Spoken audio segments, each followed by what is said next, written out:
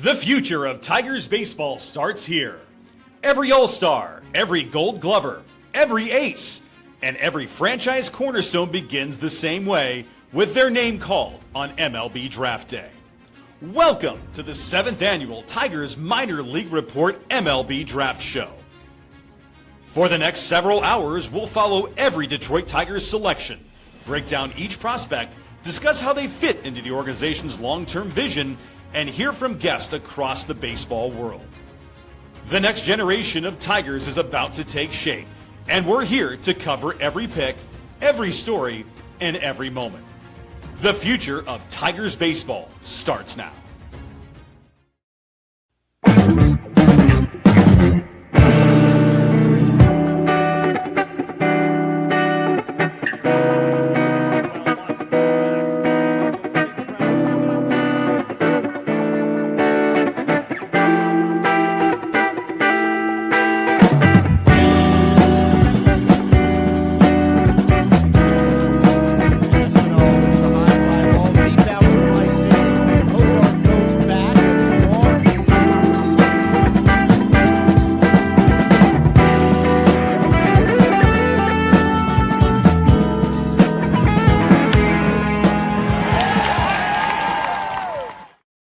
All right. Well, welcome to the 7th annual MLB Draft Show presented by, we don't need sponsors, but if you want to sponsor us, by all means, go for it, because that'd be cool. I mean, it'd be cool to have a sponsor, local, national, whatever the case is.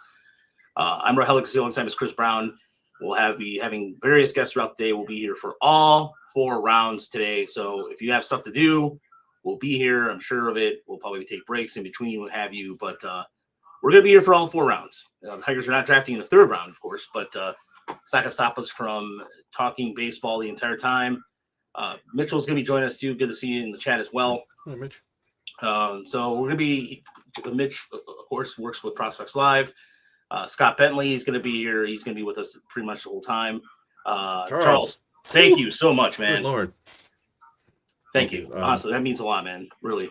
Blue Chew Gold sponsors everything. Well, I haven't. Is Blue Chew Gold a thing now? Yeah, I'm not familiar with it. Yeah.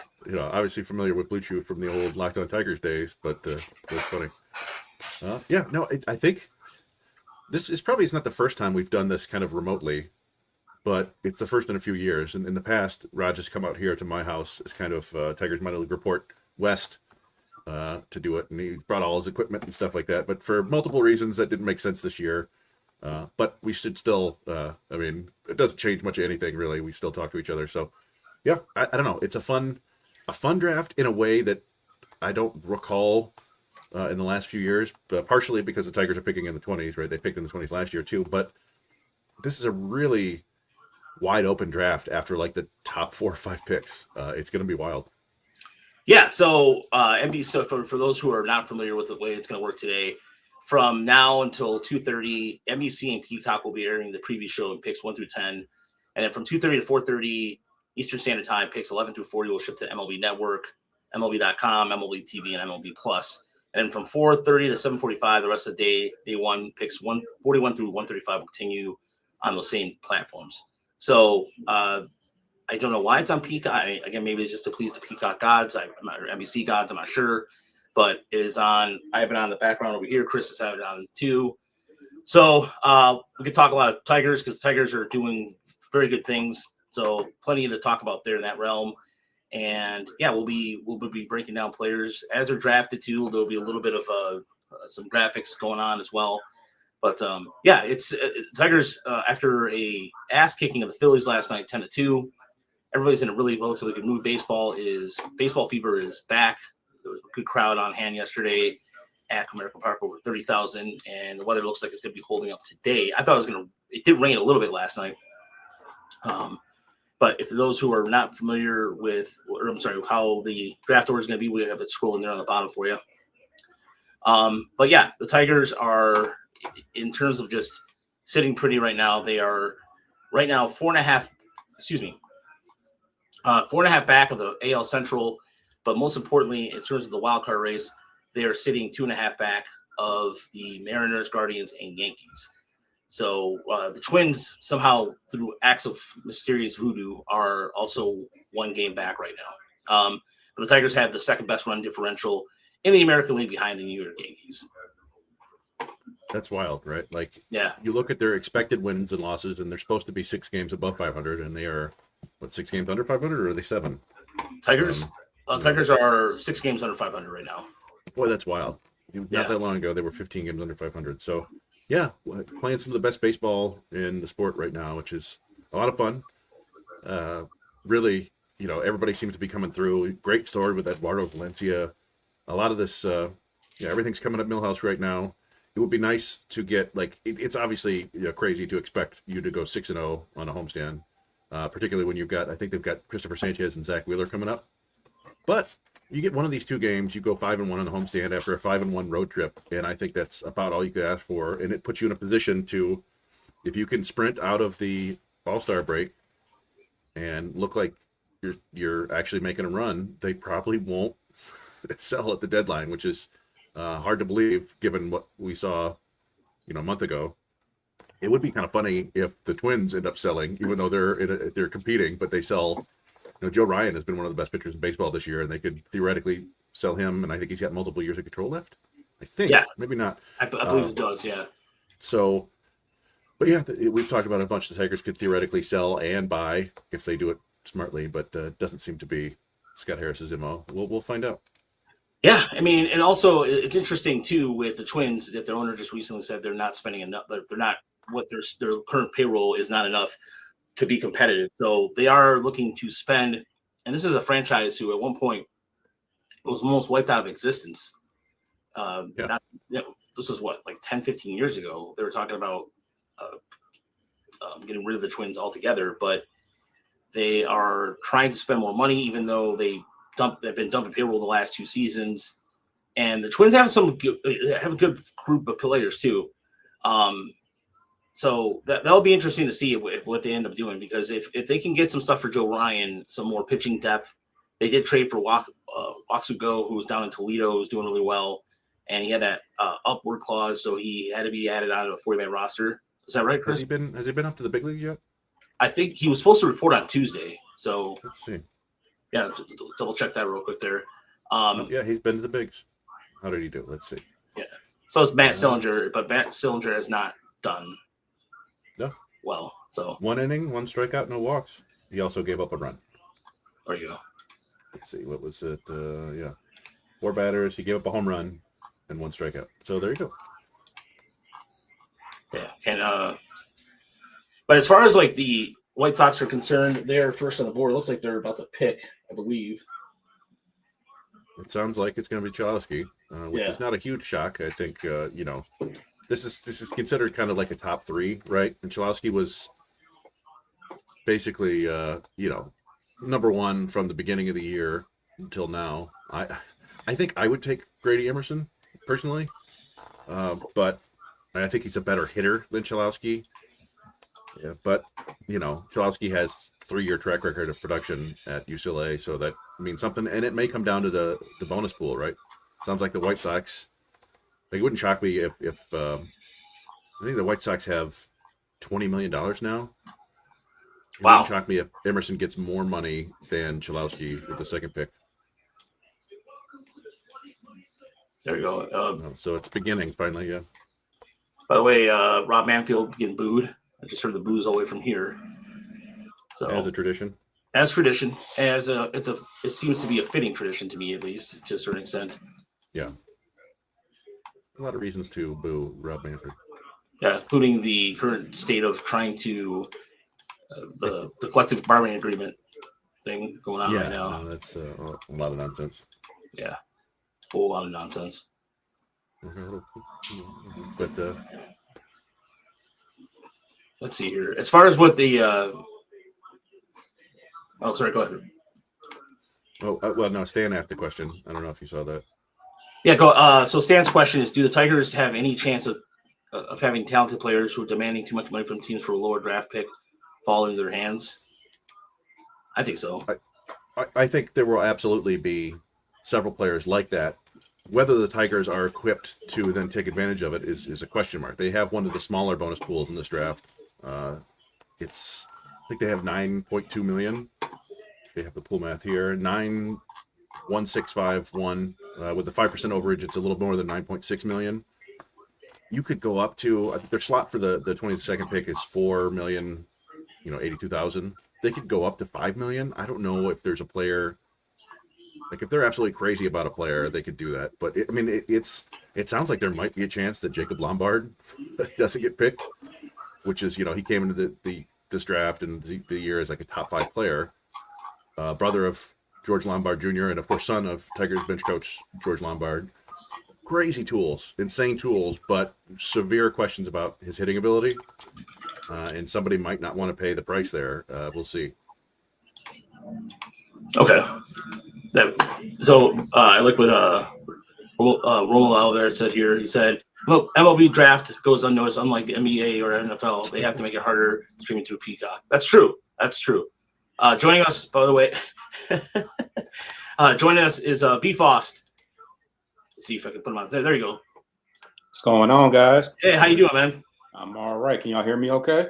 Yep. Yes, we can. Yeah, absolutely. Thanks for joining us, and thanks for coming on. And wanted to get your insights so far on the season that just seems to be defies logic. I mean, we're sitting here a few weeks ago when I was talking about the trade deadline and seemingly aware the Tigers had to do something, and now they can be movers or not movers, but rather getting buyers at this point. But what's been your impression so far of the season?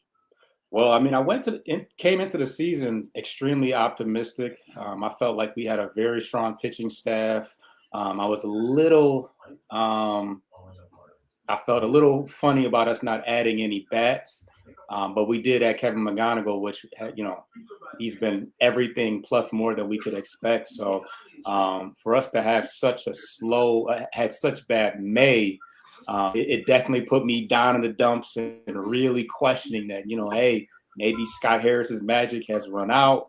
It's been a continuation since that bad ending of last year to a slow start this year. And it just felt like we had a big enough sample size that maybe this team just isn't talented enough and maybe we didn't make enough moves offensively. But it's been really exciting and electric as of late. I was at the game that Valencia had that home run a couple of days ago, and it just the energy was just has been crazy surrounding that, and just everything else that's gone well. And, we've got a couple all-stars on the team, so the talent is there, even though the record hadn't really displayed that. But it's going to be interesting with the Scooble situation about whether or not we make whether you guys talked about us being able to buy and sell at the same time, because I think it still will be negligent to hold on to him, even though he himself has said, I hope that we're buying. It's like, you're leaving in a couple months. Like, how much say, or does your opinion really matter? Which is crazy to say about Derek Scooble, but been a lot going on though. No, yeah. And by the way, Stando, thank you for the very, very generous donation. We're going to be talking about Valencia here in a second. We'll pick up on there, but I gotta play his favorite drop. That's a classic. That's a classic. I heard it in the background, but it didn't feel like it was coming down the line. Oh yeah, no, I had it queued up, and then I didn't put the knob up loud enough. So, by the way, the White Sox did go with Marshallowski. Yeah, so that's the first pick by the White Sox. No, and speaking of Valencia, though, so you were at the game, and I was on my way back from softball, and I was turning on Outer Drive, and Dan Dickerson was doing the game, and I was at a stop sign, and then the ball hit just immediate. Was it immediate to you when you were there? I had the radio version, but to you, was it very apparent that was gone, or is it kind of like one of those? Yeah.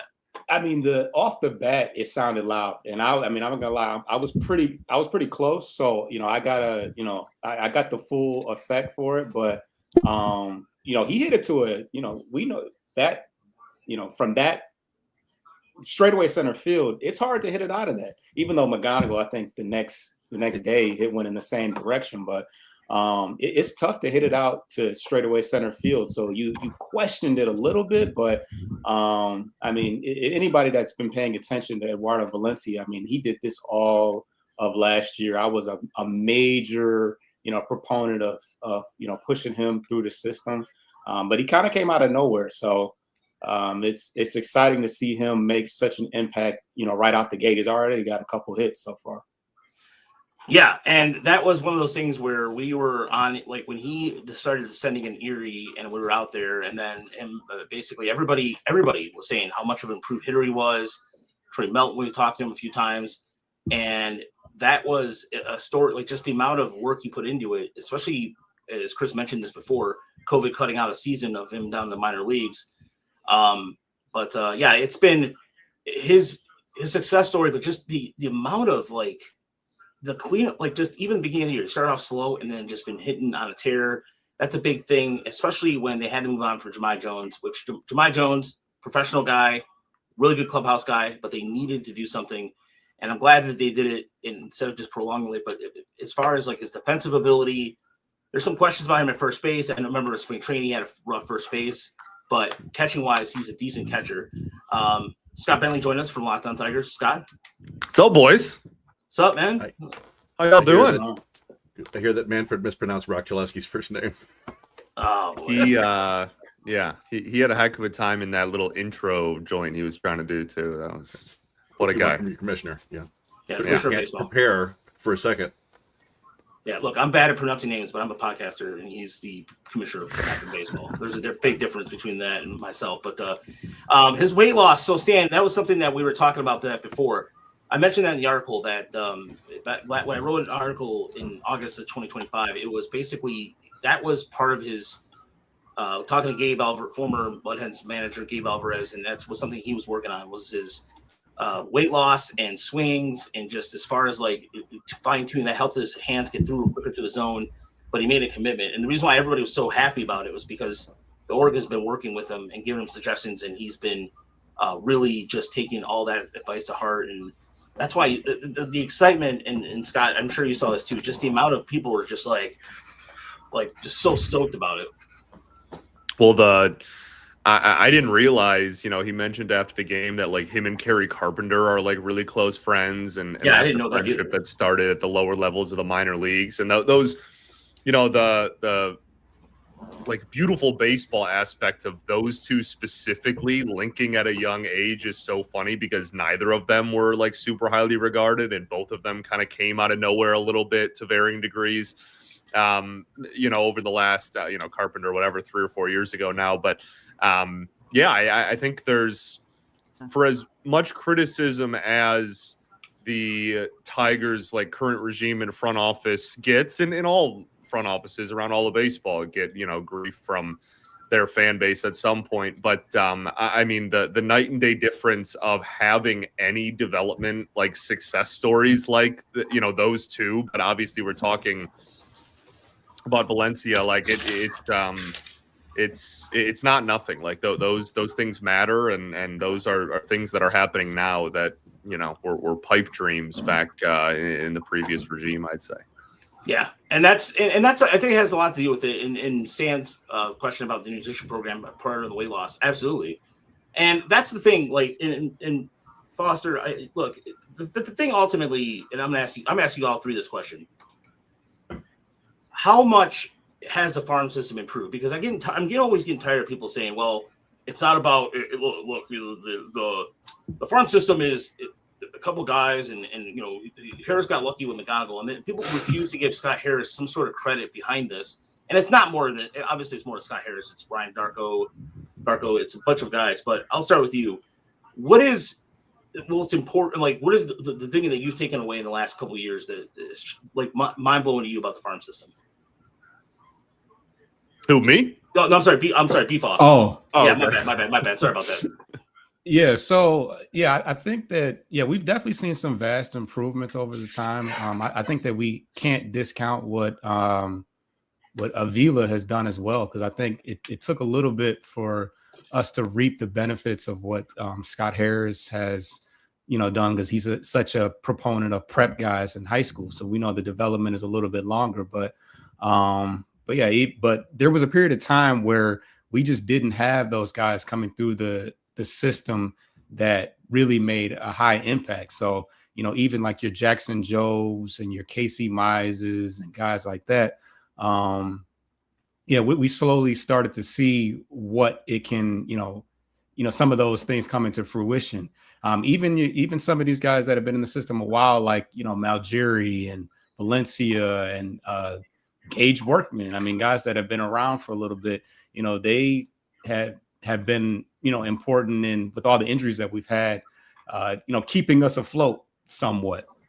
Because in like even Hayu Lee is a guy that I think he was in the Lorenzen trade, if I'm not mistaken. Yeah. So, he was 18, 19 when that happened. So we've been able to watch him grow and become, somewhat of a staple on the team, at least this year, while Glaber has been in and out of the lineup. So it's been nice to see. It looks like the baseball, I think Baseball America has us ranked in like the 20s now. So, with McGonigal and some of these other guys graduating, this draft is going to be important for us to see us kind of retool a little bit, because we got some guys that will be graduating soon, including hopefully Max Clark at some point this year. Yeah, definitely. What about you, Scott? Yeah, I mean, I think from a like organizational depth perspective, I think that it's in a much better place now, and I maybe much better is too dramatic. It's certainly better than it was. I mean, we can remember the days of like the Jacob Roberson and like some of these guys that were like, oh, this is a highly regarded prospect, and it's get pumped, yeah, going to be out of baseball before 30. Like there's I think from a depth perspective, there's a lot more names that you can look at and be like, oh, this might be like a major league caliber player at some point. And then, yeah, like obviously in the last few years, you get the high end guys of McGonigal, and hopefully Clark is something like that. We're hoping that Bryce Rayner can, follow along those. So, yeah, I think that I think the farm system is better now than it has been in quite some time. I also think that the drop in like rankings from publications is also pretty justified given like the current state of it, right? Like, I mean, especially, if Clark is up in the next 12 months, let's say, I mean, I would imagine the farm system ranking is gonna probably be in that bottom 10 range. And I don't necessarily agree with it. So like, I don't know, I guess maybe like a cop-out answer, but I feel like both things can be true. Like you can agree that the farm system, and again, for me, it's more of just like organizational depth is just much better than it has been, while also understanding that like, yeah, with the promotion of Job and McGonigal and like these guys that like the rankings are going to take a hit, and that's probably also justified. Yeah, and that's going to happen with the amount of players going back and forth. And Stan, to answer your final question about the Spanish player manual, look at Montero. I mean, the fact that when I asked him a couple of years ago that all of a sudden we would put everything in Spanish would help them understand what they're trying to do game planning, I was like, wait a minute, we didn't do that before under a Cuban general manager in Avila? Like that was wild to me. Like that, I couldn't understand that. As somebody who, I mean, he is Cuban American just like myself. Like that, you have a complex in the Dominican, brother. What are we talking about? Yeah, exactly. like what are we doing? I couldn't believe it. But Chris, you've been following the system for a really long time, and lately we've been getting some really strange comments out there about the system. But I mean, in terms of depth, yeah. Well, changing a farm system is like turning around a battleship, right? Like we see it because we pay attention every day, but the results are just starting to filter to the big league level through, well, I guess, Montero, some of the guys who were brought in by the previous regime have come up and improved in the big leagues. We've seen that. But there's been a shift in philosophy at the lower levels. And it's why people kind of joke now that the Tigers are going to take whatever, left-handed hitting shortstop is available to them. And honestly, like, I don't have any problem with the approach that this front office has taken with bats in the draft and in acquisitions. They want players who are up the middle and have field to hit, and that's like everybody they've taken. They've taken 2 corner bats in 3 drafts. The pitching side of the thing is a little bit iffy though, and that's what's kind of fun. We talked about that a lot too. Is like they're going to start producing a lot of hitters at the big league level. It's between, nobody's going to be as good as McGonigal. He's amazing. But we're going to see guys like Brett Callahan and John Peck. We've already seen Jim Jarvis get to the big leagues. Max Clark. They've figured out a way to get guys who could contribute on offense. But the pitching has dried up, partially due to injury. But whatever they're doing is not really working really well right quickly. now. Mind you, like really seemingly in like a year, it went from like, oh, it's like pretty deep to like, I mean, completely barren. Yeah, that's right. People are talking about like, would you trade Job for like a Mason Miller? And I'm like, no. If they had any pitching in the minors, maybe, but like, you're coming into next year possibly and probably without Skubal, Mize, and Flaherty, and so you're going to have some pitching. So that's my main concern for the system right now. But things have improved, I think, dramatically just in general in the organization, and like I said, bringing hitters up to the big leagues. But there's always more work to be done, and no system is perfect at all times. Yeah, it is interesting as far as like, that's why I was wondering at 22 if the Tigers break rank and go pitching, especially because this is a deep draft with pitching, which we'll talk about here in a second. Because if you look at Double A and Triple A right now, it's really Andrew Sears, Madden maybe, but it's like you're not sure what the heck you're getting with Sawyer Gibson Long right now. There's no upper level depth at all. And watching Sears pitch last weekend in Akron, he still needs to develop a third pitch, because as far as I'm concerned, he's there, but he just needs to get that third pitch consistency. And that's why I think if you look at even like the free agent side of things too, the market's kind of going to be, we don't know what's going to happen with the market because of the potential job strike or potential job stoppage. I don't like to say just that in the first place. But and there is the amount of lack of arms. That's why so the Twins picked Van Lackey out of Georgia Tech. Von Lackey. But yeah, so there's not a lot of depth right now in Double A, Triple A, and then you got some arms in High A that are kind of like what happened to Rainer Castillo. Like, he lost velocity. Jaden Ham's disappeared in the backfields, aka like Field of Dream style. He's just disappeared in the cornfield. We don't know where he is. And even then, he was losing velocity too. He was dropping. So, but B. Foster, I'll start with you on this. Right now, who do you want the Tigers? Do you want to go to the Tigers to get a pitcher? Or do you want to draft I know with the NFL, for example, you draft best player available or out of need, but baseball's different. It's always best player.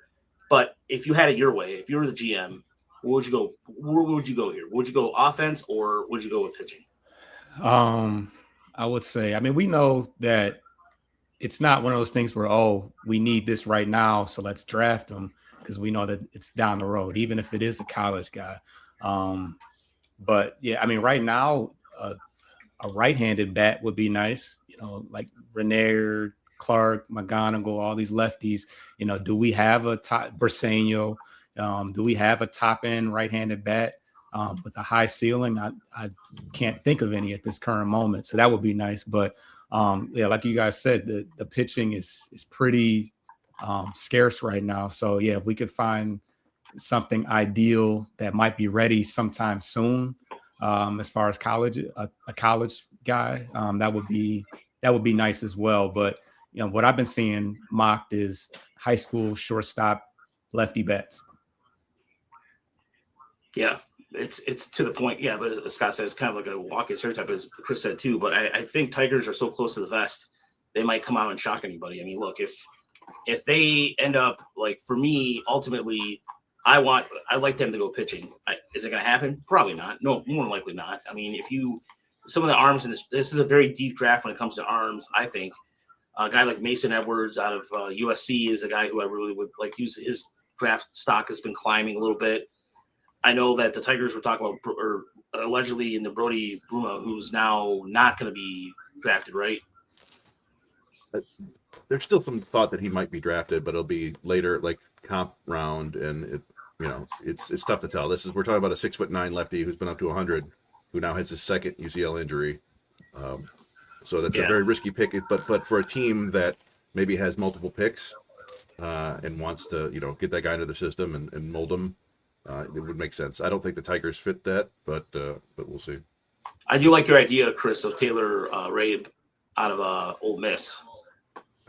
He reminds me. He's got like a Cam Schlittler starter kit to me. It's a 100-mile-an-hour fastball that he throws a ton of strikes with. He's got multiple different shapes with it. He's got some secondary pitches, but they need some work. And he doesn't have a ton of miles on his arm. He's another guy with arm surgery in his past. But I do think we talked about this before. I think in general, you can get pitchers later in the draft, right? Like we used to make the comparison to like NFL running backs, where you can get now, who's the dude who used to catch and run for the Saints? He's probably still doing that. Darren Sproles?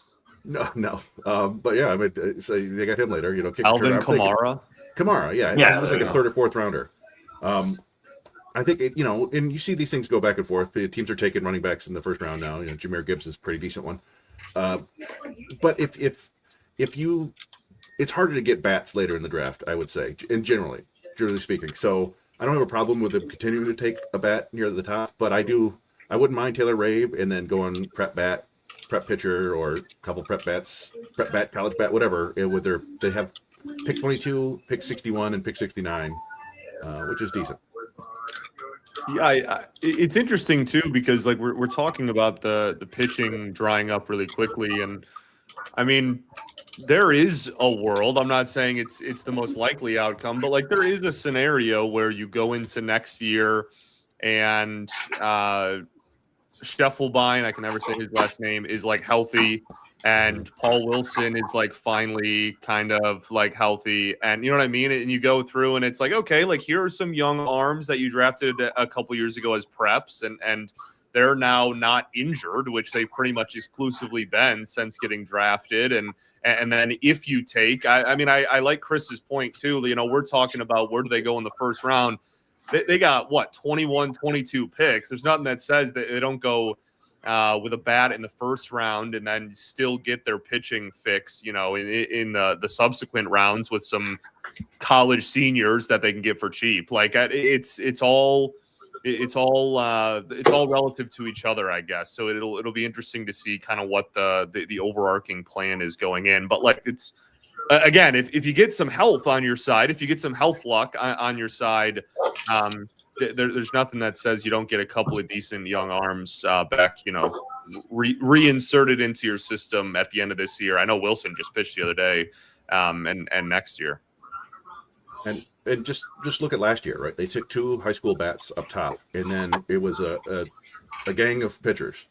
And you like their third rounder, Ben Jacobs, is probably the best of the bunch. Yeah. And then after that, you can argue that their 7th rounder, Kale Whitwiska, and their 15th rounder, Charlie Christensen, are the best of that group. Like anybody can move up and down, and farm systems go crazy like this. Heading into this year, you could argue that the Braves had no interesting hitting prospects, and now they've had 3 guys absolutely blow up this year to the point where like, wow. And I'm talking about Tate Southesine and was it Eric Hartman and John Gill. So they, like you said, Bentley, like Zach Swanson and Paul Wilson and Ethel Scheffelbein could all blow up next year, and suddenly the Tigers have like 3 young top 100 pitching prospects, and it looks like an elite system. It's funny like that. I'm not expecting that. I wouldn't. Neither am I. But it's possible. Oh, Demo. All right, so the Giants pick. Wow, Debo, thank you so much, man, for the $50, man. That's really, really awesome. Thank you so much. Let me hold on. Let me do the. I'll go hasty, and then I'll give you this one as well. Need 3 seconds for Framber Montilla. All right, you got it. I'll help by for self. Ready? All right, there we go. All right, so 3 seconds there for Framber Montilla. The reason why, by the way, Chris and I are not usually in the same room, but him being sick, so I didn't want to risk anything. So, but yeah, so the Giants, by the way, go with Jackson Flora out of UC Santa Barbara with the 4th overall pick, 6'5", 205, and his value is at $8.99 million with the slot value. So, but yeah, again, the quality of pitching development, Delta Recon compared to when Harris was hired, it's hard to say, but I will say this: it has gotten better because I mean, you look at Montero until they got him speak like a Spanish, like we mentioned earlier, having a Spanish manual. He started developing. Wild. Yeah, so wild. Then he started working on a couple of his secondary pitches. I think when they're healthy, it's fine. I mean, I look at guys like Montero as an example. Sorry, Gibson Long added another pitch when he got here. Ty Madden, they cleaned up his delivery. So there's things that they've done. But what I don't, and this is something we talked about the other day, it is weird that they didn't hire anybody when Gabe Rivas went to Colorado, and they kept the same core. So I was thinking maybe for a change, because the lack of the way they developed their arms on the bottom side. There you go, Chris. Sorry about that. As far as like, right? No, I understand what you're thinking there, but yeah, no, I was doing a moment of silence in another room. Okay. Dude was trying to pay his respects. He got booted from his own stream. That's wild. But that's where, as far as like their pitching development goes, I think there's been, Chris, feel free, and you guys both, if you have any follow up with this, I think they've done a good job of developing a third or fourth command and cleaning up things a little bit. For like example, Madden, where I was mentioning him before he would go over his hands, and Brett Herter, same thing. Herter was a guy who was kind of a diamond in the rough, if you will. The Tigers worked with him, and they gotten better out of him. And I don't know if that old regime would have been able to do that with him. So I use those as examples. Anybody else want to chime in on that question? No, I mean, agreed. I think that it's just pitching is at a point right now, especially where it's so volatile.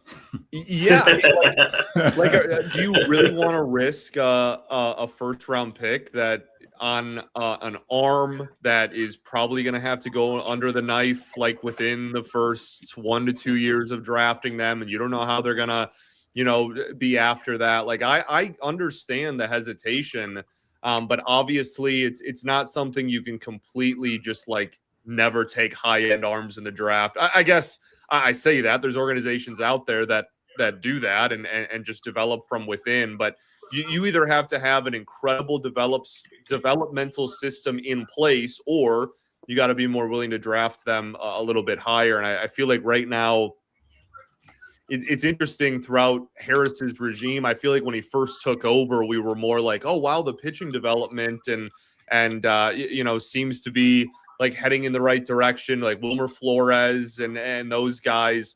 And while it's, I don't think it's like a train wreck or anything. It's interesting, the ebbs and flows of how perception can change over time. Chris, what about you? We talking about the pitching development in the system? Yeah. Like how's it improved under Scott Harris? What do you think is improved or not? Well, yeah, I mean, it's tough to say. A lot of the pitching they're using right now in the big leagues is all Avila pitching, right? Joe, Melton, Montero was signed under them.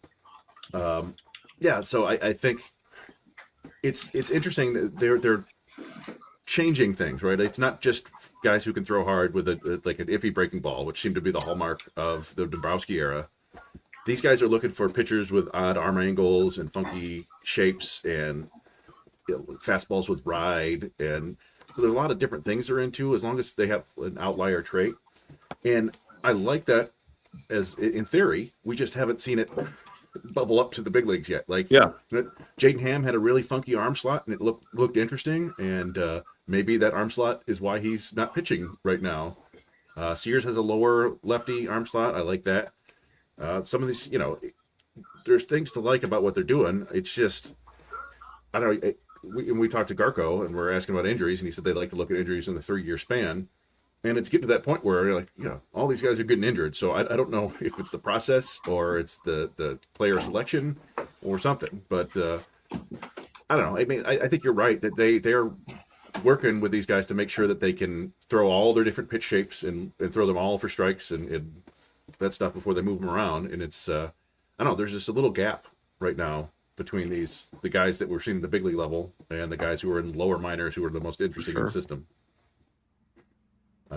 Sounds like no, it doesn't sound like the Pittsburgh Pirates took Derek Curiel with the 5th pick, which is the first sort of mildly shocking pick of this draft. But we said, like, outside of the top 3, this draft is like wide open. Yeah. So they went with the LSU kid who can hit. It feels like a big one for like the slot value going down and versus what it's actually going to end up being is kind of be a roller coaster of peaks and valleys, I feel. Yeah, absolutely. So B. Foster, in terms of let's make our official predictions right now as the draft order is draft's going by pretty fast. Who do you got? Who do you think the Tigers are going to pick at number 22? The name I'm seeing is Trevor Condon, which I don't think is any relation to the Rockies. Charlie? Yeah, they're not related, but they're both from Georgia, which is kind of funny. Right, and they both. Where did Charlie go? Georgia or Tennessee? Georgia. He went to Georgia. Yeah. Okay. Because Trevor is I think committed to Tennessee, but another lefty bat.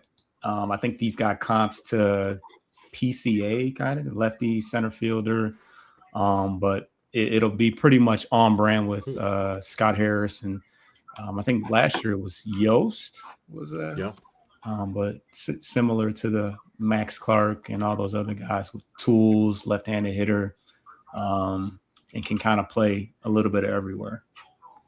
Okay. I like that. Breaking news before we get to Scott here. The Tigers picked up thank you, Jake, for the news there. Tigers picked up a right-handed pitcher from the Nationals by the name of Andre It's either Granillo or Granillo. I don't know how Granola option to Toledo. But yeah, it's interesting because it must have been on waivers, I guess. Yeah. Look at it. He's had some time in the big leagues with both the Cardinals and the Nationals. 26-year-old. Big league results haven't been great in 30 innings, 6.23 ERA, but he's had some monster minor league numbers, so there must be something there that they like.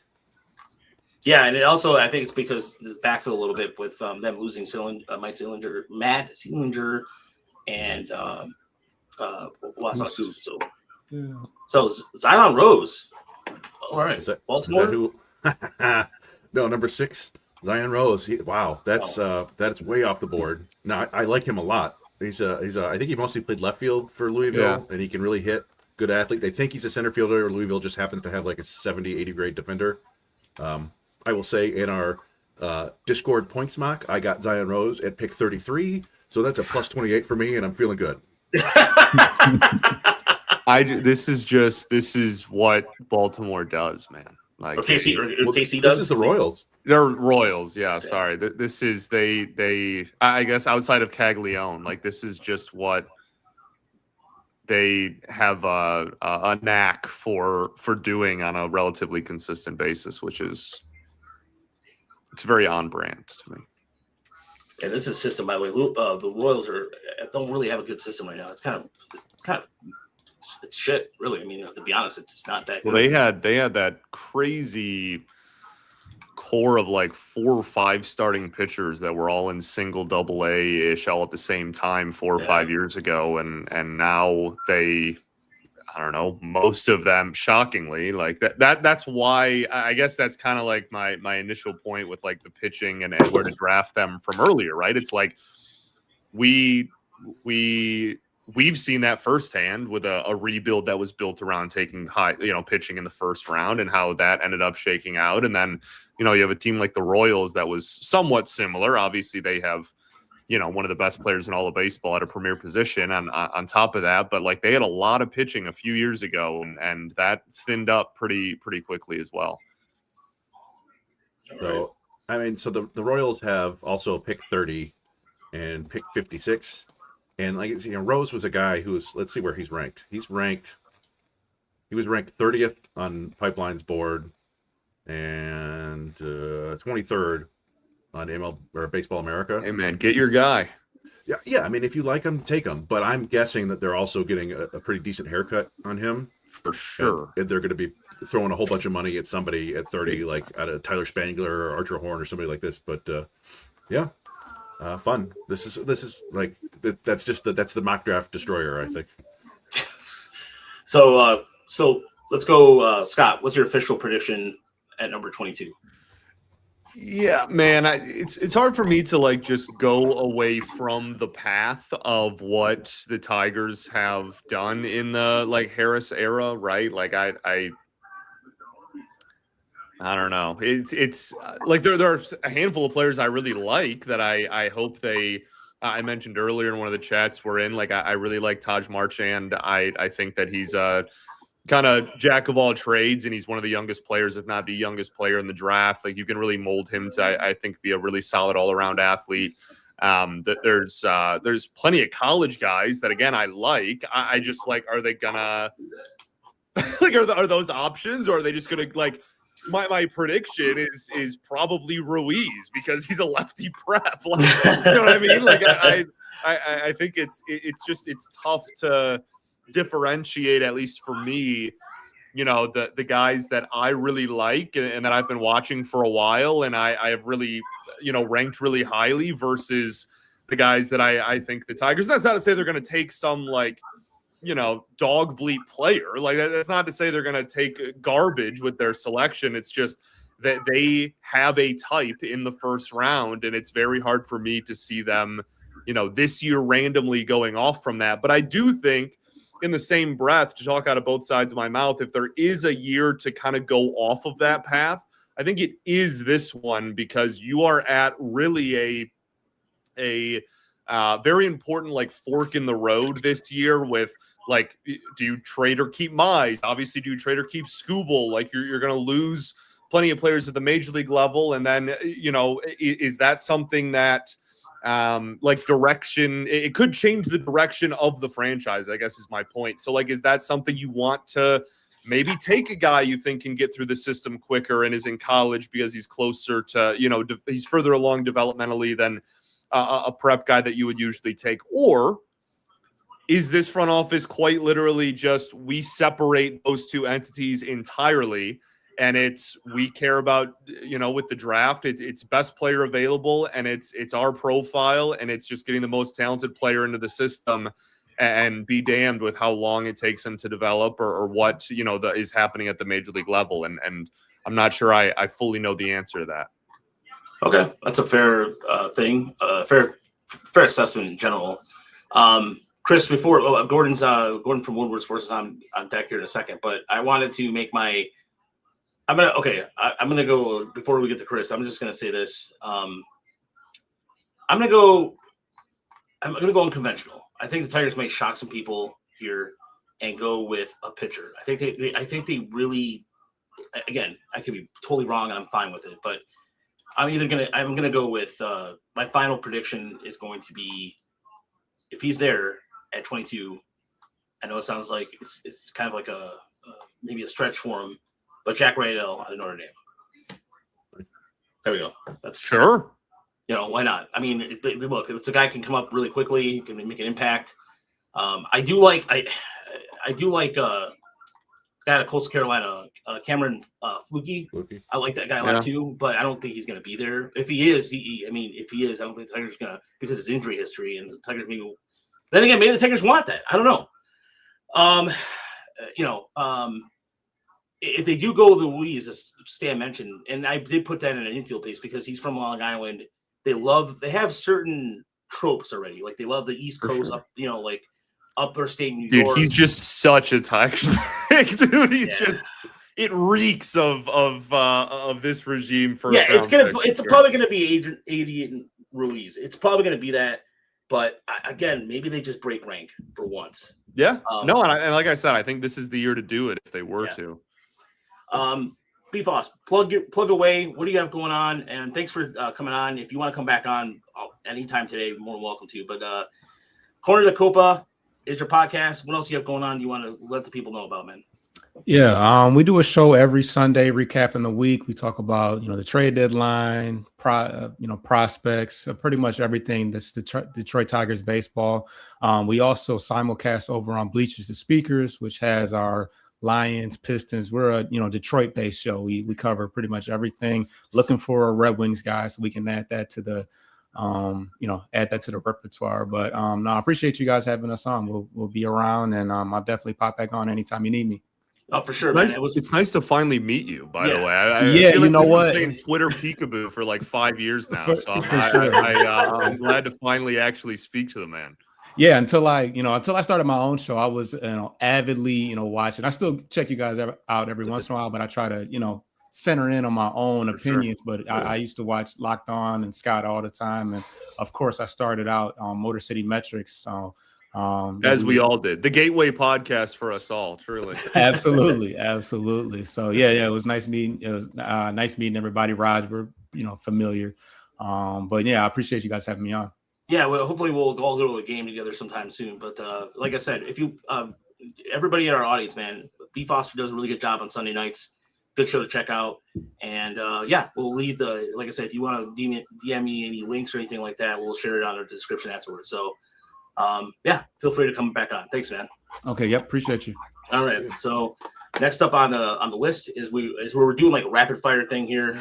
We're having people on all day because it's a marathon day. Gordon joining us from Woodward Sports, Woodward Tigers, Woodward Baseball.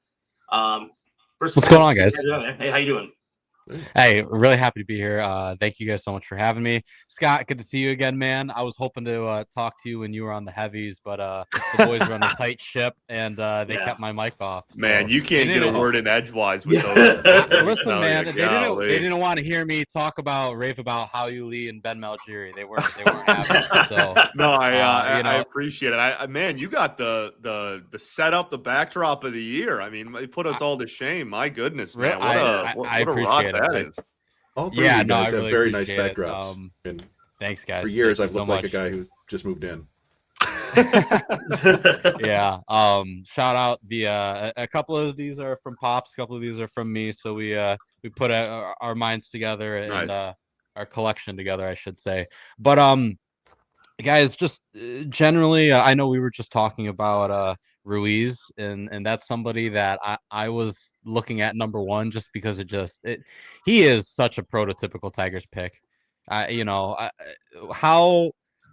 I want to be interesting, and I want to say like, yeah, no, they're gonna go with someone interesting, like they're gonna go grab like a Cameron Flukie or someone fun, but I don't necessarily know. I think Scott Harris is such a creature of habit that he's gonna go with not the consensus like everybody thinks he should be drafted here, but he just fits the profile so well. I kind of wanted to pick your guys' brains on maybe some other guys that are around that range if Ruiz does get picked, or maybe you like a little bit more, but not too unrealistic given what Scott Harris likes to go out and get. Who has to start with that? By the way, the Sacramento A's. I don't care. Screw it. I'm not going to do A's. The Sacramento A's picked Drew Burgess, the outfielder out of Georgia Tech. So that's 2 Georgia picks in the top 10. Beforehand, Eric Booth Jr. was drafted by Baltimore. Who, by the way, doesn't fit that blonde German type anymore. So congratulations for Baltimore breaking that stereotype. Sorry, remember that? Like we made jokes about that last couple drafts. Like they always had, exciting whites, man. Yeah, yeah. So good for them. They're turning it around a little bit. But anyway, who wants to start with that question? I mean, it doesn't matter to me. There's a handful of names there. I mean, that's the thing I was kind of alluding to earlier. It's so interesting that we all have the guy that we just look at and we're like, well, like, Ruiz is like, obviously he's a switch. He's not a pure lefty, but like, obviously that means he can hit lefty and it is an athlete and prep and all of that.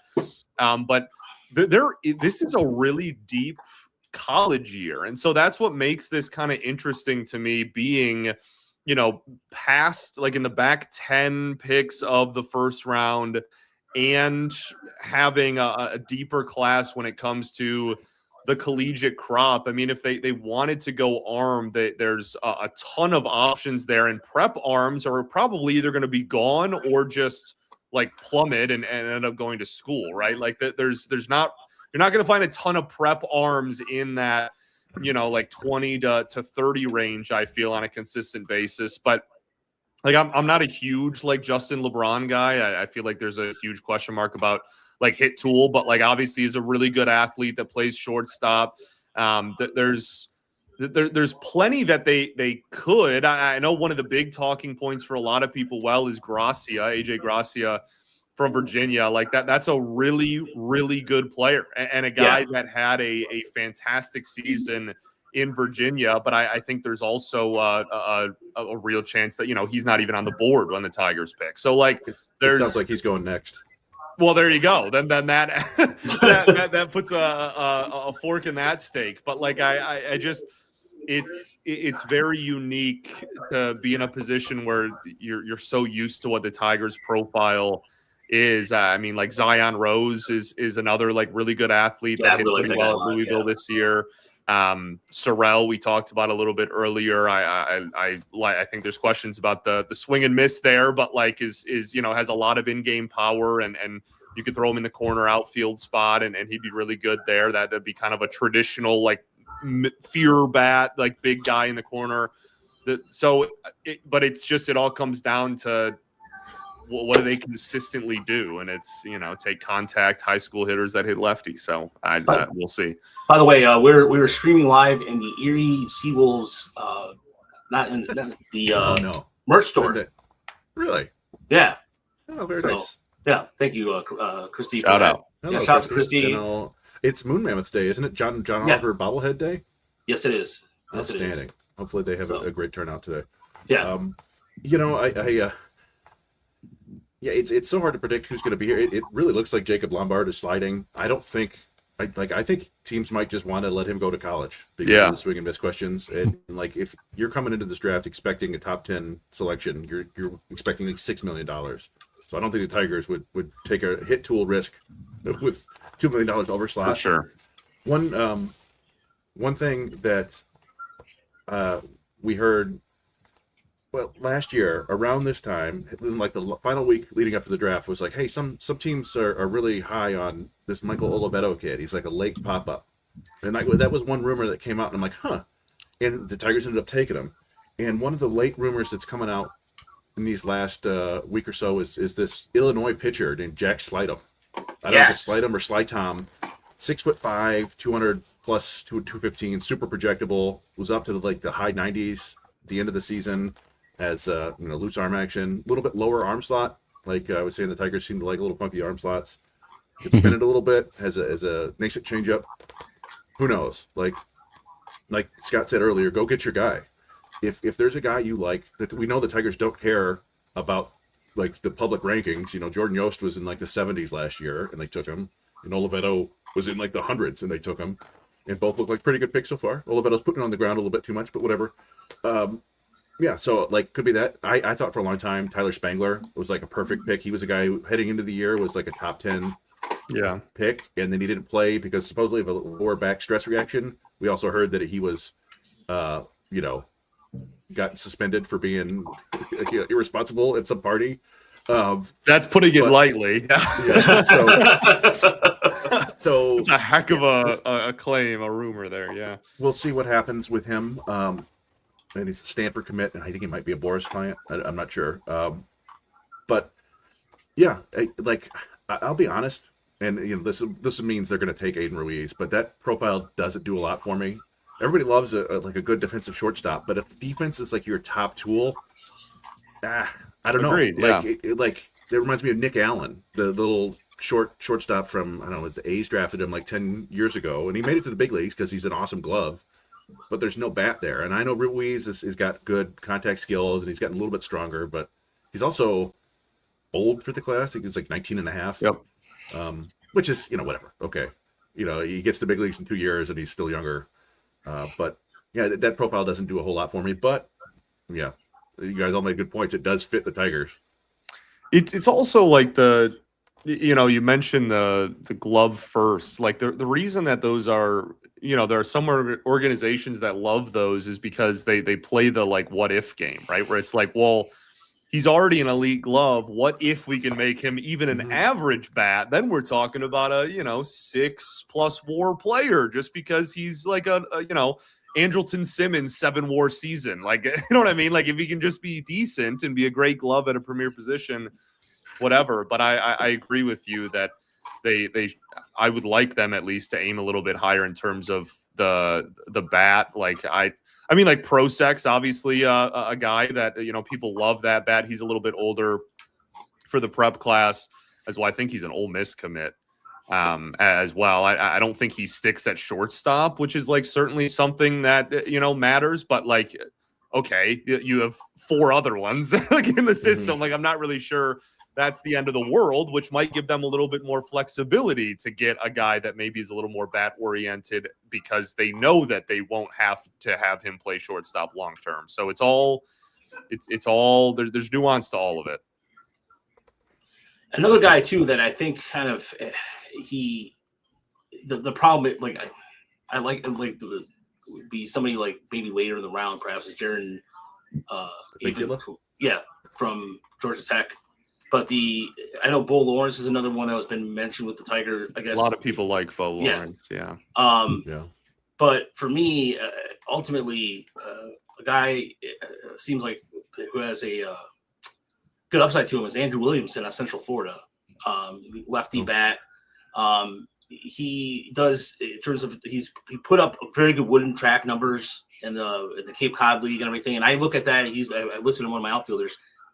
Not everybody, but a lot of guys who do put up really good operate like those numbers and wooden bat league stand out. He could play. He's a reliable defender. Can play all 3 positions in the outfield. That will play, and I think that he'll be a fast mover in the system. But I don't know if 48, if the Tigers would draft, according to Baseball America, he's ranked number 48. Would that be too early for him? So I don't know. Like to answer your question, Gordon, that'd be like out of nowhere pick too if they deal with somebody like Williamson, because I do like his upside quite a bit. Yeah, and I hate to come on here and just ask you guys questions, but if I'm being, totally honest, the world of prospects is something that I'm still relatively new to diving into and really getting into the weeds into. So, Raj, like Scotty, Chris, you guys are honestly some of my go-to sources for finding, information out about prospects. And then, I'll go to websites, dig a little deeper. Shout out Tigers Minor League Report. But guys, what do you think is like?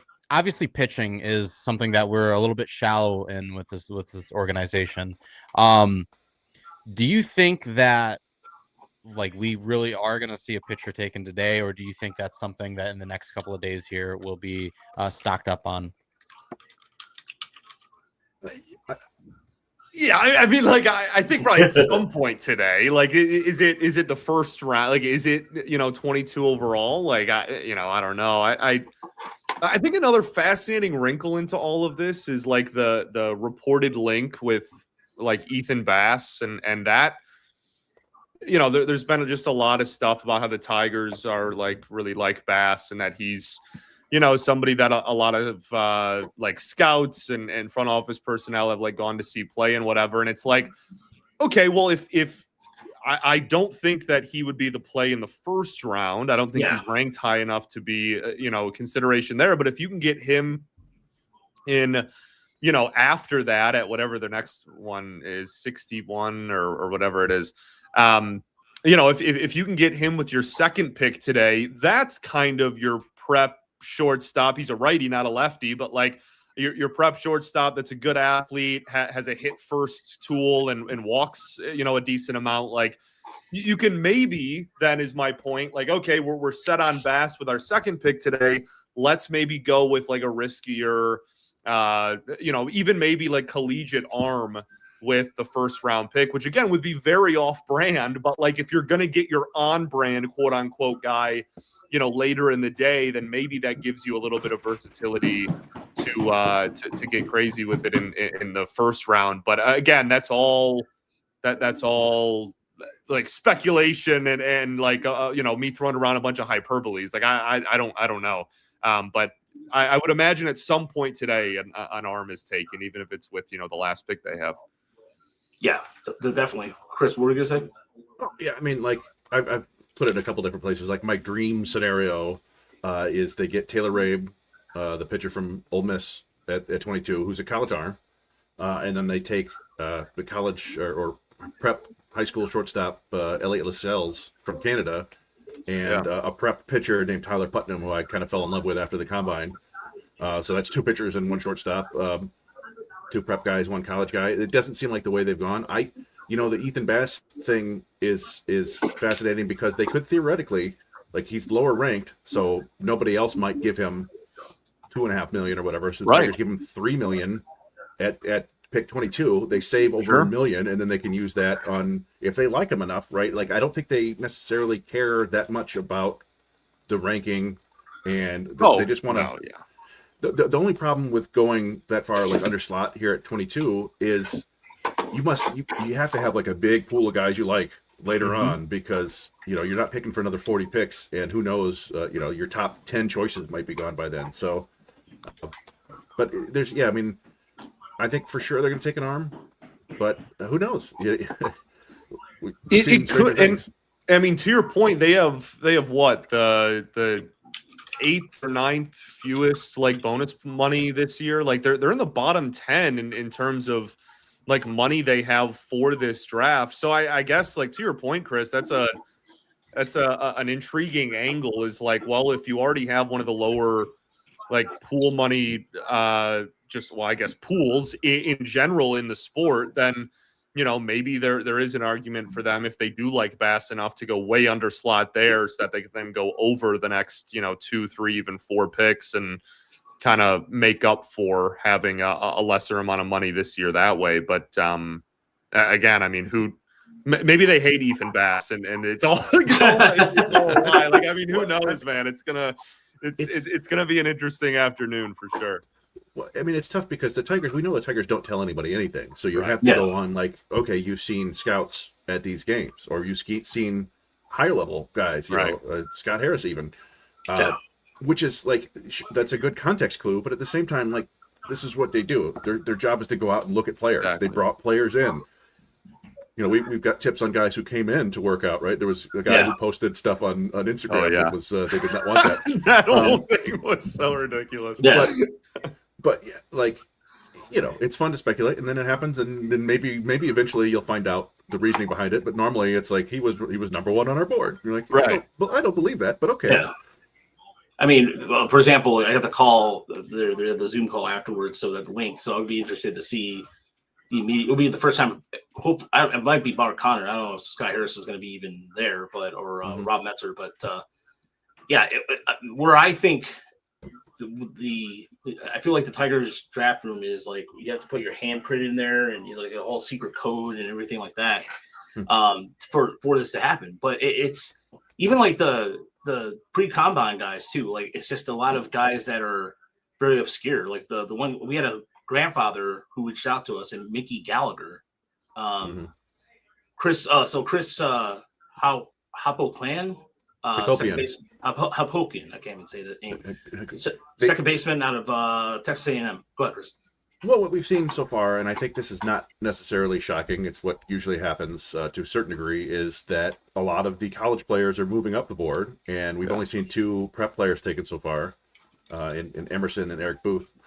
And that, part of that might be that teams with extra bonus money in that, that comp round will start taking their prep picks there, and they may be saving a little bit on college players right here. But part of that is just like, you get down to draft day and it's decision time, and you go, he's safer. And you take Hakopian, who's one of the better sort of hit power combinations among college hitters in the class. Not a terribly good athlete. I think I kind of comped him to, like, imagine Max Anderson. Maybe, a better version of Max Anderson, but this is a guy you're getting for the bat, not for anything else. But Yeah, I don't know. It'd be curious. The Angels here are always an inflection point because they love to. In the past, they've always gone like, let's get the guy who could get to the big leagues as quick as possible. And who knows? They just fired their GM, so maybe they'll go a high school player, which would be kind of funny.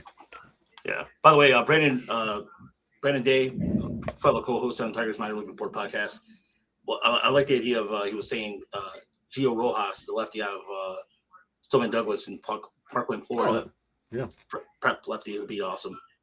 Yeah, I mean that's kind of what made me think like, okay, these high school players are slipping, and it wouldn't shock me, somebody gives them $4 million in the comp round or something like that. But I could see them going here. Sorry about that, guys. Yeah, I'm trying not to do that either, so I'm sorry about that. My bad. I'm trying to fix. But the what was I gonna say? Gordon, I wanted to get to you about I want to ask you about the Tigers' current run right now, and if you wanted to, like, just as far as like trading Skubal or not. I know that's a question that's the most obvious question, but you and I did a trade thing the other day about that, and now like they've won 6 in a row. They're 6 games under 500. They have Mize and Skubal the next 2 days against Sanchez and Wheeler.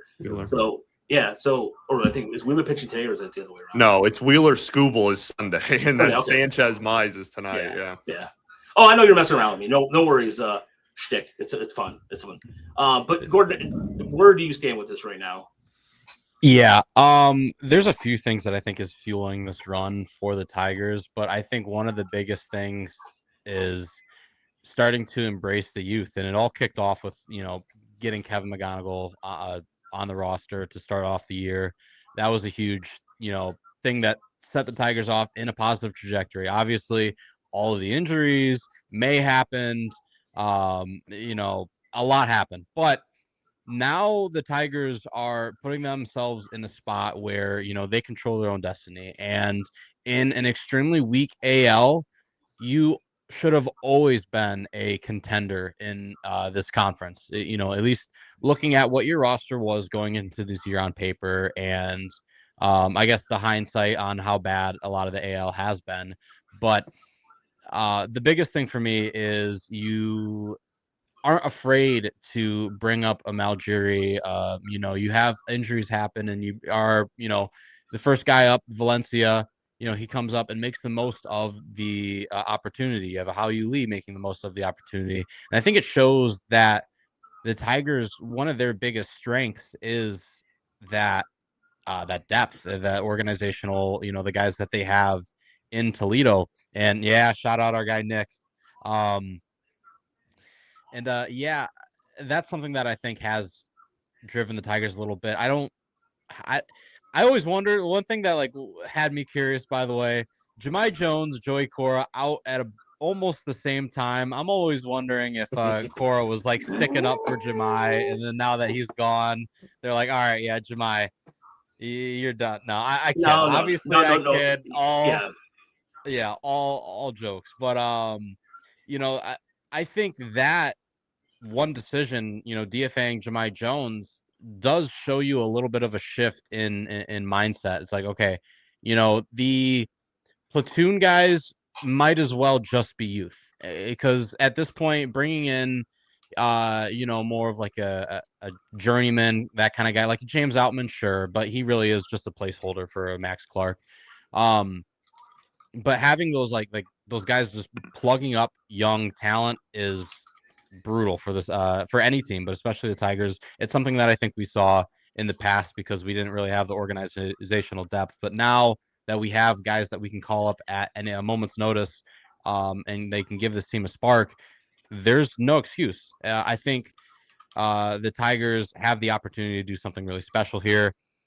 And yeah, I mean, you're starting to see guys like Spencer Torkelson, Zach McKinstry, even Colt Keith heat up a little bit. Those guys that are kind of at the heart of your order, guys that have been in your clubhouse for a long time. When those guys are playing good and you're getting help from the back of the order, this team is absolutely electric. And that's what we've seen in the month of July as they have propelled themselves back into the wild card race. So, by the way, you guys should check your I just DM'd you guys something real quick here in just a second. We're in the private chat or on the Yeah, Twitter? no, yeah, on the private chat here.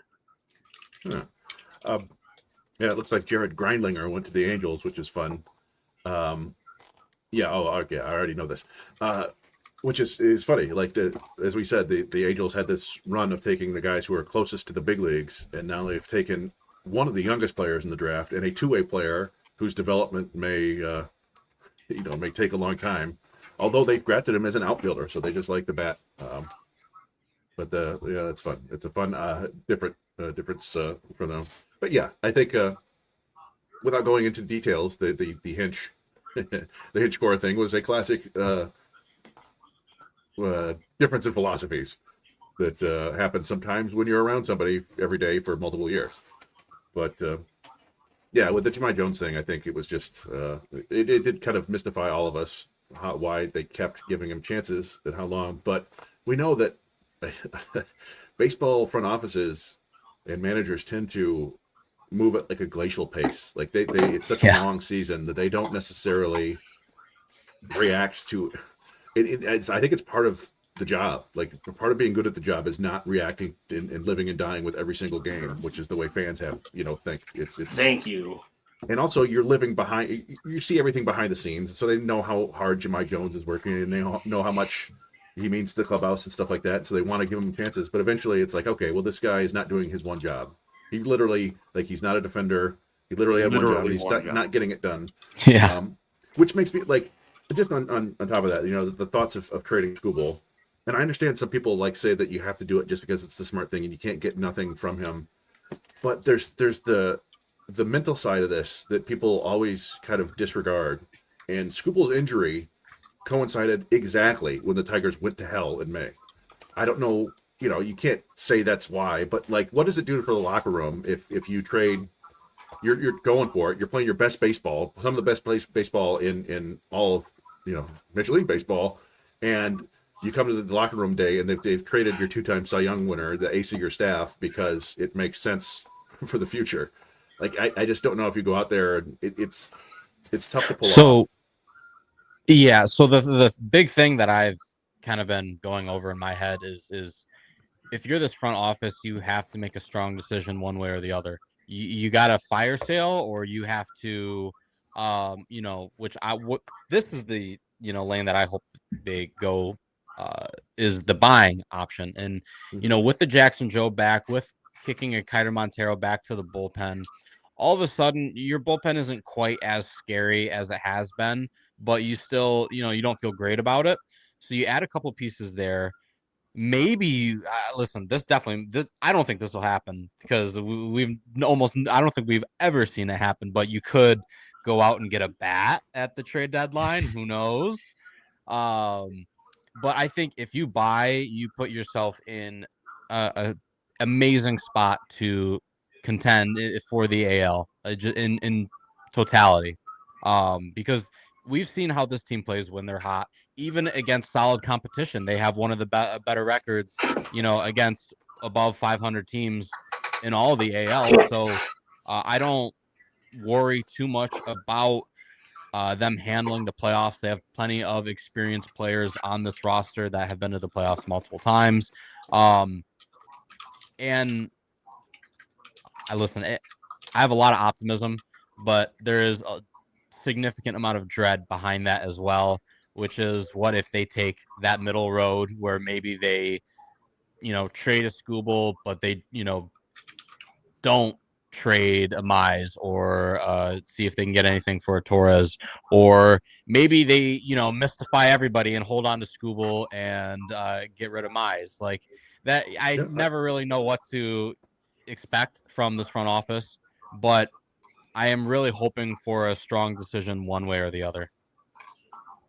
By the way, the St. Louis picked Trevor Condon from so that the idea of him going to the Tigers is gone.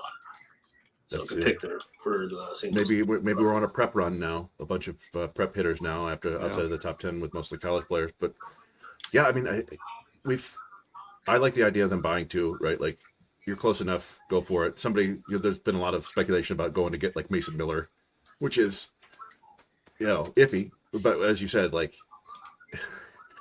it would be nice to go into the ninth inning knowing you're going to win, right? Like, it's really sketchy. You don't like feel that way with Kenley, Chris? It's so sketchy, man. Like, they know no matter what they do, they have to upgrade the bullpen in a real way. They've done it slightly. Brandon talked about this. They've done it slightly with Montero, but he's going back in the rotation. They're going to come out with a 6-man rotation coming out of the All-Star break, at least for a couple weeks. Yeah. So it's so demoralizing to play a good game and then blow it in the final inning or two because you don't have a good bullpen. So yeah, if they go out and get somebody like that, I'm totally happy with it. I could see a scenario where they trade Skubal but not Mize, or they trade Mize but not Skubal, and you could theoretically, if you're not willing to eat salary, you might get more for Mize than you would for Skubal. Now, I would think that the Tigers would just, if you want to get the best return possible, you eat some of that salary. But I don't know. I mean, Skubal's obviously the better pitcher. Mize is making $6 million this year, $4 million, something like that. Yeah. And has pitched really well.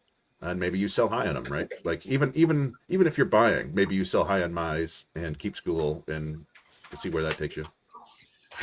Real quick, that comment from Corey left me a little bit confused. If he's just being joking around, like, yeah. Okay, all right, yeah. Yeah, left me very confident is a way to put it. We have a very spirited, very good audience here. Sarcasm, yes.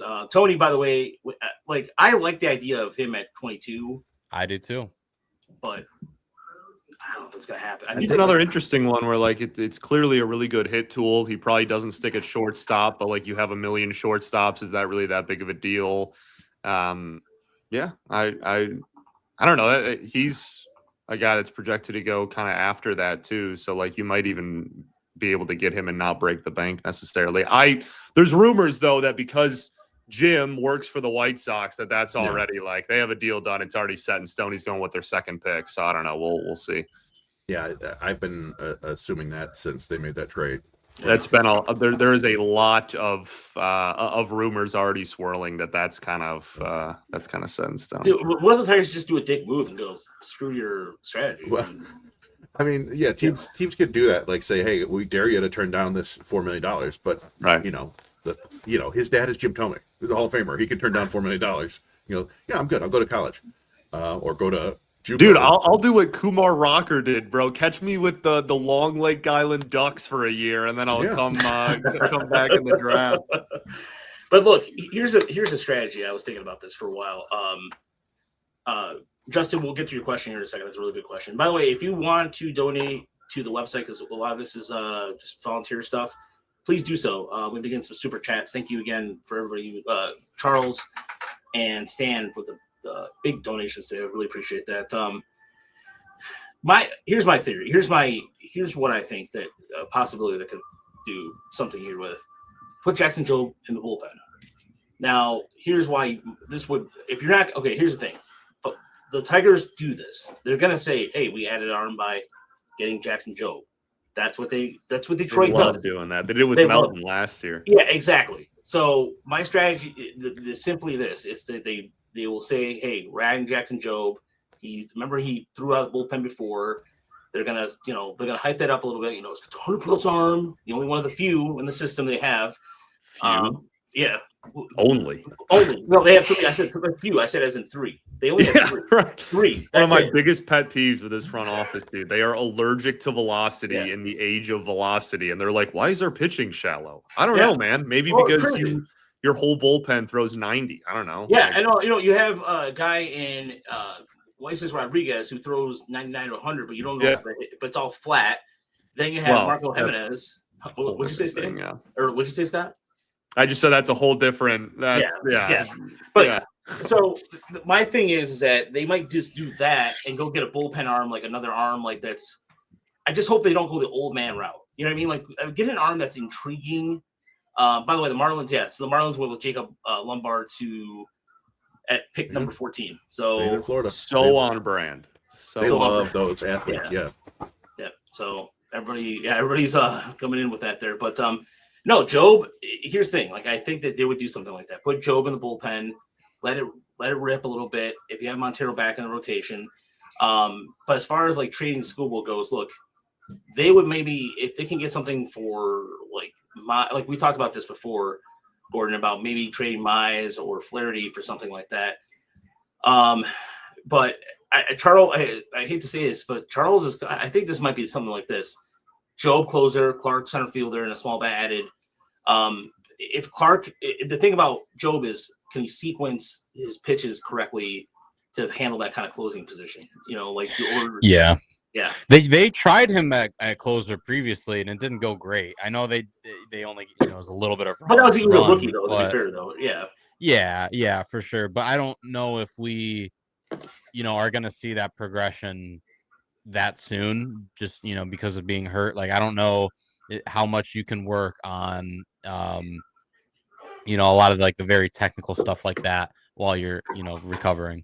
Well, there's a couple of different angles there too. There's the one of, well, you're coming off of Tommy John, so we don't want you to throw 8 innings, 7 innings anyways. So let's just throw you in the bullpen. You can throw 100 miles an hour every time, and it's honestly better for like the easing you kind of back into everything with that. Or there's the other angle of, we want you to be a starting pitcher long term. You're coming off of Tommy John. We are going to stretch you out and build you up and make sure your daily regime and your preparation, that's the word I'm looking for, is like consistently that of a starting pitcher, because you're young and coming off a major surgery. So like there's two very different approaches and lines of thought, but it's both a result of the same injury. I don't know. It'll be interesting to see kind of how but I think Raj is, a great point there, where there's a very real chance that they just go, you know what, we're just going to throw him in the pen to end the year, and he can stretch out next year and be a starter. But part of that is also, if they trade Flaherty, Mize, Scoop at the deadline, then he's going to come up and start. But that's obviously, we'll see. Yeah. One thing real quick I wanted to ask you guys about. So as we still talk about the Tigers potentially, buying, selling, if they do buy, a lot of people were talking about Mason Miller. I'm looking at somebody else on San Diego, Adrian Morejon. I'm not sure if I'm pronouncing that correctly. Yeah. But that's a guy that I would love to see in the Tigers bullpen. I just kind of started recently going over what would be kind of like some of the best players that the Tigers could potentially go out and get, but he's somebody that caught my eye. What do you think about Adrian Morejon? I know that's like quite the sidebar, but don't mean to put you guys on the spot, but would that be, or that kind of a player be a solid addition?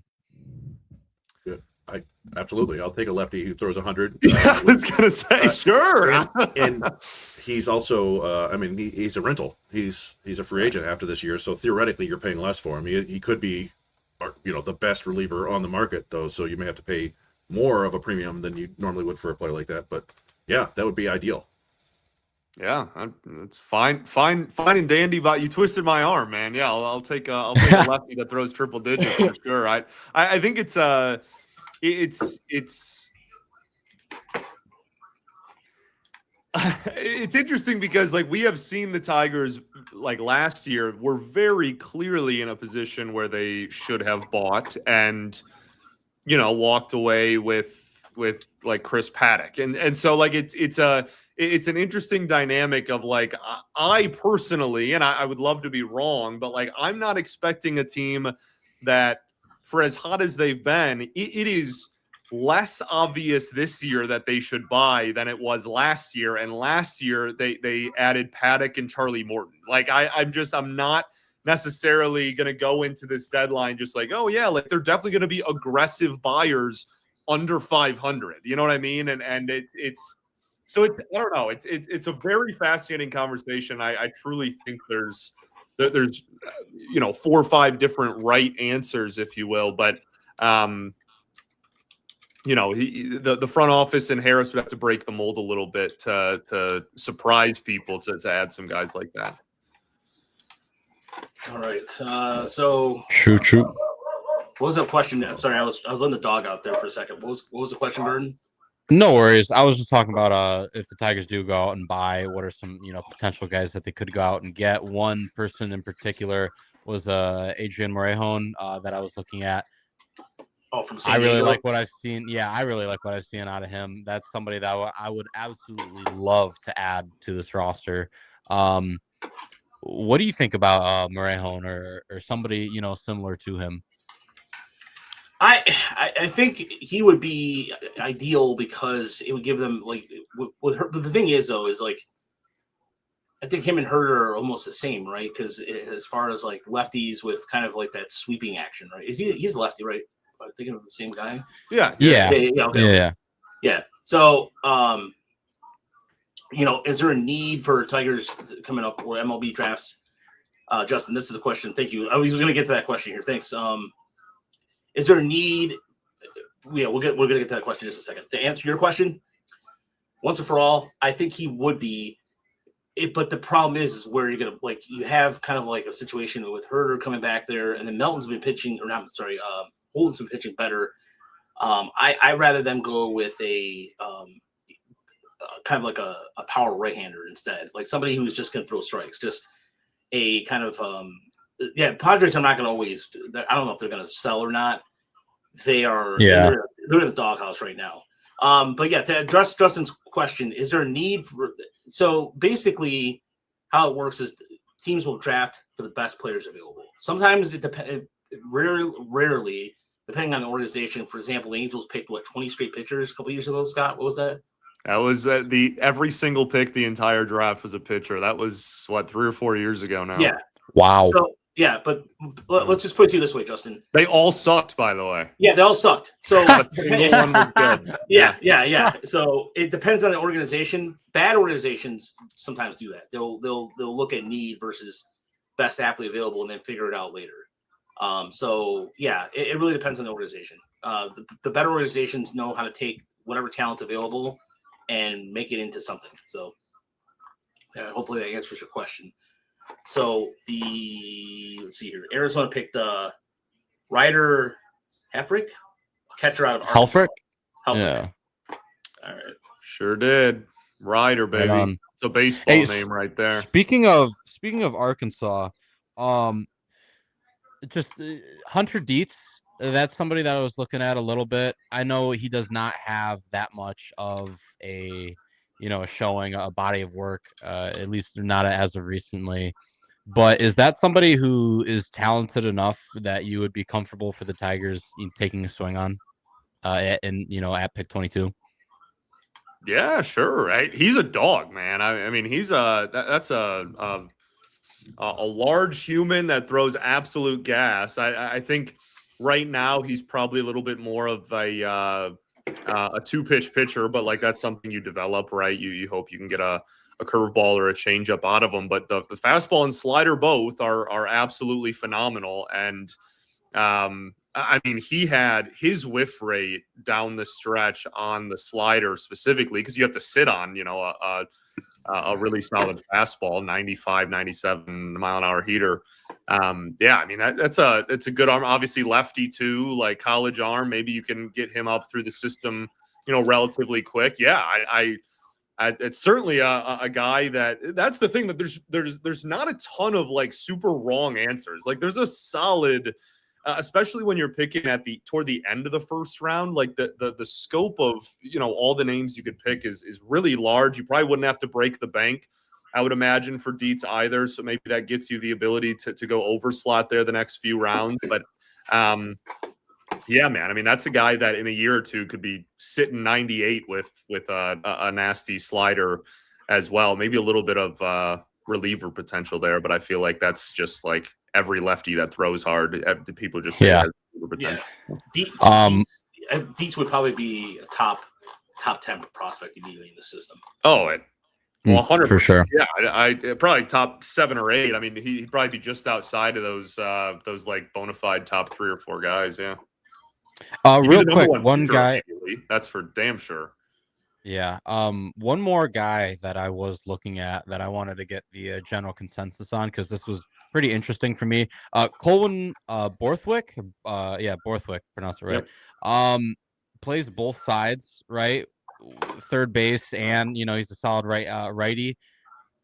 What do you think about these two-way players? Because it's something that never really works out. Like if we're being completely honest, like it Yeah, never I mean, works out. Cole But Keith was technically a two-way player. Jackson Jobe hit. Like, you know what I mean? Like, I mean, yeah. Like that's just like especially at the prep level, that's just kind of I think Borthwick's a pitcher. I don't think there's any way that he's gonna stick as Texas, by the way, go with Gio Rojas. So there you go. Yeah, Rojas, the guy we talked that about dream earlier, is dead. Just let me cross him off right here. But yeah, Borthwick is he's like 6'6", 250 and throws 100. Like he's a pitcher. There's strikes. He throws strikes. There's no chance that any team is going to draft him with the intent of putting him on the bat. So, all right. So Nick, join us. What's going on there, fella? Super Fire. Hey, are you down at Comerica? I think, or you're at home? I think we're having Gordon. Man, he's at home. That's his spot right on Woodward there. He's got a great view for post games, but sometimes we run into the technical difficulties. Sorry about that, guys. I'm sure he'll be back in here in a minute. Really quickly, I mean, we're speaking of two-way guys. The one like seemingly at least remotely feasible two-way guy I think is Grindlinger. I don't know. Like that's a heck of an all-around player that has a decent pitching arsenal, and it also like just turned 17 and he's eligible for like this draft. Like that's a guy that I don't know. He feels to me like if there's anybody, it might be him. But I to your point, Gordon, like I think there's a reason that Ohtani is as big as he is in terms of like for sure notoriety, and it's because nobody does it. Yeah, it's there's always one in the first round that people are like, oh, maybe, and then it never happens. I remember being really high on Mason Wynn as a potential two-way guy. Yeah. Hunter Green. I mean, and Raj and I happened to see Mason Wynn's only pitching performance in professional baseball out in West Michigan, and he's just been a shortstop ever since, and a pretty damn good one. Mostly, defense first, but there is a kid from one of the Florida schools, a college kid, who's got a chance to do it. Is it Evan Dempsey? I think his name is. Yeah. Well, again, like Caglione was like the two. Like he's gonna be the next. Like he's White Ohtani. Like he's gonna be. And then like immediately they were like, dude, you hit the ball 150 miles an hour off the bat. Go grab some lumber. Like we're not screwing around with this. So like you know what I mean? Like there's always a guy, but you look throughout baseball, there's a lot of guys that at the amateur level were two-way, but it's hard to stick there for a reason for sure. So by the way, you got Chris got comp to Sean McVay. That's a hefty comp, Chris. Yeah. No. So I want to say happy draft day to you guys. Nick Koloff, Woodward Baseball host here, cover the Tigers for Woodward Sports. I want to say congratulations to Chris and Rogelio. Obviously, big news with the big baseball podcast, excuse me. And I'm super excited for you guys. Thanks for hosting us on the draft show once again. Shout out to Scott, obviously, baseball knower, locked on, and my host, Gordon Jones. Thanks for letting me pop on here for a quick second before I have to head to the field. Yeah, that's why I'm not going to be down at Comerica. I might go down there tomorrow. But, Nick, I really wanted to get your take. I know you sent me an interview, and we'll play in a little bit with Bryce Harper talking about Kevin McGonigal. Is that correct? Yep. Yeah, super exciting stuff.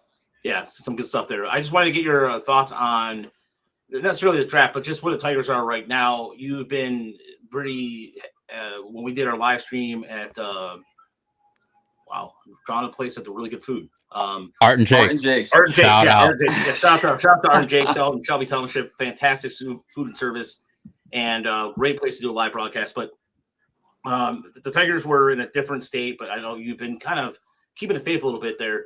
But where do you stand right now as far as the trade deadline goes? Where do you want them to do a full wholesale exchange of just getting rid of everybody, or you want them to go for it? I for sure want them to continue to contend. I think they can come out of the American League straight up. Call me crazy. The way that this team's contending right now with their pitching and the way that their ability to hit without Gleyber Torres or Javier Baez in the lineup, call me crazy. But when you have two guys that stepped up that weren't here last year, aka this version of All-Star Dylan Dingler, and a superstar in Kevin McGonigal, you're talking about a team with, Gleyber Torres added to that lineup, a Javier Baez that can potentially add to the bottom of that lineup when that time comes. I think you're talking about a team through and through with the right additions to the bullpen could legitimately contend and come out of the American League. Now, the National League is loaded. Could they win a World Series? Maybe a different question, but anything can happen. I think that's the version you go. But if they do fall back a little bit, I'm 100% still trading Tarek Skubal to try to get a top 20 prospect in this organization to pair with McGonigal, the Max Clark, the, Riley Greens of the world. All right. Yeah, I mean, it is the Tigers, like I said, they're in an interesting position right now but even there's other teams, what gives me pause a little bit too, is there are other teams that are around the same. If you look at the standings right now across the board, you have Oakland, who's still technically, the A's, whatever the hell they're called. Call them Oakland. At this point, man, who cares? The A's are there. Astros are still there. The Twins, from some god unknown reason, are still there. Guardians are going to be there. Hey, they're buyers. Respect the buying Minnesota Twins, man. Yeah, they're trying to increase payroll, but they also know respect and Minnesota Twins don't go in the same sentence. No, agreed. Yeah, because I don't know about you, Scott, but do you have a good rapport locked on Twins? Because I feel like their podcast community looks down on us or something. They're like above approach or something. Like there's we just got a new host and he's a really cool guy. So maybe that's previous previous regime there, we'll call it. Because they had a long-standing host there for a while. Brennan Warren, and he is no longer host there. And the new guy this year is really cool. So yeah, Warren's a interesting cat. I'll just leave it at that. Him and Stestros, those guys are interesting people. No, it's it is weird, but that's why I was asking Nick, because just how many teams are close there and what have you. But the vibe last night, a couple nights. I mean, I saw you talking to Chad Smith yesterday, aka Will Ferrell. That was a pretty cool interview there with him. Thank you. Yeah, that was, by the way, a lot of people don't know that Chad, what's interesting about him is that he was in a lot of local bands. He was out of Livonia playing some really big bands in the early 80s when the Detroit music scene was kind of dying a little bit outside the Romantics. There was a couple of bands that really, the Romantics, there was Marshall Crenshaw, but he went out to New York. And that whole local band scene. So before that, he was out of Livonia doing bands here, and then he moved out to LA, and the rest is history. But the big Token Lounge guy, big Token Lounge guy, big Token Lounge. Yeah. So that was not. Yeah, he was not too far from his neck of the woods. But what was the vibe like? Because last night that was again. It's been unbelievable. Yeah. It truly has been. Yeah. It feels like the start of last season when, the Javi Baez walk-off home run against the Boston Red Sox. Like, it feels like everything that wants to go right can and will go right for this team right now, compared to, obviously, the month that shall not be named when you had billions of injuries and you found unbelievable ways to lose. So I'm super excited. It's been, remarkable the past, 4 games at home to open this homestand, 6 in a row. 9 of 10, whatever you want to say. This team's rolling right now. And I'm excited to see, the Tigers come up here and, add another lefty shortstop bat or, outfield bat to this lineup. I'm excited to hear kind of some names potentially that you guys want to throw around or have eyes on. Because honestly, I'm not as locked in on all the prospects. That's why you guys are the number one place to go in, the world in terms of prospects, so we appreciate everything. So I'm super excited to hear what you guys think, because I had some names, but I want to hear what you guys are thinking. I'm just obviously going off the top baseball list. Okay, Chris, do I start with some names we've given out already? Yeah, we've mentioned a whole bunch of guys. Just as we get closer. Tyler Spangler, Bo Lawrence, a couple of left side infielders, left-handed hitting guys. We talked about our wants and likes. I think I can throw out a different name here that I think kind of fits the Tigers profile. He's a college hitter who actually didn't hit terribly well in college, but he controls the strike zone like crazy, and he makes contact in the zone. It's Ty Head from NC State. Mm-hmm. He's a lefty hitting, lefty throwing, no doubt center fielder with plus speed who makes a ton of contact and he's like 6'3", 200. He's got raw power. He just hasn't really tapped into it yet. So, I mean, he's projected. Most places have him as like the 50th, 60th range. So not necessarily here, but if the Tigers like that profile and they want a college bat, he fits. I think we've mostly been focusing on high school guys just because we think that's what they've done the last 3 years. Or I'm trying to come up with alternatives. I mentioned Taylor Rabe, the right-handed pitcher from Ole Miss earlier, as somebody I might like to see. But yeah, I don't know. It's going to be Aiden Ruiz probably. I really liked, and I also thought that James Clark was like kind of the perfect, like, I mean, he's prep, but like Harris profile with an athlete that controls the zone really well, whatever. But now, an hour before the draft, he pretty much said, "Don't even bother. I'm going to play with my brother at Duke." So that's obviously something that fell off. But like even a guy, I mean, we haven't even really talked about. Like Bo Lawrence is a guy that a lot of people really like and isn't the up the middle defender, right? I think your kind of best case scenario with him being like sticking at third, and if he continues to fill out and gain power, then he might even be a first baseman long term down the road. But like you could do a lot worse than an 18-year-old with a swing that. The bat stays in the zone for a long time. Like he has contact and he has a lot of raw power. You translate it in game, whatever. He's a righty, not a lefty, so like maybe that's like sacrilegious. But I do think that there is. Yeah, right. I do think that there is. There's been some rumblings about maybe them being somewhat interested in him as well, and he would be. Still like the prep bat that we're used to, but a little bit of a different mold. Like, okay, you have a ton of shortstops, even guys that you're confident can maybe even play shortstop at the major league level. You don't need to do that every single year. Maybe you get a corner prep bat that with a little bit of pop this year, but we'll see. Just to interject, Lawrence is a lefty. He's a lefty hitting right thrower. Then there you go. Even better. Yeah, I guess I was imagining him at third base throwing the ball, and I was like, yeah, that's a righty. But yeah, I guess in the batter's box, yeah, it's a lefty. I think a lot of people tie him and Taj Marchand together because they're both from. Sure, I love South Carolina. Marchand. That's never going to happen, but he's a righty. Love him. So that swing, man, that Taj Marchand. Just watching it, it's like usually you don't come away with like the same reaction if you see like a young guy throw like 100, 101. Yeah, everybody is just kind of silent in the room. That's the same reaction you see after he crushes a. He puts his everything into that hack, man. Crap. I adore him. The Cleveland, the Ohio back-to-back picks here. Liam Peterson, right-hander out of Florida. I really there you go.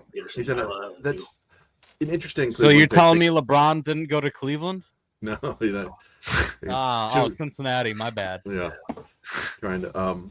Yeah, we didn't really talk about LeBron, but he's one of the scariest players in the draft. I've described him as he's going to get a GM fired either for drafting him or for passing on him. He could, he's got such a massive ceiling, but there's so many questions about the hit tool. But yeah, Liam Peterson is interesting because he's got huge stuff, but never great results, which is kind of unlike what the Guardians have typically done, other than like Gavin Williams, right? They take these guys who don't necessarily have stuff that jumps off the page and give them stuff.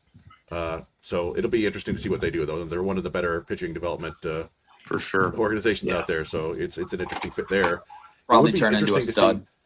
This could be where we see a run of college arms come, because they're kind of the more interesting players out there. We talked about Hunter Dietz.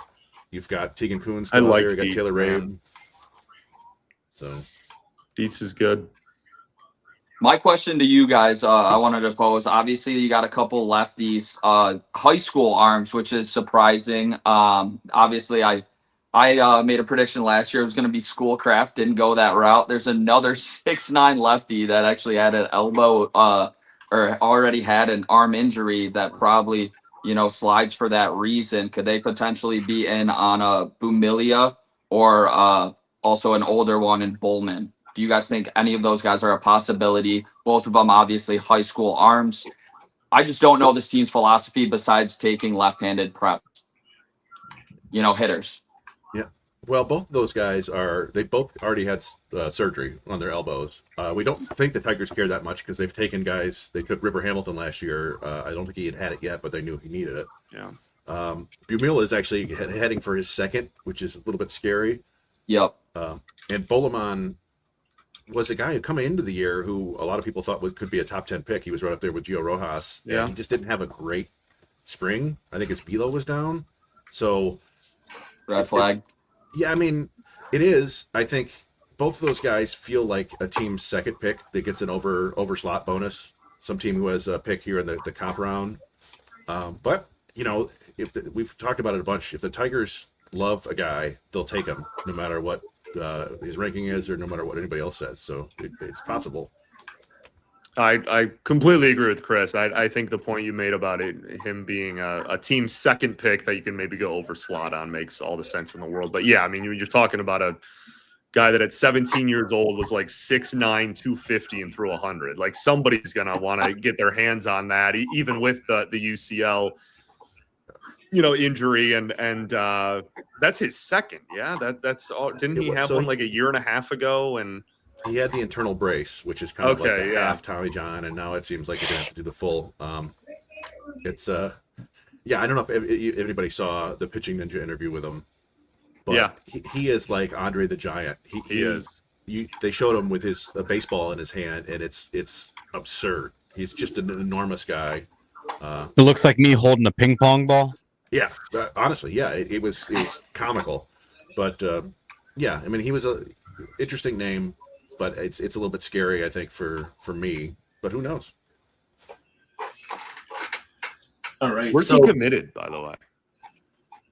Who? Texas? I was gonna say, Tennessee or Texas. Yeah, it is Texas. Everything's bigger in Texas. Yeah. Holy hell, that's a fit match made in heaven if he goes. Makes sense. Yeah. Yeah, no doubt about that. One last thing for you guys. Just wanted to say, obviously, congratulations on all the success. Again, I got to rush out of here before the pick, but obviously the AL Central kind of stacked up there in the top 10, was it? So excited to see and compete against all these guys and see what the Tigers can do. But just want to thank, Rogelio, Scott, you do a great job always, Chris, our guy Gordon.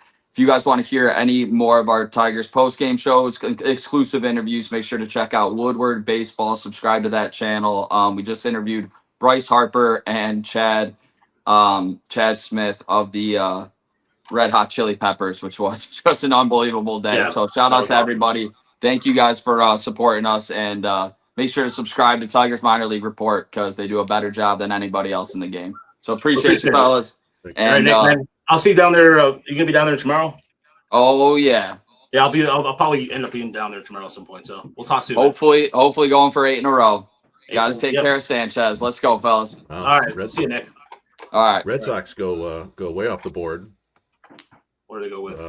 Jake Schaffner, shortstop from North Carolina. Interesting profile. He's a hitter with a lot of speed. He plays shortstop. They must think he can stick there.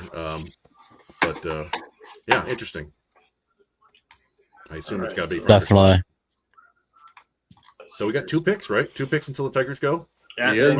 We got just the Padres, and then San Diego, and then it's us. So very intriguing. Unfortunately, guys, I am gonna have to go a little while, like maybe 5-10 minutes after the Tigers are done here. But yeah, man, what anything that's like been a huge surprise for you guys lately? Obviously, we just saw Schaffner go off the board, but biggest surprise looking at the board right now. I would say the biggest surprise right now for me has been what was it, the Garza going so early. I thought he'd be slide down a little bit, but yeah, Garcia, sorry, I thought he dropped. I had heard some Zion Rose smoke. It's going higher than you'd expect, but I think that was kind of shocking to see him go 6th overall. I thought maybe like 15. But other than that, the Schaffner pick is the most sort of odd. Like I'd seen his name a couple times, but not this high. So very interesting, very unusual. Yeah, I agree. I think this bat probably is the pick that's the most the most off the board up to this point. Yeah. If you want to, talk about somebody going against trend, it's the Angels taking Greindlinger, a high school taking a player. 17-year-old. Instead of a college player. But they didn't draft their college senior that they're going to put in the majors in 6 weeks. Yeah, but we thought that was a possibility with a new GM, so it's not necessarily the world's most shocking thing. But yeah, I don't know. It's been an interesting draft for sure. And Tigers have a ton of options here. They were going to no matter what. Yeah. A lot of them are college pitching. They have, a bunch of prep, like those prep hitters we talked about. Interesting. Might be a prep pitcher going to the Padres, which is not shocking at all. Thank you again, Gordon, for coming on. Much appreciated, man. Look, who the Tigers are going to pick? I'm going to say a pitcher. I'm going to go. I know I said Mason Edwards earlier. I'm going to screw it. I'll just stick with Mason Edwards. Nice. All right, Mason Edwards is my pick. Yeah, I haven't really locked in anybody. I keep changing my mind. I keep changing my mind, but I'm gonna lock in with Mason Edwards. If you'd asked me, I'm gonna Spangler. But... I'm gonna lock in Taj. I'm sorry, where did I Taj Marchin? Yeah, I'm gonna lock in Taj Marchin. Tigers are on the clock, barely. Yeah, they take Taj Marchin. I'm gonna pop a champagne bottle right here in front of you. Yeah, draft the cocaine, awesome. Please. Yeah. Look, if that happens, by the way, if anybody that's in the chat knows the pick ahead of time, please do not spoil it for everybody else. I will be putting it in the private chat. Okay. All right, but please do. Yeah. Don't be a goofy goober. They're saying Borthwick to the Padres. So Borthwick. Okay. Well, all right. There goes my guy. They took Cruz Schoolcraft, and who's the other giant lefty that they took in the last 2 years? This is a righty, but they took 2 pretty large high school pitchers the last 2 years. Okay. So Borthwick. Would you say went to San Diego? Borthwick? Borthwick, yeah. Borthwick. Oh, yeah, that's right. Borthwick. That's I am not a Schoolcraft guy either. I don't think he's been great. He hasn't. Yeah. Wasn't a fan on draft night, not a fan now. Yeah. Let me see. All right, so I got to update this real quick here. Coleman. Okay, there's one other pitcher that who they take. Cash Mayfield was the one the year before. I think he has been solid. I haven't heard anything of him since draft night. All right, come on, let's go, Rob. Let's speed it up here. Yeah. All right. So no weekend yet. Yeah, there we go. Yeah. Okay. Interesting. So I haven't heard. Yeah, I mean, this, like you said, all the guys we've mentioned for the most part are still there. Yeah. All right. Yeah. I mean, Coleman, Borthwick. That's okay. All right. So yeah, you have a litany of guys to choose from if you're Detroit. I'll be right back. Draft the. Go ahead. No problem. I was just gonna say draft the cocaine Tigers. You know you want it.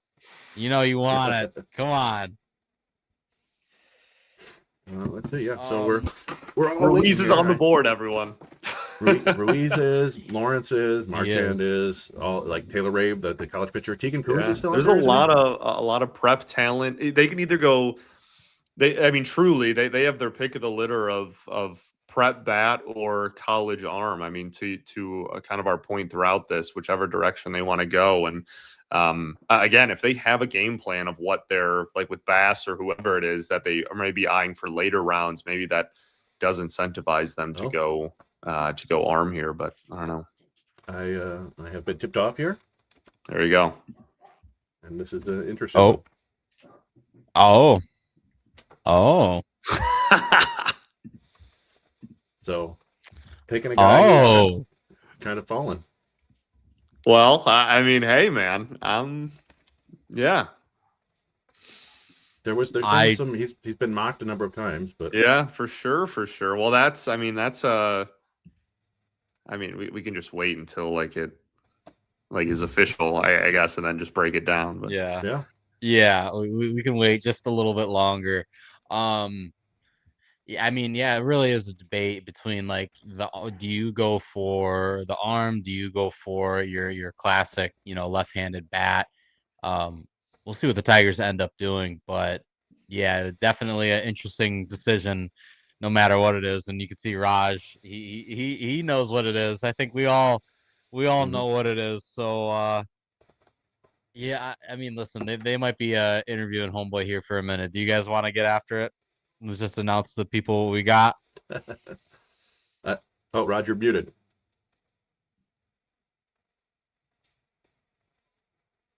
Muted. There you go. There we go. Yeah, do not. Let's just wait. Let's wait. I want everybody to find out together. All right, and that gives me enough time to do what I'm doing anyway. So, which is anyway. So, what's going on, everyone? Well, yeah. How's it going? How's the weather out there? I really haven't checked yet today. It was, but the person. Okay. Anyway, it was a name I said earlier, but I said a lot. I don't remember. Yeah, I don't. We haven't talked about this guy at all. No, but I think he's on my. You know what? I think he's on my so list. on brand. Yeah. I think if this is the guy that we're talking about, I think I actually mentioned him earlier. Oh, there you go. Yeah. I just feel like we haven't really broken him down, or like we've mentioned a ton of names, but Oh yeah, no, we not specifically. No. Come on, Tigers, let's go, Manfred. Let's go. Come on, let's speed this thing up. We gotta. Yeah, we have to. We got stuff to do. Yeah. Yeah. Let's see where my Canva thing go. Oh, come on, where'd it go? Come on. Oh, there. No, damn it. Okay. Anyway. Very intriguing though. Let's see here. In retrospect, maybe not the biggest shocker, given the main thing he's known for. Right. Well, that I was complaining about earlier. Yeah. As it goes. As it goes. Does anybody know yet? Okay, no, yeah. No one's see here. Here it comes. Is it coming yet? Okay. Well, anyway. Pick is in. The pick is in? Okay. There you go. The pick is in. I'm doing dishes, so I can't check. Hold on 1 second, Tyler. We're gonna get to it. Don't you worry. But we don't want to spoil it for anybody. Yeah, Lombard, love you, bro. But like, come on, let's wrap this up. I know the technical director has to be in Homeboy's ear, just screaming. Like, let's go! Yeah. Vamonos. Let's go. All right. There, it's on the draft tracker now. It's Cameron Flukie, the right-handed pitcher from Woo! Carolina. Ooh. All right. Flukie, who was coming into this year was considered one of the 2 best college arms. Yep. And then he barely pitched. I think he was out for most of the season with what was the injury? A rib cage. It was like literally like he stress fracture, whatever, like in his ribs. So all right. Yeah, I mean he is a big, strong right-handed pitcher, 6'6", mostly known for his fastball, which reaches the upper 90s, and he's got a very vertical arm slot. Very. Which I think results in a fair amount of IVB, which we know the Tigers love. Yeah, I mean, I think it's great. I'm obviously, I like 30 minutes ago, I was whining and complaining about how we have 0 velocity in the system, and then they go and draft a guy who could throw 100. So there you go. But I think, yippee! Did I also say Flukie would be a good idea? What'd you say, Raj? I said, did I say that Flukie would be a good idea earlier? Yeah, and I think that's I mean, to Chris's point, obviously, like this is a guy that if he pitched a fully healthy season, there's no way he's on the board right now. Right. But you are getting not necessarily rewarded because there's obviously no risk with the injury. But again, it's like it's a rib injury. It's not like he blew his arm out 6 times this year. Like it's not a throwing arm thing, as that will inevitably happen because he throws 100. But like.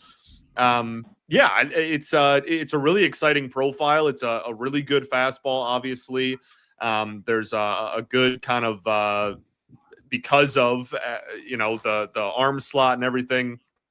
He's got a few different types of breaking balls. He was really good at Coastal Carolina, man. Like that, he was their Friday starter, and for a reason when he was healthy again. So yeah, I mean, if they can consistently get him to have that velocity in the strike zone, they're going to be really pleased with it. And I would imagine that he is now immediately the highest ranked pitching prospect in the organization now. Yeah. Real quick on Fluky, the curveball was something like when I was just going over watching his tape, it was one of the bigger things that I saw. Like he got a lot of swing and miss with that. That thing just kind of falls off of a table. Peaks out at the like higher 70s, but yeah, between that and the fastball, and he throws in the slider changeup as well. But I'm really high on this pick. I think this is a guy that can, obviously we got to see what happens through the different levels, but in terms of raw stuff, he's got a lot going for him. So I'm excited to see, his good extension. He's got a big frame, and he throws heat. So we'll see. They tried to post injury get him with the patented Drew Anderson kick change too. So we'll see if that can be anything once he gets into the system. But yeah, I mean the only concern here is obviously health and then just like is he consistently enough in the zone to be a starter, but like he was in college, so I don't know why that would be like a huge issue going forward. I really think that he's again, like we just drafted a guy that now immediately 5 minutes after the pick is official, like he's gonna be the team's best pitching prospect in the organization, which is obviously a great get. Yeah, it's fantastic. There's a reason he slipped to 22. And it's not just like there's the injury concern. It's also an unorthodox delivery, right? Like he throws a lot of strikes, so you don't have to worry about that. But it's a little unorthodox, and so sometimes teams are scared away by that. But it's 4-pitch mix, strikes, big fastball. I think it's a good starting point for sure, and we'll see what the Tigers can do with him. The one of the cool things too is the when looking at Arsenal. It's really fascinating to me when you have a guy with that arm slot with 2 different breaking balls and throws both of them to righties and lefties. That's not something you see from major leaguers every day. Nonetheless, kids that are coming out of college, and I'm sure they'll tweak with stuff. And he might get told immediately, like, hey, don't throw the slider to lefties anymore. But like, I think that does matter too. Like that counts for something, right? That they're good enough. Both breaking balls and the fastball are all good enough to be thrown to either platoon side. I think definitely matters as well. And when you're pairing that with 99 on the gun and a fastball, you can be pretty darn good. Yeah. So guys, I wanted to ask you guys this: where does he end up? Like, is he gonna go to West Michigan? Is he gonna go lower, higher? Where do you think the Tigers is he going to pitch this year? Well, I don't think so. They might tell him, "Hey, man, pack your bags and stay in a nice resort for the next 6 months. We're not messing with that." I think this is an interesting case because it's almost always they do not have college pitchers pitch in their draft year, partially because they've been shut down for like 2 months or whatever. It's hard to ramp them back up, but they've typically brought in their JUCO pitchers and had them pitch a few innings because they don't have the workload. And Fluky, he doesn't. Yeah, Fluky threw 101 innings last year, 24 this year. It would not shock me if we see him in Lakeland in a month or so. For sure. Maybe 6 weeks. So it'll be exciting in that regard. It'll be the first time we've seen a Tigers pitcher that quickly. So But also, it also wouldn't shock me if they shut him down, right? Like who knows? But I think this is for once that we might actually see the guy. Right on. Guys, I do apologize, but unfortunately, okay. I got to get out of here. Got some other things going on today. Thank you guys so much for having me.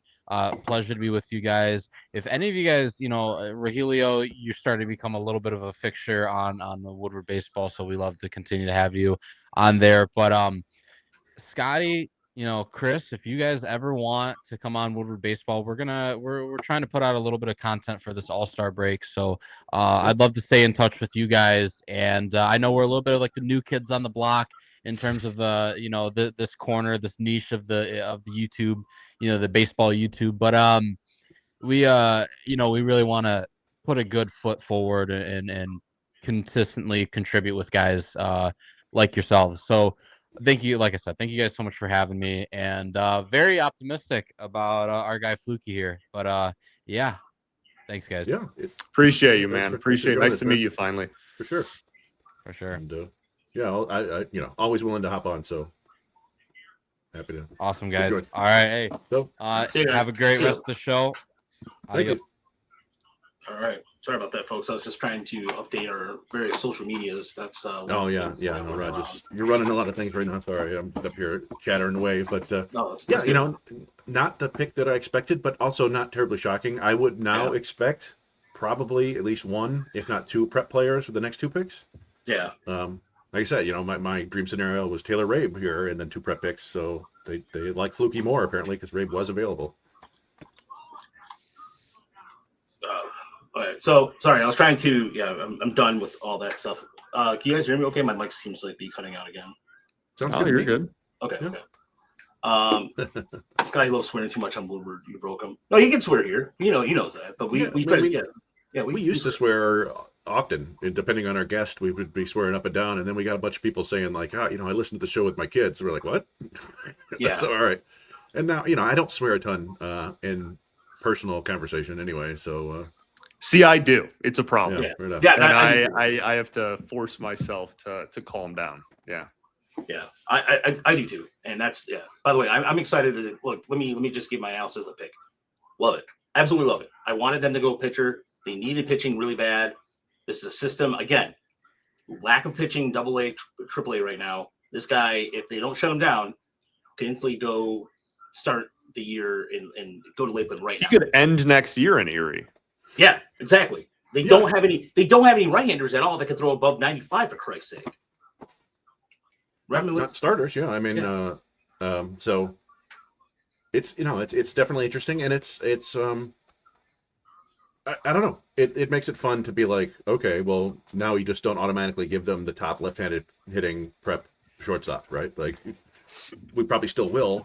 We probably will still grab a couple of those guys in this draft. They still will, but and again, like I said earlier, I have zero problem with that strategy because even when those guys don't work out as shortstops, they have so many. Everybody was a shortstop out of high school, man. This is, you know what I mean? Like all the Padres rolled out literally 9 shortstops a couple of years ago in one of their lineups. Like everybody that's good is a shortstop in high school. That's whatever. Yeah, and so I mean, they took Jude Warwick in the 12th round a couple of years ago. He's playing. Yeah. He's a shortstop. He's mostly playing second base. I think he'll add center field at some point. It's nice to have options like that, but it's also nice to have right-handed pitchers who can throw hard and throw strikes. So, our buddy Brian gave a Logan Gilbert comp. I think there's probably going to be a natural tendency to compare him to Trey Savage, right? Like higher arm slot, same school. But does everybody in our audience want to see him pitch? I'm sure that everybody would like that. Yeah. All right. Let's do that. Let's. I'm sorry. Savage was East Carolina, not Coastal. Yeah. Mark, thank you for the $20. Oh wow. Thank you very much. Any concerned about his spin rate? I honestly don't know about his spin rate right now. He seems to be able to spin a breaking ball fairly well. It is, I don't think the Tigers necessarily target guys. Like again, they like guys who have outlier traits, so they might go for a guy with a super high spin rate. But if he has a lower spin rate, but the pitches move well, it's fine. Oof, there you go. That's a change right there. It looked like a change. It might have been a slider. Yeah, I think it was a slider. Just the way it faded there. So There's the 12-6. There's Uncle Charlie. Yeah. And this is the College World Series last year. This is like pitching in the World Series, right? Like 97. Yeah, on the dot, on the corner. Oof, tail end action there. Yeah, there's a lot to like. I love his windup too. Like the kind of that fastball has a lot of carry. Yeah, you see that thing just stuck there. Well, again, especially for somebody who has the release point that he does, to also have then, you know, the carry and almost like off a mound when you're 6'6" and release the ball, you know, like 7 feet in the air. Like that's, I mean, there's going to be a lot of, again, like the IVB people are going to absolutely adore him immediately. Yeah, I mean, I'm going to look. I'm sure there's been a lot of deep dives into his data at Baseball America. For sure. No, don't worry, Mark. I know you meant well. I know you meant when you were trying to say that there. But yeah, here's the thing. The one important thing, I always talk about this all the time, changing eye level. He does a really good job with that. Like that fastball, just rising, just some really good depth to it. Oof. Again, heading into this year, this was a guy projected to go in the top 10. So, whether, I mean, there sometimes that, Jace Laviolette was projected to go in the top 10 last year, and he's looking quite bad this year. He slipped down. Sometimes it happens. But this one is mostly, he was injured. He didn't pitch much, and it's a little bit funky. But, this guy could be a top 50 prospect at this time next year. For sure. Pretty solid value. Unnamed YouTuber user says it doesn't look like any of his pitches move east to west. Well, from that arm slide, you just haven't seen. He has a slider, but I guess that is the only one. He only has one pitch that is an east-west pitch. It's a fastball, a 12-6 curve, a changeup. None of those are east-west, and then he does have a little bit more of a slide, traditional curve type of thing too that he throws in there. But no, that's not what I want to do. No, it's not. We're not watching SNL here. Okay. Action News at 9, baby. Let's lock in. All right, let's do. Here's some more. Who wants to watch more? All right, we're all down for more, right? I don't care about any other picks right now. It's a long arm action. I don't know, the finer points of the game. How does he control the running game? How well do pro hitters see the ball with an arm action like that? But man, that is a fastball, though, man. And for a 6'6" guy, still looks like he's got some room to add some weight. Like agreed. For sure. Yeah, right-handed pitcher. There we go. That's another. But if you want to know a little more about him, Gordon, this is from Baseball America. He suffered a stress reaction. His ribcage kept him out until April. When Trent began ramping up his and abbreviated out his finish the season with 4.12 ERA and 24 total innings. At his best, he's a standout strike thrower with a high probability starter profile. 6'6", gamely right-hander with a lean and projectable frame. Throws a high-maintenance delivery that features a high leg kick, lengthy arm stroke, and aggressive trunk tilt in his finish. His fastball is a 95-96 four-seamer, touches 99 with the glove right, which we're seeing right here. I truly think that they heard high velo and elite strike thrower and just went, well, there you go. This is all we need to hear. He can throw hard and, not walk anybody. That everything else, they're like, we'll figure it out later. That's kind of all the Tigers needed to hear, I'm sure. Here's him sharing his NFL or his MLB dreams. Hopefully it's the play for the Detroit Tigers. Nice. You guys hear the audio? New Jersey? Yeah. The 6'6" right-handed pitcher is on the verge of becoming a first-round pick in the Major League Baseball draft. I feel great. I'm excited. I'm excited for all the opportunities ahead. Before lighting up radar guns with a 95-mile-an-hour fastball, Cam reached the radar of baseball scouts coming out of Egg Harbor Township High School. Cameron Flukie is, to me, putting on a show. It was no fluke, Greg. 21. He passed on the pros 3 years ago, instead pitching for Coastal Carolina. Right at the letters. Trey Ebel. Flukie finds it when he needs it. Where he started Game 1 of last year's College World Series. It was College World Series. You don't Series. really realize kind of what you're doing until after the fact. You look at the College World Series now. It's like, wow. Cam's got that wow factor now. I'm sorry, this announcer's obnoxious. But it wasn't that way in the beginning. When he first started, he was, freshman in high school, right, throwing low 80s. Obviously, like, you could see the projection, like, really tall, lanky, like, threw a ton of strikes. That's Mike Adams. Cam calls him a pitching guru. I mean, it is awesome. His story went up to AAA, but it also makes you trust him because he's been through the ringer a little bit. That's what we want. And he knows what he's talking about. It's been awesome to see from young, like, scrawny, lanky kid to, like, obviously, being a projected top round pick or top overall pick. It's pretty awesome. Mike now runs the Baseball Performance Center in Egg Harbor Township, which has grown into one of the Egg top Harbor locations in the nation for developing top baseball talent. We build an environment where we're trying to get the best players in here, so obviously they feed off each other and they continue to get better. Cam is the embodiment of that.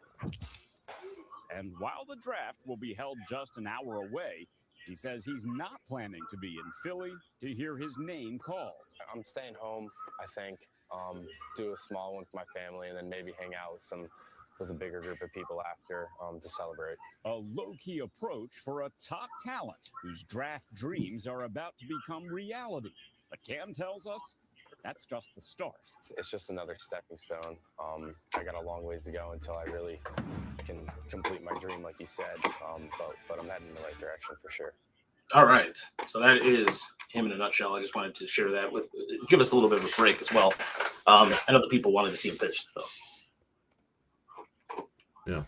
Sorry. I was just keeping up with the other picks that happened. Trey Ebel goes to Milwaukee with his brother.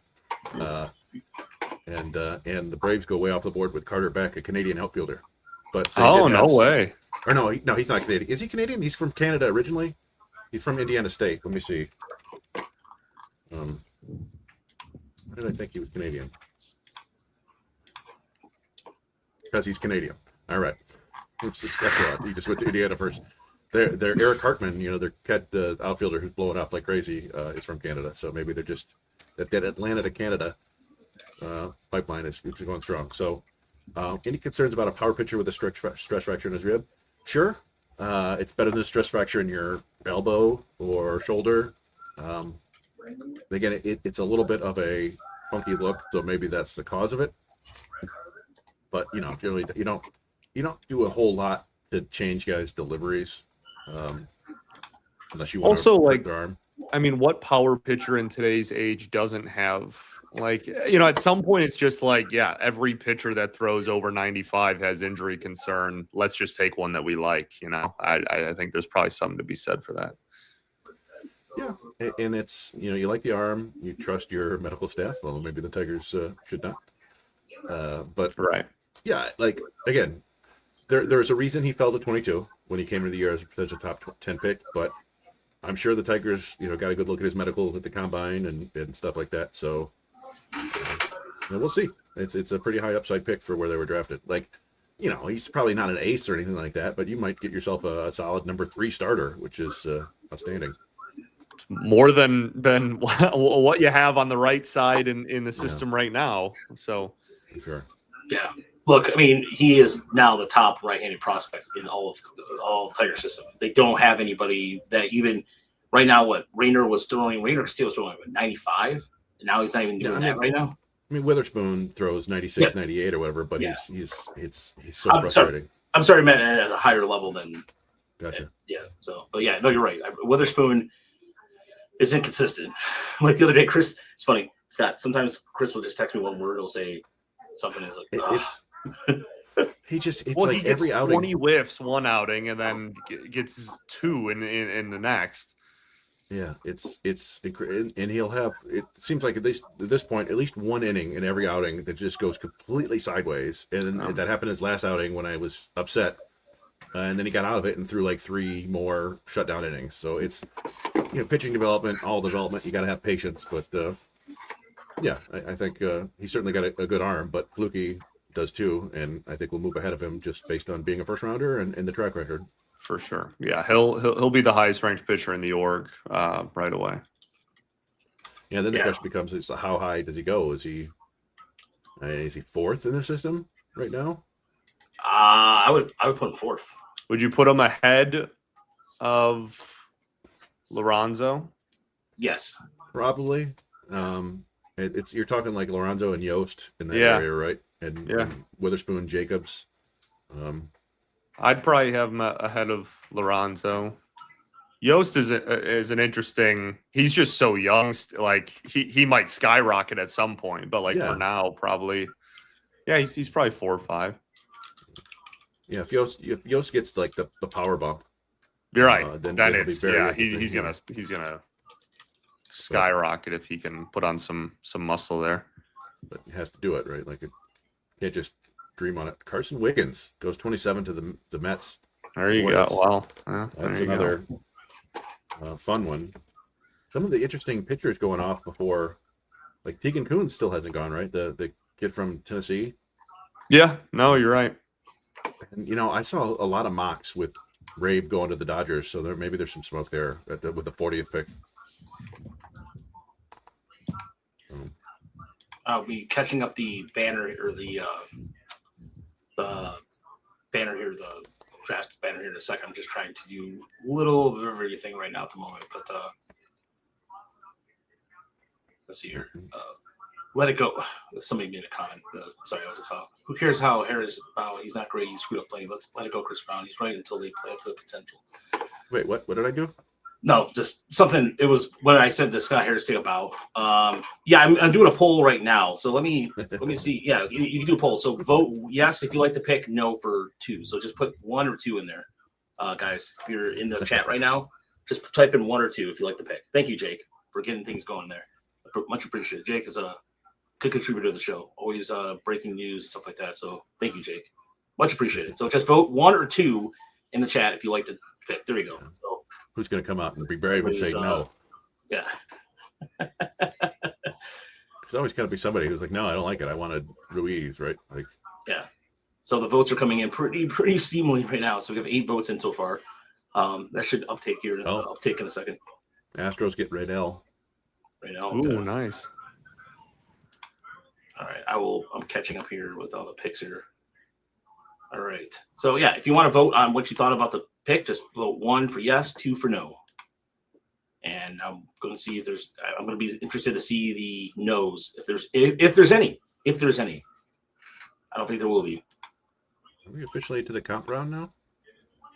Man, it's moving pretty fast. Then. After cool because there's only 26 first round picks. Like there was 3 or 4 teams all lost their first. So yeah, Blue Jays, Phillies, Yankees, and Dodgers. I think Yankees, Dodgers.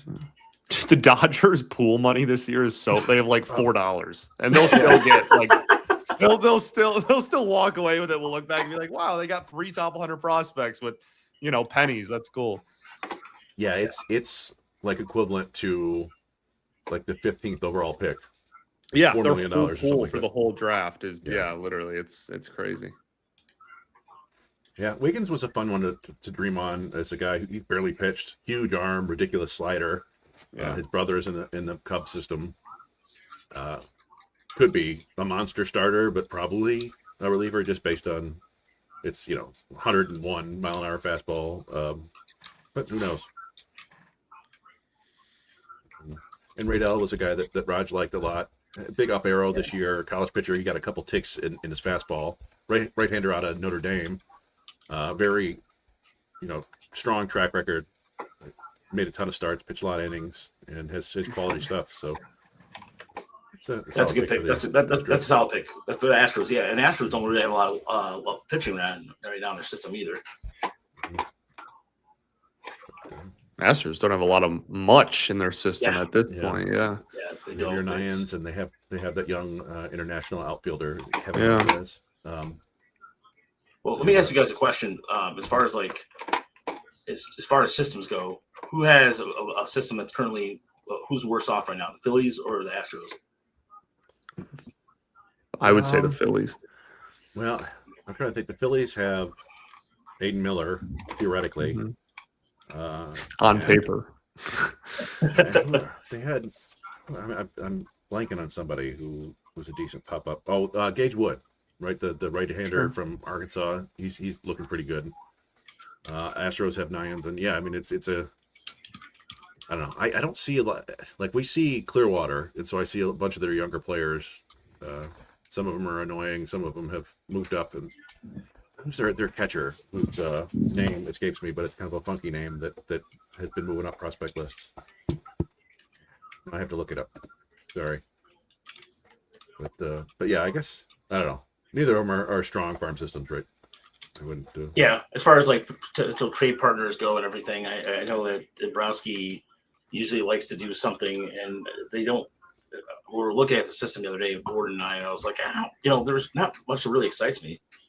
Well, that's what everyone's like. Oh, like Dombrowski will trade for Skubal. He wants to go all in. He's like, with what? What? Yeah. Well, what exactly do you want from the Phillies system at the present moment that's going to be worth Tarek Skubal? They do have Dante Nori and Arun Escobar, but who's the Dante Nori, Northville's finest. Yeah. There it is. Alirio Firabus is the guy I was thinking of. Where Nori land? What's that? Oh, Philly. Oh, Philly. Yeah, that's right. Yeah. Yeah, no, he's That's right. I think he's struggling this year. Yeah, he's not. He's off to. He's batting like 210 or something like that in Double A. 45, 2 homers. Hey man, that's Team Italy's finest there in the WBC. Forgot about that. There's Carson Boleman goes to the Giants. There were rumors about Spangler going there. Yeah, Spangler. That's a. I think. I mean, it's always tough with these Stanford kids. We'll see. He may go here in the next 10 picks, right? Like this is where we expect a lot of the. This is where teams have multiple picks and guys who get paid more like a top 15 or top 20 prospect. Don't forget, by the way, thank you for liking and subscribing to our channel. We've seen a recent uptick, and so thank you for that. We're also streaming on the Motor City Metrics as well for regular listeners over there. Ashley is going to join us after the first round. I just talked to her, so she's going to be on with us talking about the draft. She did a really good job with this draft piece. You can check it out on our website. It was fantastic. So yeah, we are. So, and Tigers game will be starting at 6:10 tonight or 6:40. 6:10. Yeah. Valencia behind the dish. Yeah. We'll see. This is with Casey Mize throwing the split. Mm-hmm. Yeah. Phillies lineup. Well, don't worry. Matt Vierling's leading off, so we're good. We're chilling. Somebody asked me the other day, I think my brother or something like that, was like, who's the next guy the Tigers are going to pick on, or Tiger fans going to pick on? And I was like, it's going to be Matt Vierling. 100%. I already saw it. Yep. Yeah. Because McKinstry has picked it up a little bit, so it's Vierling. It's particularly when he's getting starts against. when he's leading off, yeah. We'll see. So there's Taylor Ray to the Kansas City. You guys just said that, yeah. Yeah, somebody in the chat mentioned it. Okay. So yeah, they got a couple of interesting players there in Kansas City. Couple of college outfielder, college starter. But Giants went pitching back to back, didn't they? Who did they get in the first round? Looking. Did they have a pick earlier? Oh yeah, they went. Jackson Flora and Boleman. So yeah, coming into the year, that was arguably the best college pitcher and arguably the best high school pitcher. So interesting. All the talk about, they made a trade too, didn't they, to get another pick? Wasn't that pick traded to them? Yeah, I think so. And people were like, "Oh, they're going to try to float Chalowski down," and it's like that doesn't happen. But interesting.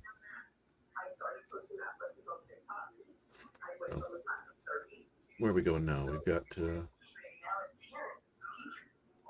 look at the current round. So the Diamondbacks are on the clock again. So I wonder if we start seeing like the Bo Lawrences and Taj Marchins go off the board here. Yeah, Lawrence kind of has comp round written all over him, I feel. Yeah. And then the White Sox picking a couple picks and pretty sure it could be Tomei, but we'll see.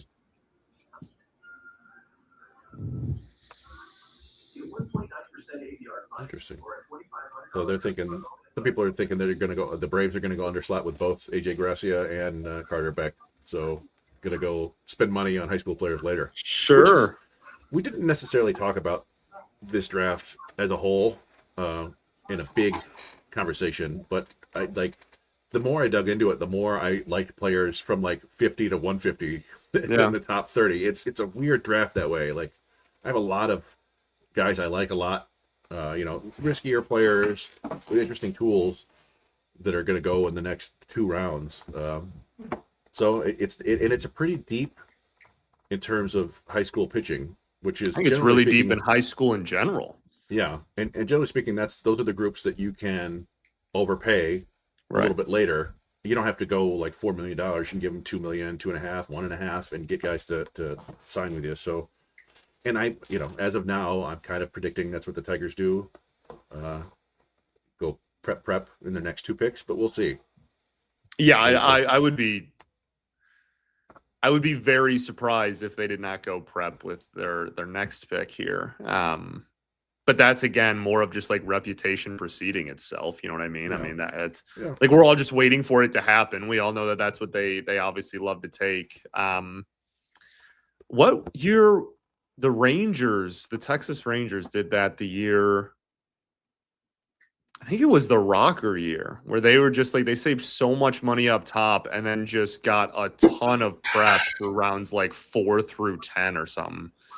And they including what's his face from Orchard Lake St. Mary's that I always forget his name. Yeah, and that has not gone well for him. His pro experience has not been great. Has not been very good at all, unfortunately. Yeah, Brock Porter, that's what it is. Yeah, thank you, Mitchell. So yeah, like it's an interesting strategy. I'm really interested to see if like the pick is like actually like if there was actually smoke to that and it is the entire like plan that they want to do and if he's going to be on the board or whatever, that'd be interesting. So we have a question in here. Let's see here. Okay, I'm getting my bearings together. I've been running back and forth with the dog, and is there a chance we see them move on from Verley and ZMAC in 2027? Yeah. I mean, ZMAC for sure, or Verley. Well, I don't think it's for sure thing, but just the matter of guys they have, it depends on the. Sorry, my dog. Go ahead, Chris. My dog got out. I got to go get him. All right, go do you think? Yeah, you should do that. Yeah. No, it really depends on their output. I kind of hesitate with Verley because I think they still need. It's weird. Like Campos has fallen off the face of the planet. You don't know what he is anymore. I know, right? But thank you everybody who voted, by the way. They don't really have an outfielder right now. I mean, outside of Clark, excuse me. But you can make a case for Brett Callahan. I mean, Callahan. See, I don't know, Scott. Like, I love Brett Callahan. I really do. Yeah, same. Yeah. And it's like it's just where do you put him though? Do you put him? Is he a corner guy? Is he a right field? Like, you have him and Clark. So Callahan, what I worry about is like how is he going to handle spin at a higher level? Because sometimes he swing. He still does that. Like swings out of his. Yeah. But I mean, Mel Jerry had to deal with that a little bit, make some adjustments too. For me personally, I think Vierling is a non-tender this year, and I think McKinstry's back just because he has 1 year of team control left anyway, and they love Zach McKinstry. Like I know fans have their qualms with him. The organization absolutely loves him. He plays good defense at a lot of different positions. He had 2 errors last game, so I guess ill timing, but he runs the bases really well. He's a lefty bat. And like they're not in a rush to. He also like he's hitting well now, and obviously in the first half of last year he hit well. So he's not going anywhere. I feel as though Vierling, barring a huge turnaround, I think Vierling's non-tendered. I think he's gone. Yeah, the reason why I was kind of hesitant about Vierling at first is because just the development of where Callahan and Clark are going to be. Now, if they're ready to go, then, obviously that would make a lot, like, to me, it would be a no-brainer. Because I feel like sometimes, too, with Verlaine, sometimes it's almost like when he swings, it's almost like it's like an afterthought kind of thing. Like, it's like he's chucking the barrel at the ball instead of swinging. It's the loopiest, like, it's...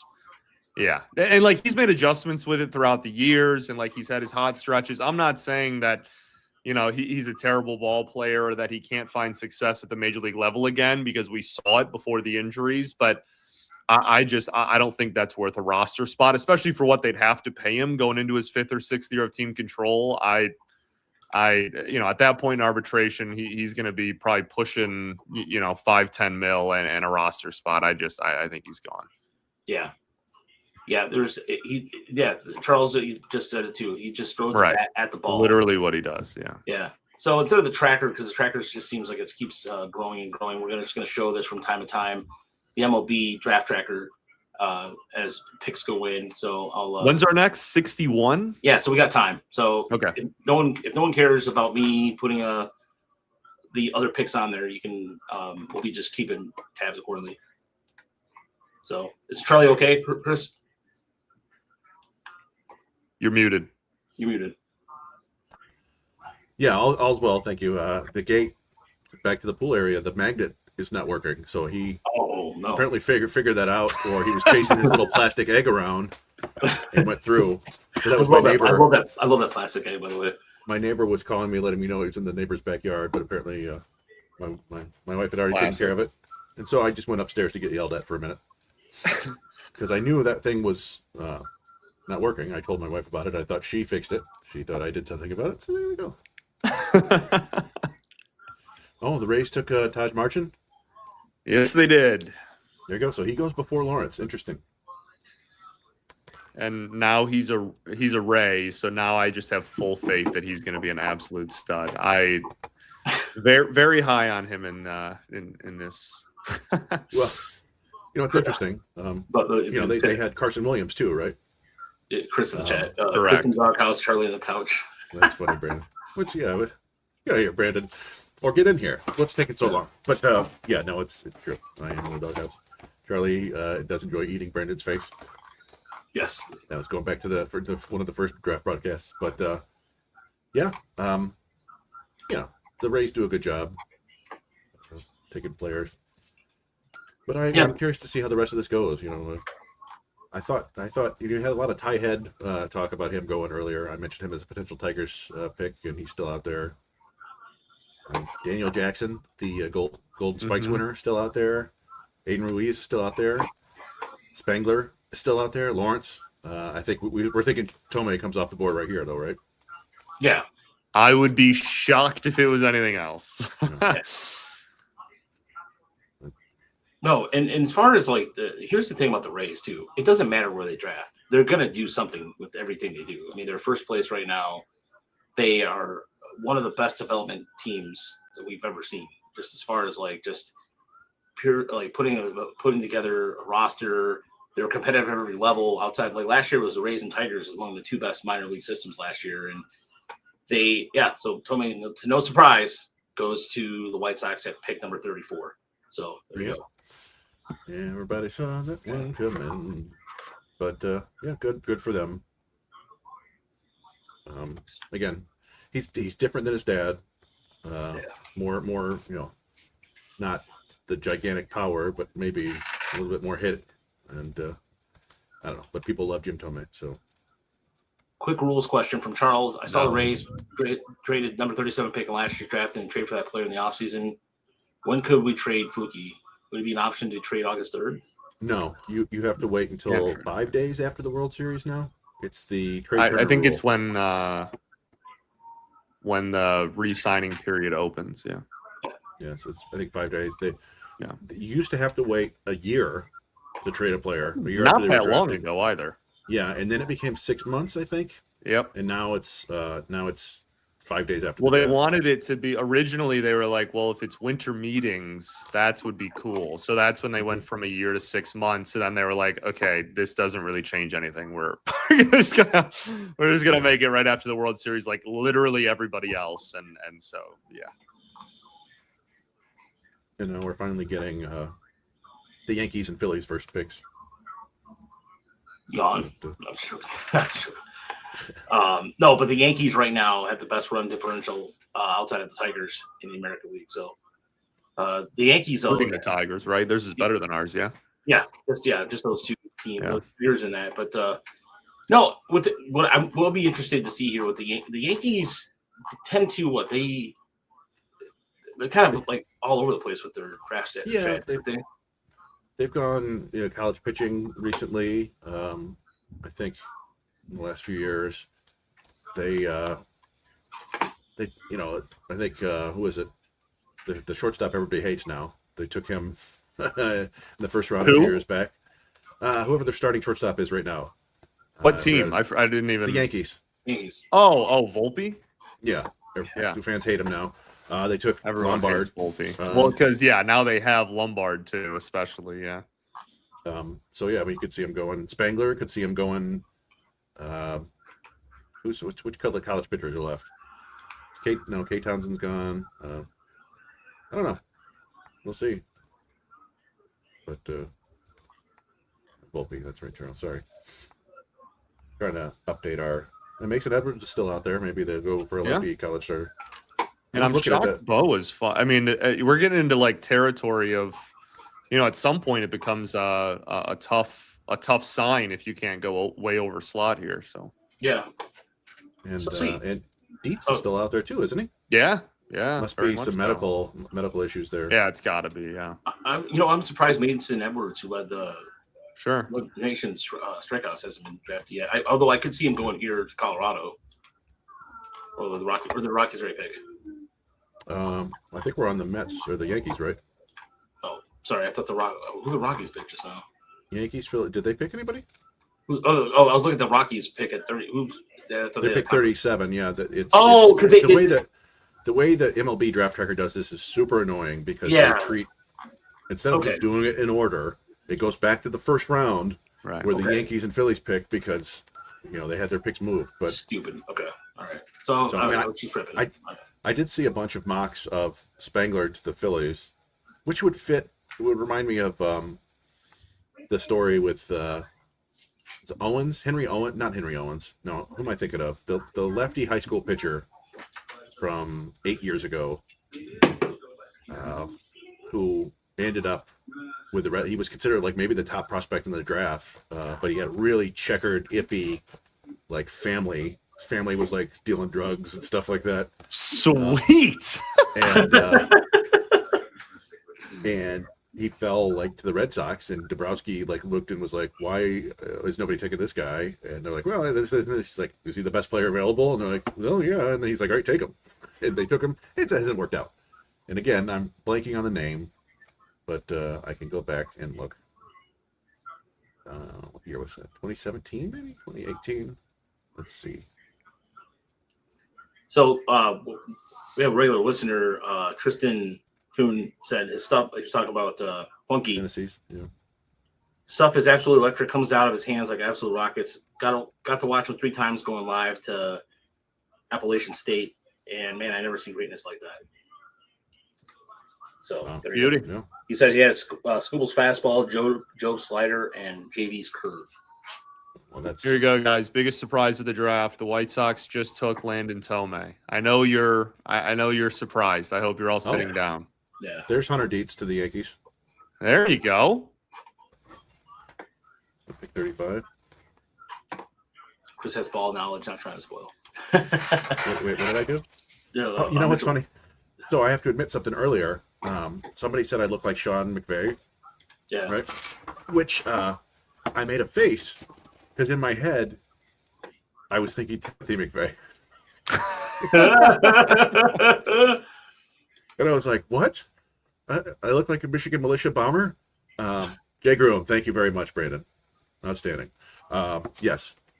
Oh, Jay, I remember. I don't remember the draft night story about all of that, but I do definitely remember Jay Groom. Yeah, that was stuff we heard later on about why he slipped and why. Well, he was a top 100 prospect even after that. I mean, he was. Yeah. People thought he was going to be really good.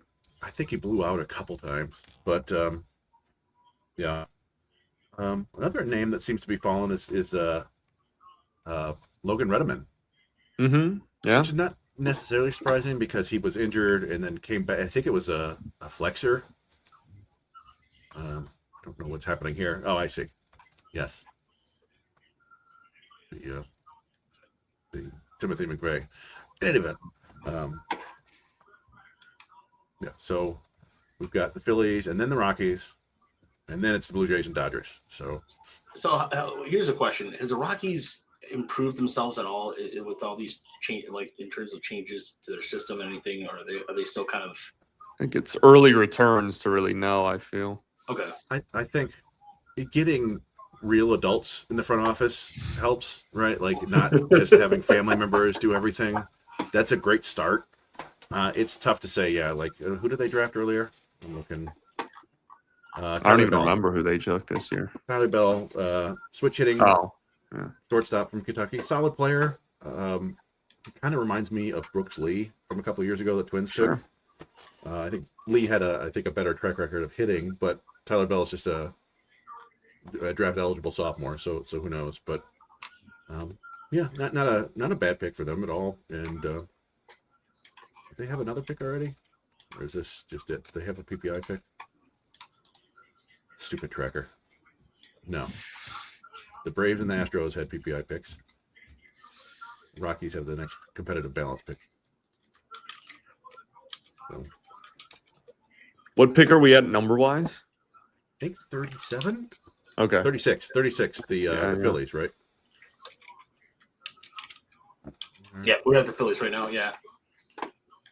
All right. So for those Phillies are taking Spangler. They're taking Spangler. Okay, there you go. Mm-hmm. There's another one. So there must have been a lot of smoke there.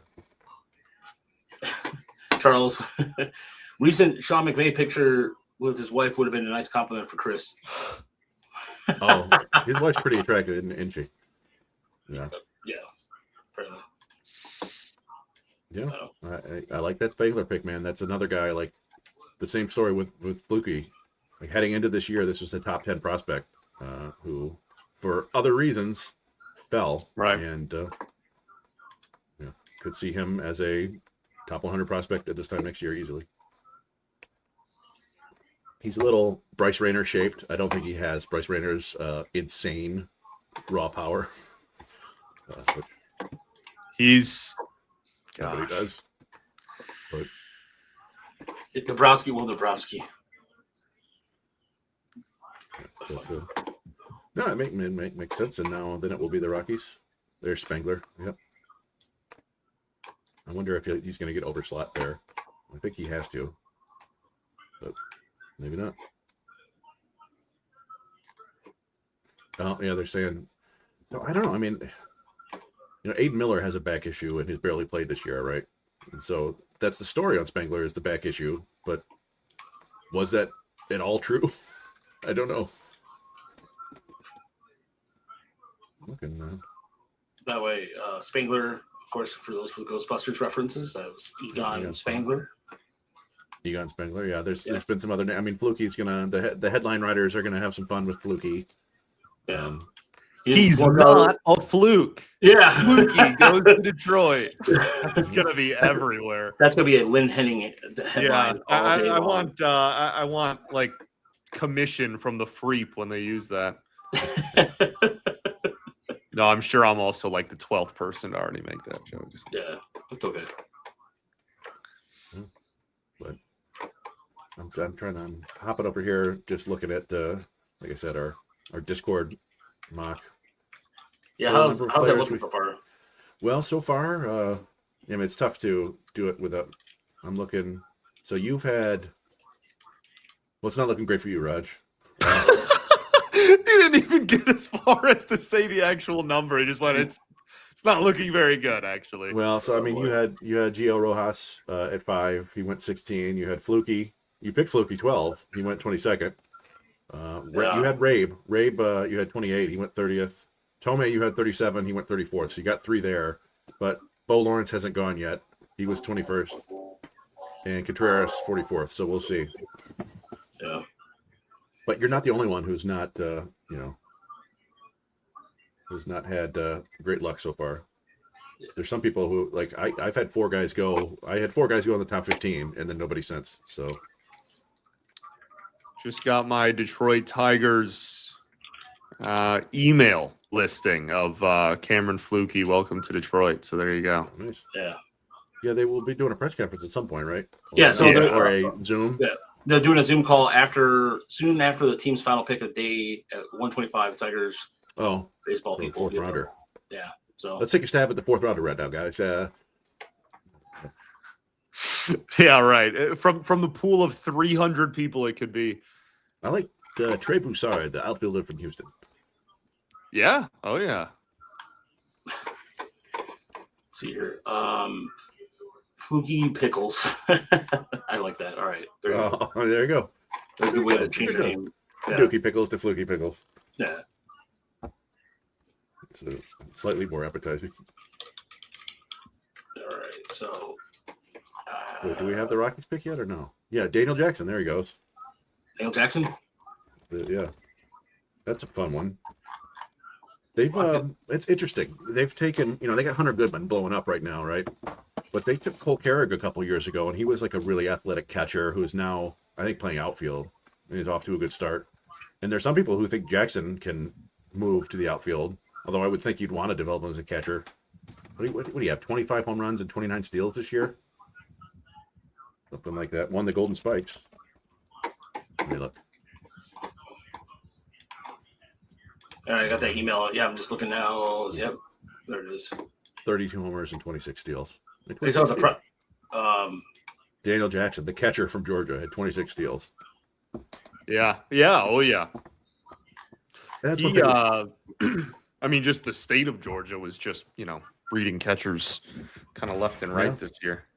We didn't really talk about it, and maybe we shouldn't, but Von Leckie is a black catcher, which we haven't seen in the majors in a long time, since like the 90s, early 2000s. Yeah. Which I think it's like Charles Johnson, right? Yeah, that's the last dude I could think of. And obviously, for a long time, that was, Josh Gibson. You had Roy Campanella. Right. It was a key spot for a long time, and I don't know. We don't care that much, but we want to see more young, black athletes in baseball because that's good for the sport. For sure. Yeah, absolutely. So, but growing up in the 80s, we rooting for Darryl Strawberry and Eric Davis, and do those guys even make it to baseball now? For sure. I mean, Darryl Strawberry was 6'6", could probably be Randy Moss now. Anyway. Oh wait. No. Oh, the Rockies have 2 picks in a row. Those jerks. From what? Logan Redmond. There he goes. How did who did the Rockies lose or comp? Like, how is that even, or is that just like competitive balance and then comp and? Well, remember they were garbage last year, but they had been in in the lottery for a couple years in a row, so they couldn't pick in the top 10. So their first pick was 11th or 10th. Yeah. And then they had a comp round A pick for being a small market, and now the first pick of round 2.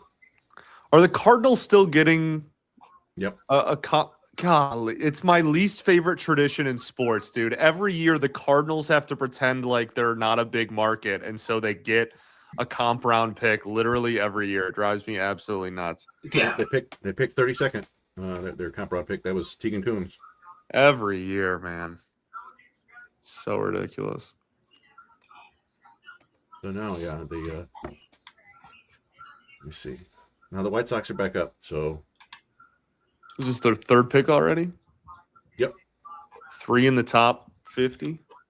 Yeah, I mean, it's one of those, we see this every now and then, right? Like where a team that was really bad for a long time, it finally clicks and they're playing pretty well, and then they still have high draft picks. Right. It happened to the Tigers back in 2006, right? They were For suddenly sure. awesome, and they got Andrew Miller, and it was like, oh, yeah.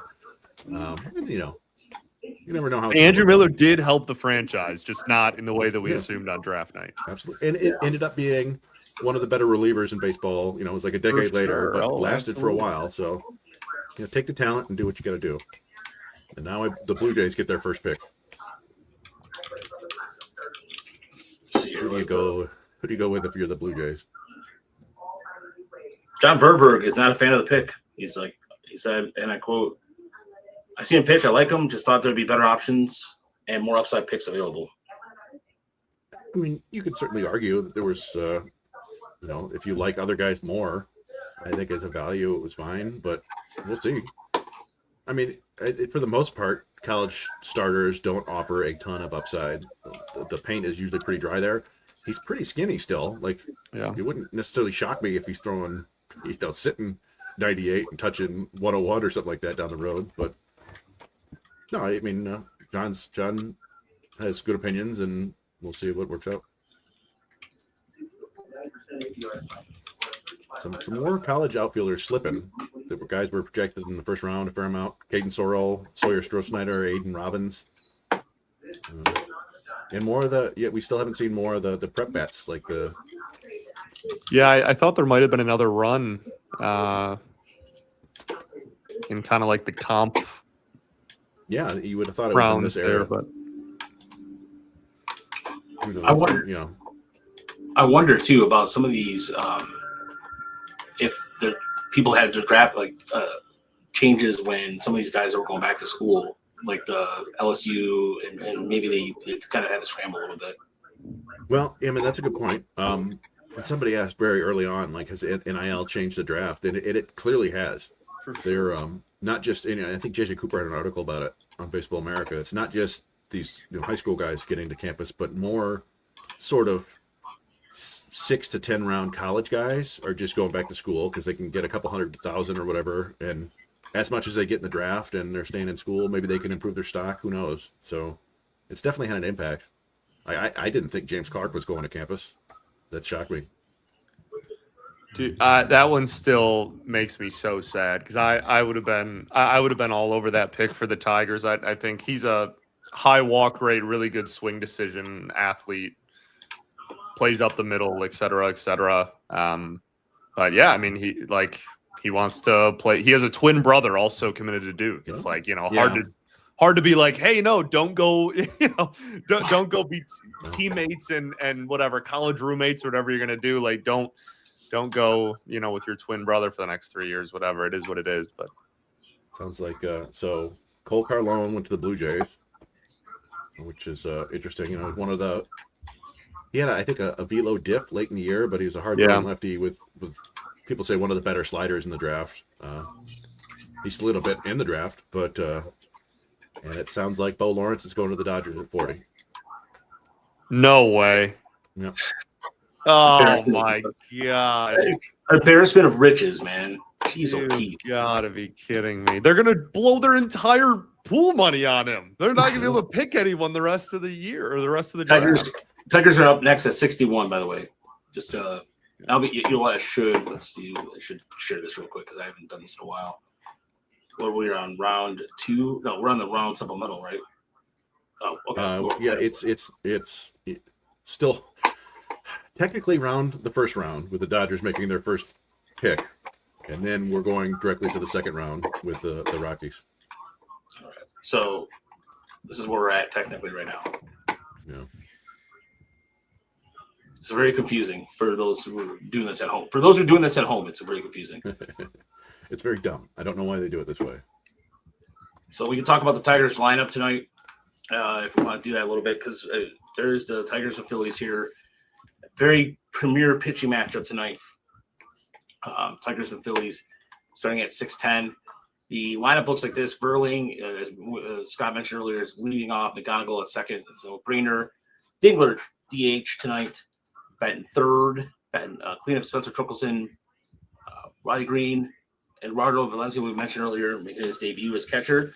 Hyu Lee at second base. Ben Melcheri in right field. McKinstry at short, batting ninth. Casey Mize will be taking them out. Yeah. Oh, so Jason Beck. Let's see here. I saw that clip that person's referring to. So. Nice. Let's see. Let me go with the Jason Beck here. All right. Let's see here. It was just Scooble's literally in the middle of an interview. He stops, takes one look at a fluky pitching, and then with the velo, and then he smiles and he goes, "Yeah, we're all right," or whatever. Scooble has a very like ADHD way of in his interviews. I think back to when he just stopped to ask about Raj's hat. But no, he's I don't know. I think I think he's. I think it was a good pick. We'll see. We'll see what happens. But I'm not mad at it. They didn't. I like it. Reach. They didn't go like something wacky. It's an organizational need. Not that you draft for that, but I think it's good. Yeah. No. By the way, that hat. I've gotten more mileage out of that hat than anything else I've ever worn in my life. Like more. Like I get more compliments, more just questions about it. Like remember, was it Artie? Former Artie Lang? Not Artie Lang, the former Tiger coach. He's still with the Brent starts with the B. There's a couple of people like I've gotten former lefty or Andrew Magno has said something. I miss Magno, man. Yeah, me too, man. I do. What a dog! What an absolute dog! Big loopy curveball. Missed that all day. I was going to draw a blank on who I'm thinking of. One of the coaches in the Tigers was on the London. He was on. I have that hat and my London Tigers hat are the two hats I get the most compliments on, or somebody says something for whatever I collect all the minor league hats. There's a few I'm missing still throughout history. I'm trying to talk about here. We're talking.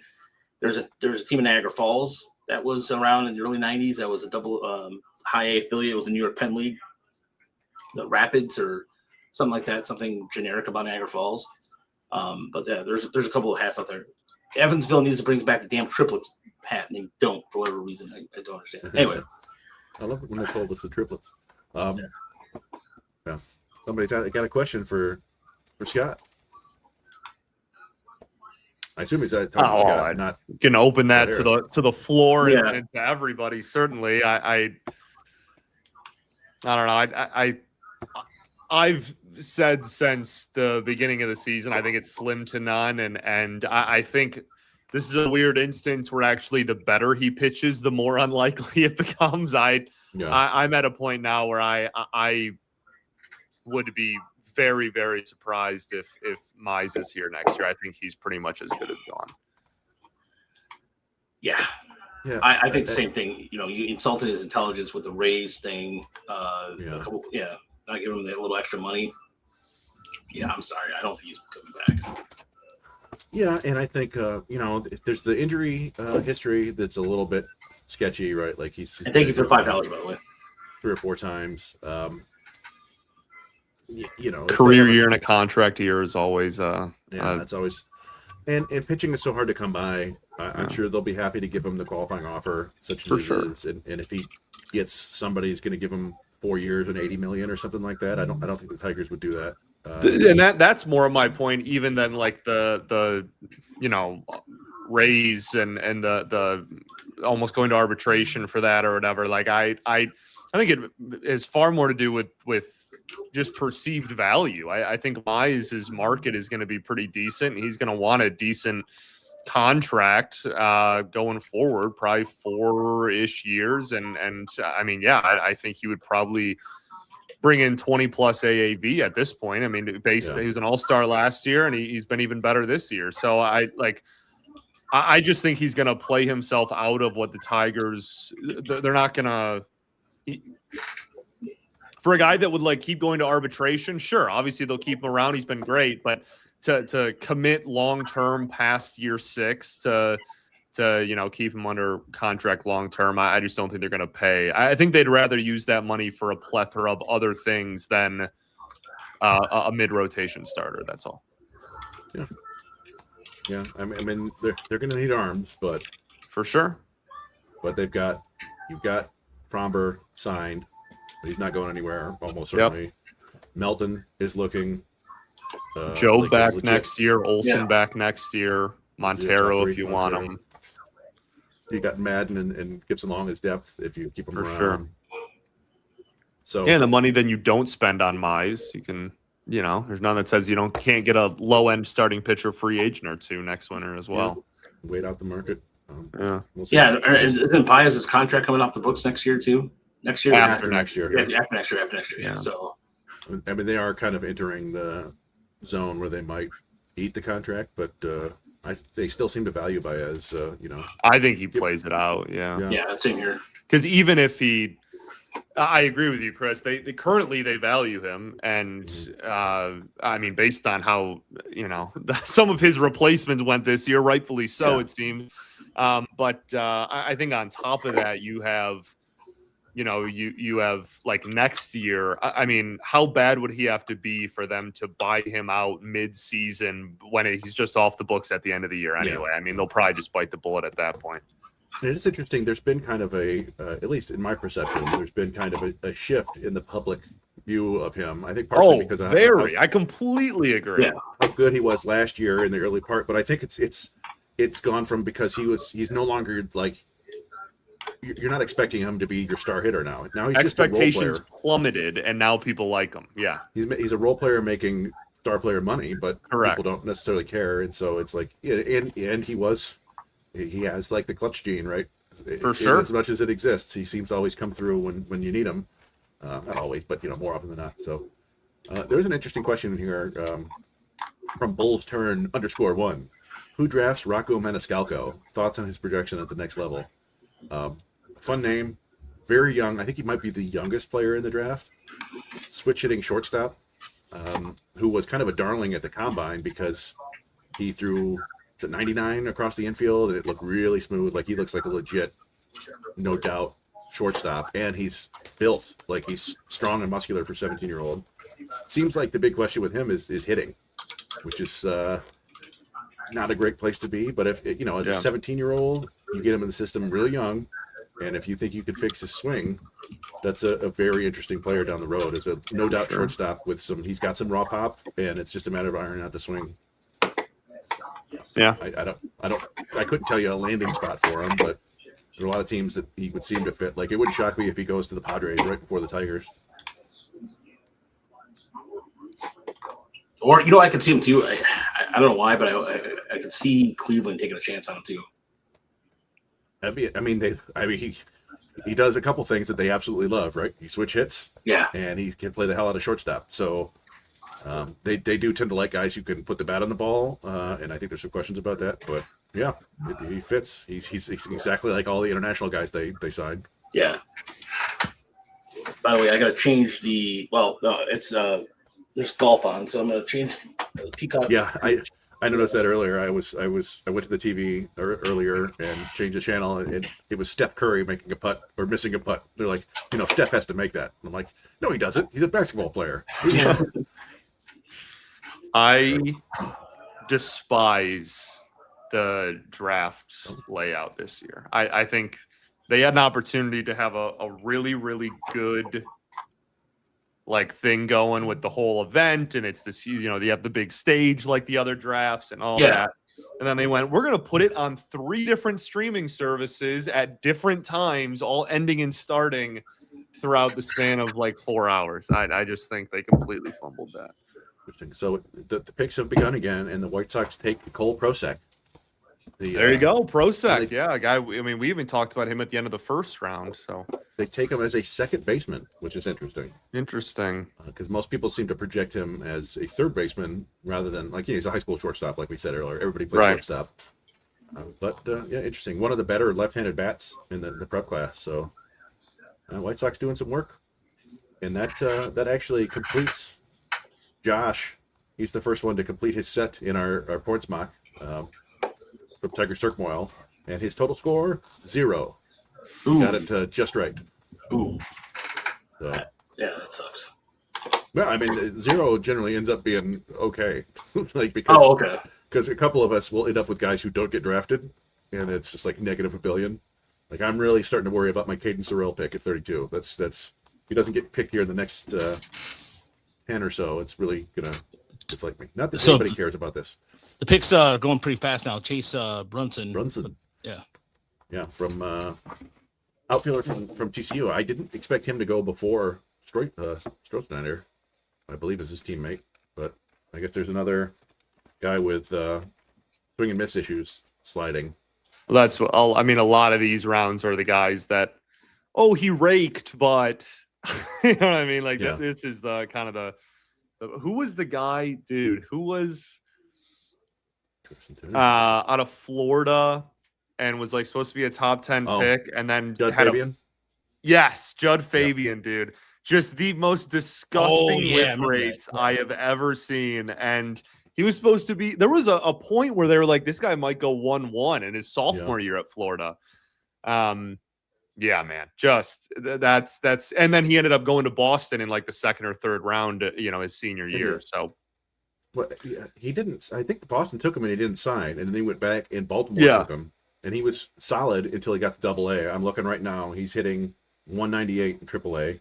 There you go. After hitting 183 in AAA last year. What's that K rate? 30.5% last year, 31.6. So it's not just the K rate; it's the lack of contact. Right. And K rate over 30% with an average under 200 is not a great not a great combo you want to live with. I mean, he's walking at a 17% clip, but it's there you go. Like, that's not going to work because throw the ball in the zone, fellas, and you should be all right. But yeah, so I was so surprised. That's why I was surprised to see was it Baltimore that picked him? Yeah, in Baltimore, somebody did a rundown of all the college outfielders Baltimore has taken in like the last 5 or 6 drafts, and across the board, no good. It's like Keston Hierstad had some moments.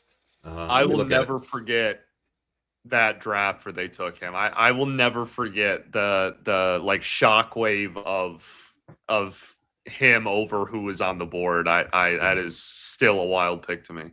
I believe that may have been the first big splash in the pool, Raj.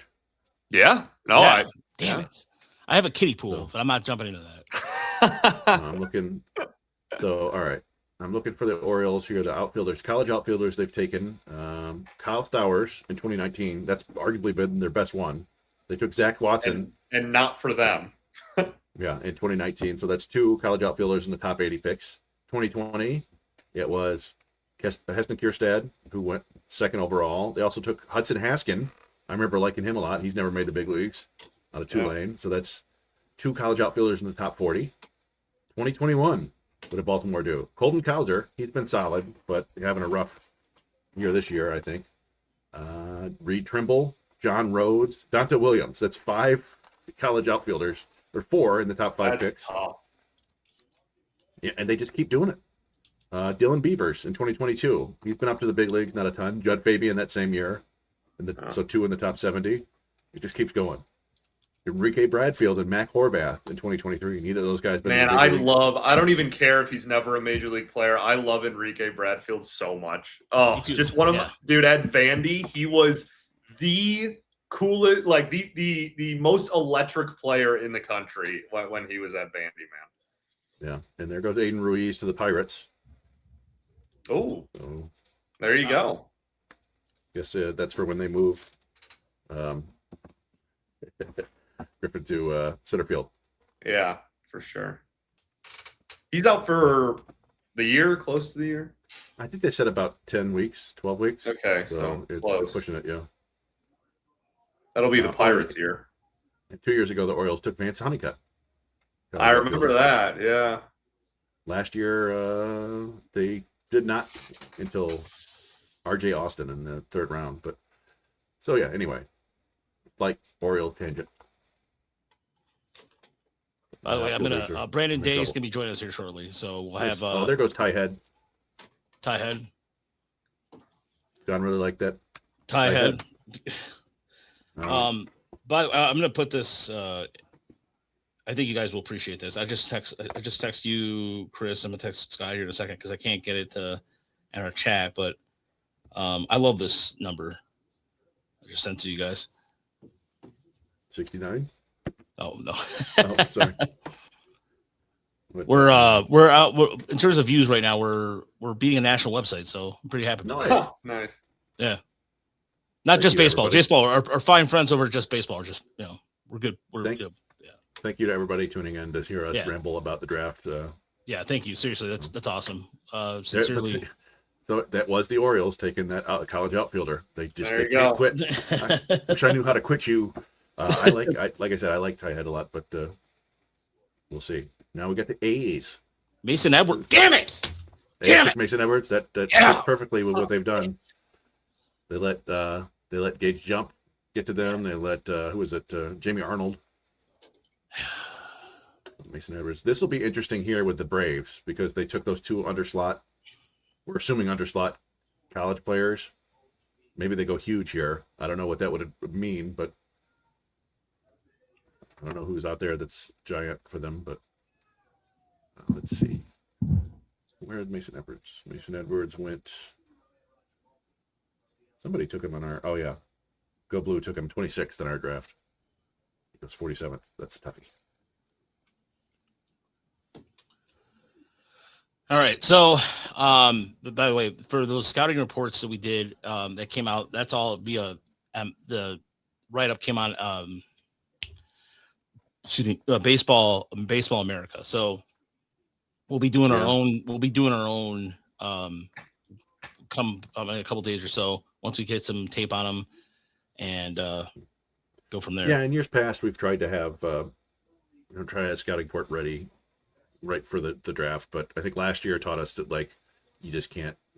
You could write up 50 scouting reports and it might not be the guy, and it's like and we'll give Fluky a nice long look and find some video and some live actual game starts, and the last couple of years we've also done like a YouTube channel or whatever you call it playlist of all their draft picks if we can find video of them. Last year was a lot harder for me to find video on guys.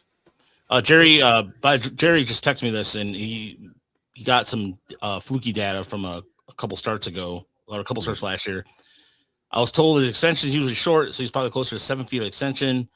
If he's hitting 98, 20 IVB, 7 extension with his fastball, he's going to be extremely fun. He's getting 7 feet of extension with that arm slot? Yeah. Oh, all right. So yeah. Yeah, the IVB I think was pretty obvious just from watching it. I think we talked about it. Correct, like that fastball just kept going, the clothesline.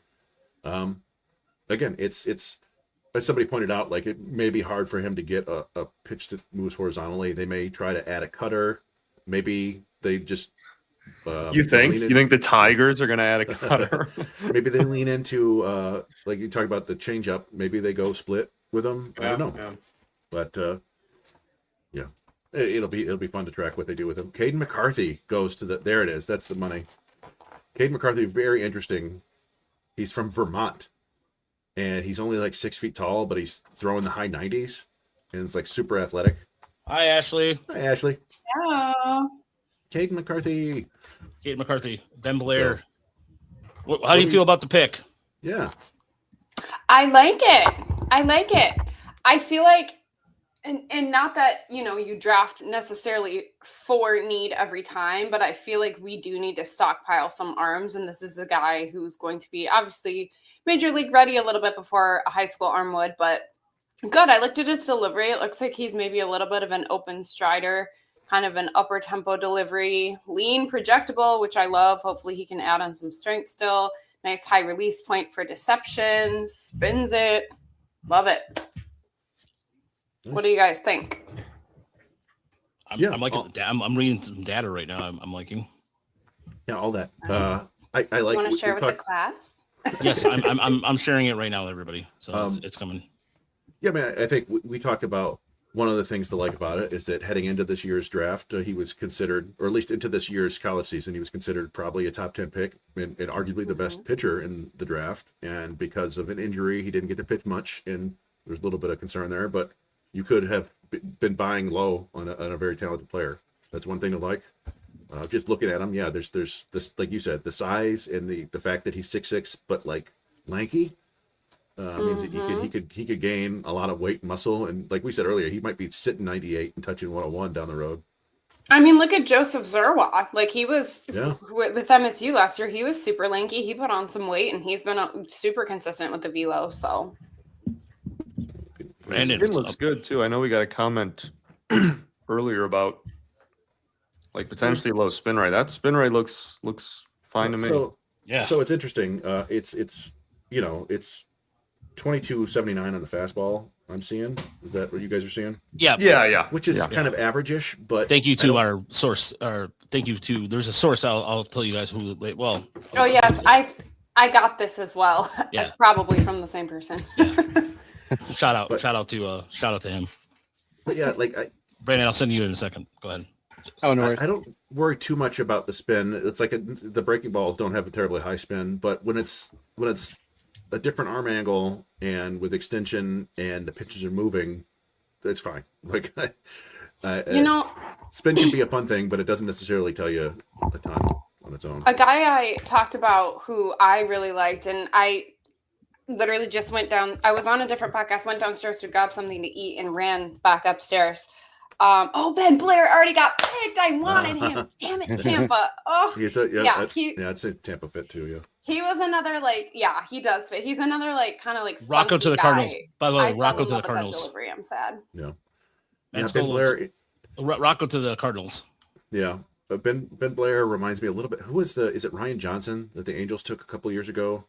Where it's like he may have also been Liberty. Maybe he was Dallas Baptist. It's like a really up tempo, kind of relieverish look, but he just throws nothing but strikes. Mm-hmm. And Blair's got another guy with a lot of ride. It's like a low effort thing too. Like it's not a high effort delivery. If you look at somebody like Will Vest, super, he's got a lot of fall off. Like Ben Blair doesn't have that. Like for his unusual delivery, it looks very easy for him. Well, and Brandon joined us, and I don't think you've been able to weigh in yet on the fluky pick. I would like to hear what you have to say, Brandon. Yeah. Oh yeah, I mean, I'm very happy too. I was kind of begging for Spangler there. I really didn't think they were going to take a pitcher. I was too. So yeah, I was just like, please Spangler, not Ruiz, and so yeah, I'm stoked. I mean, Brian Sikowski kind of the first comp he mentioned physically is Logan Gilbert, and that's not a bad frame wise, and sort of arm path wise comparison as well. I kind of don't I'd love a little more arm fold. I'm always scared when guys extend their arm away really early, but they can totally work, and they can work on that. And he does look like he could get stronger in the legs, which is really the only other thing you could think about to really help him command everything really well. And if he's working on a kick change, that makes sense, or a split from that arm slot would be good. Obviously a north-south guy. And yeah, I mean, I don't mind if the spin rate isn't high, because if you can learn to throw it a little, Alex Lang's spin rate wasn't necessarily that great, but when you're throwing a 85 mile per hour, basically curveball, it's going to work either way, especially with that fastball. So yeah, the fastball traits all look good. Yeah, kind of a different type of arm for the Tigers to take too. He sort of has Matt Manning frame, but all the things that went wrong with Matt Manning, he's already he's just not don't that, talk ill of your boy like that. I mean, I'm not going to talk ill of him, because I love Matt Manning, and I always thought it was going to work out with the athleticism. I figured he'd figure out the slider sooner than he did. I wish they would have started teaching him a slider sooner than they did. Hey, but yeah, water under the bridge now. Just didn't quite work out there. But yeah, I'm very happy with Fluky. That's a really good pick, and he could move really quickly, which is nice. We probably are, obviously not going to see him this year, the way the Tigers do things and coming off the stress fracture or stress reaction injury. We won't see him till next year, but hopefully he runs right to Erie in months. And we see him there next year. That would I think be a pretty reasonable goal for him. Yeah, I agree. I think Erie, even if it's by the end of next season, I think that makes a lot of sense. And that's he's immediately your best pitching prospect, I think, which is another thing. If you can walk away from the draft with a new top right-handed arm like that, I mean, that's you can do a lot worse. And they now, I mean, depending on once we get a slot announcement, I mean, depending on that, you can also now go and do your your prep, go over slot on a prep shortstop or something. I know the brass thing, everybody is. Maybe they'll still get Ruiz. Right. Yeah, right. Ruiz is gone now. So is he? Okay, I missed that. I'm sure it was a stab in the heart to them, but yeah. Oh, actually, I actually had a question. I mean, at scouting school, do they talk much about arm path that way in terms of command projection, as far as early extending or anything along those lines? Not really. And because I'm somebody who didn't play, I'm not even super familiar with that. I'm still learning things like that. Obviously I played 35 years ago, so nothing I knew that matters anyway.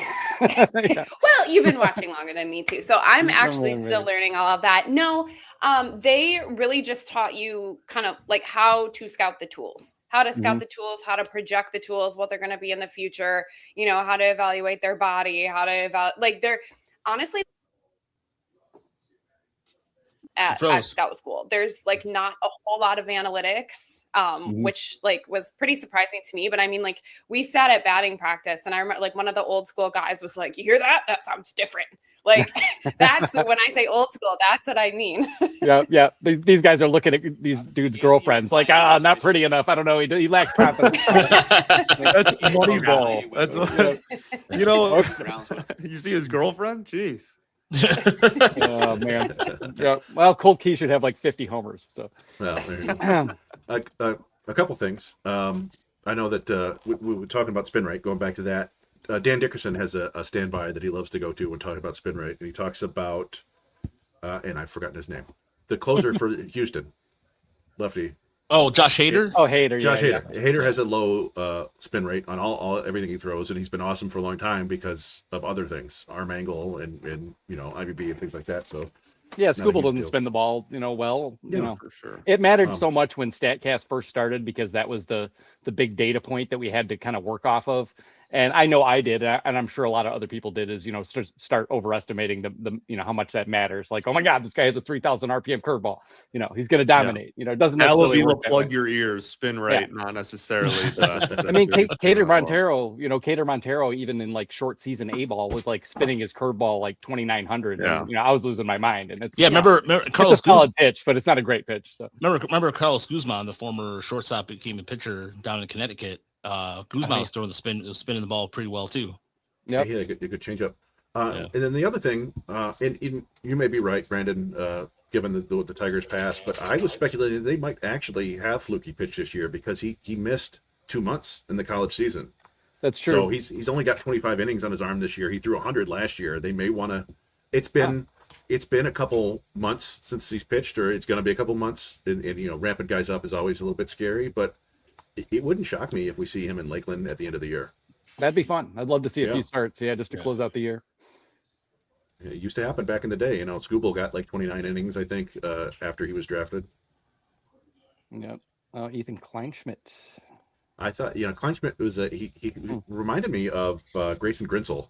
Maybe they're both because they're Oregonish, but it's like a funky lefty with low velocity but interesting secondary stuff. Yeah. How much do the Tigers love projection too?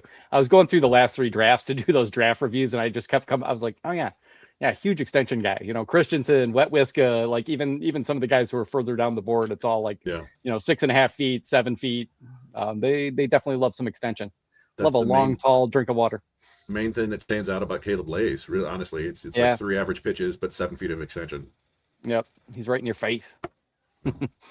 So Houston right now, we're up to pick number 58. So Tigers are up here. Close here. Yeah, we're getting close. Wes Mendes, Florida State pitcher, was picked up. Houston. Yeah, Houston went back to pitching again.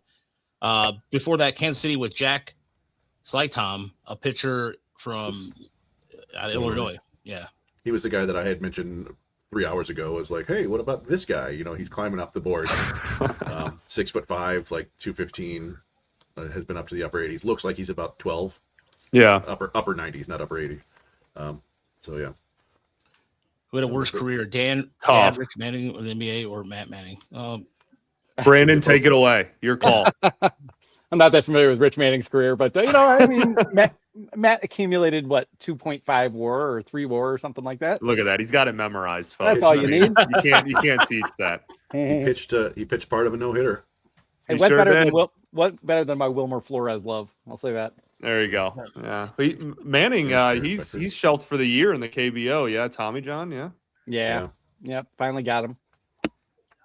Manning was actually another one. Just to go back to the previous topic. I mean, he had 2,600 RPM curveball coming out of high school, and we thought a lot of that too.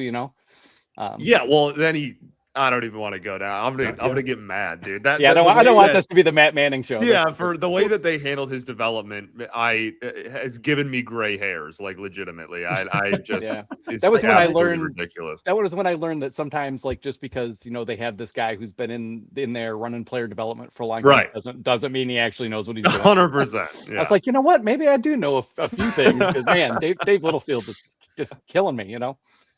Manning needed a slider or a cutter like instantly, and we all said it, and they just never got around to it. It was like, you know, Federer in like 2022 finally like, you know what, maybe we should really work on this slider. I think he really needs. Well, then he had. How about you just throw 70% 92 mile an hour fastballs, and then it not only did they were like, hey, just do that, it worked on top of that. It was like, all right, well. I kind of thought he was going to turn into being like, you know, just cutter, four seam, sinker guy, you know, and that would be it, and he'd just dump a few curveballs in, like Lance Lynn or something, you know. My favorite moment was watching Jim Leland lose his mind in Toledo. Remember that, Chris? Yeah. When he was like, it was damn possible. Chris does a better impression, but yeah, no, he's just upset with him for throwing pitches that weren't working. Yeah, pitch that did work. Yeah.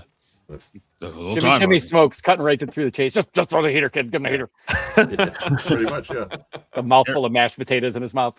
Eric Becker went to the Reds at 58. So the Tigers and Logan Schmidt. Logan Schmidt goes to the Guardians. So the Tigers are coming up. I don't like that for them or us. Yeah. Pitcher for the for Cleveland. Guardians. Yeah, both the pitchers the Guardians picked. I'm like, oh no, that's gonna be a problem. So here we go. Yeah, 2 picks to the Tigers. Woo.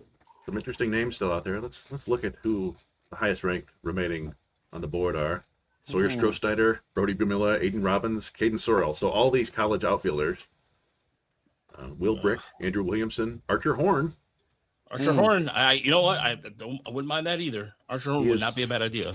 Another California shortstop. He's a righty, I believe, which would be a little bit off. But I think there's a fair amount of athleticism and some projection there. So, but probably expensive too. I got too much data in front of me to even think right now. Like going back through everybody else's draft boards, like, oh wow, these guys were really long. This was wrong. Fangraphs was wrong. BA wrong. But it's just so hard. So now we get to see how legit the Ethan Bass stuff was too. Yeah. Oh man, damn it. Oh no, I liked him. I'm whiffing on this article again. Elliot Lascelles. Yep, that was my dream pick for 61. I wanted Taylor Ray, Elliot Lascelles, and I liked him too. Yeah, so we'll see what the Tigers do here. Now this is a lot of maybe knowing Preller, they'll trade him to us in a year. Canada, yeah. Yeah, look, Archer Horn would not be a bad idea here. Man, that sucks. I'm kind of at a loss now, actually. Yeah. I mean, like I said, there's lots of interesting players out there. The best undrafted are all college outfielders, at least by the rankings. But that would not be terribly exciting. But who knows? Not very Tigers-ish. No. We're all just waiting with bated breath here to see. Maybe this will be the great pitcher draft, and they'll just keep going. I don't know. Yeah, it could be. I mean, that the system could use it. It's not really a bad thing. Who was that? That Colorado, the high school Colorado pitcher that was kind of moving up. I forgot the guy's name. Not the best name for a pitcher, but yeah, it was. I think it was a guy. Was it the guy that I think he was in my write-up? I think I can't remember now. Yeah, I'm thinking of Walksman from Grandview, Colorado, 6'5". He hit like 100. That's right. Tyson LeBlanc. Tyson LeBlanc. Oh, college shortstop. Very interesting. Wait a minute. I think I put him in the article. Oh my gosh. I'm 1 for a million. Let's go. Let's go. Now, if you look at this, so where is he? He's ranked 113 on MLB Pipeline. So you could be saving some money here. But he's an interesting guy because he transferred up to Kansas, didn't he? He was a JUCO transfer. Yeah. And it just hit. He just performed. I don't think the tools are crazy loud, but hey, very interesting. Might end up at second or third base, but plus arm, he'll probably have plus defense if he moves to second. So, and a right-handed hitter. Yeah, I like it. Out. I like it. Yeah, decent place to knack for making contact. Proved himself with wood bats in the Northwoods League. They like that. That cued him on Oliveto last year. So also a 10% in zone miss rate and a 16% overall miss rate. I'll take it. Yeah. Beauty. That's pretty good. That's a Tiger's bat. They right love there. their under the hood numbers. Yes, they do. There goes Caden Control the Sorrell. strike zone, my guys. Yes. Yeah, and that Sorry, ruins- yeah. You guys go about things. I'm just going to be doing stuff real quick here. Yeah, Tyson LeBlanc. They couldn't get the Canadian, so they went with a guy with a Canadian name, French Canadian. I'm French Canadian too, so I especially love it. Couturier. Yeah, no, it's interesting. It's I don't think anybody would have pegged the Tigers to go college, and even these two players. But not. I'm telling you, man, maybe too quick to decide things or tendencies after 2 or 3 drafts. Maybe. Never know. It's all about the draft, right? It's all about what's there. Yeah, and this is why this is what I'm saying. Like all the speculation about who was going to go there, I was like, it doesn't matter. No one's got it right. So yeah, so Baseball America had him, but I did. No, I'm just kidding. You did. I'm kidding. I'm joking. That's gonna be on my resume now, like forever. Yep. Nailed the LeBlanc pick. Yeah, you did. Yeah, you wonder. Maybe he's a little John Peckish. I don't know. Like, did he put he's peckish. He's peckish. He's very hungry. You're all peckish. You've been sitting here for 2.5 hours. True. I could go for some food, but just in terms of because John Peck did not have great college numbers, but he made a ton of in zone contact. Like the behind the curtain numbers were there, and he's not like super athlete, but he's average to above average at everything else. And the Tigers do seem to believe in their ability to develop bat speed, and they're showing some proof that they can do that. So yeah, they've definitely seemed. I mean, it's all good to be super contact oriented and good zone judgment, but they seem to have made that bet a bunch of different times and kind of starting to prove out. Not that anybody's like exploded or anything, but Wenzel Perez was a tiny little slap hitter at one point, and then finally at 23 like got to average raw. Mm-hmm. So. Yeah, and obviously Callahan, Peck, good examples of it. Well, that's obviously what they hope they get out of like Jost too. I mean, that's kind of like what they're preying on with a profile like that. Yeah, and I think they will. I don't know if they'll get the average, but probably close. So. Yost is at least projectable. Like if I remember right, I was told by a scout that like the parents or at least like his dad had like broad shoulders. Yeah. So I mean, that's something scouts look at body wise. So let's just hope. Yeah, he's not as pencil thin as as Peyton Graham necessarily, or someone like that, obviously. So did you get a look at his girlfriend by chance? We should add that. We did get a pretty up close look. Like we were down for the Futures game or the spring breakout and talking to Yost a little bit, and it's one of those like sort of noticeable things when you see him how broad his shoulders are for his frame. It's like this is like Dwight Howard. Like he always had those weird like rectangular shoulders. Obviously he's not Dwight Howard's size, but it's like it's an athletic look. You just look at it and you go, yeah, that's an athlete. So I think he will grow into more power as he gets bigger and stronger, but probably like Brandon said, probably not close to average. Maybe more like 12 home runs a year, but plenty if you're playing shortstop. But LeBlanc seems to, how many home runs did he hit? 25 this year? Not bad in the Big 12. 25 home runs, 12 doubles, 12% walk rate, 16% K rate. 6 feet, 200. And the Tigers are picking again very soon. Oh, Caden Bogenpole goes to.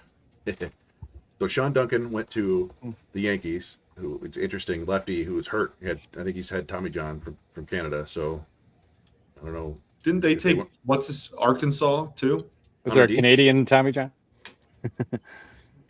Yeah, I think they did take Hunter Dietz. So yeah, they don't seem to be too yeah, did they take Dietz too? Yeah. And then Bogenpole was the guy who put up a 119 exit velo at the combine.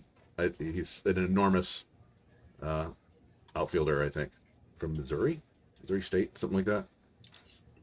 But I can't believe Bo Lawrence is a fucking Dodger, man. Golly. Of course. And we are on to the second round. I'm still mad about Ben Blair. I'm going to be mad about that for a while. And Lascelles, is that how you pronounce it? Lascelles. I'm mad about him too. Lascelles. Yeah, I'm mad about him too. Yeah. Let's see here. Don't mind me. Yeah, still. The Brewers are up now. We had a quick turnaround here too, eh? Yeah. Yeah. I mean, these picks outside starts of the moving. first round, they start going. So here, Ashley, I'm promoting your article again because you did write about him. Thank Very you. nice. Oh, yeah. Nicely done. Let me retweet that. Sure. Let's see. Yeah, it's here.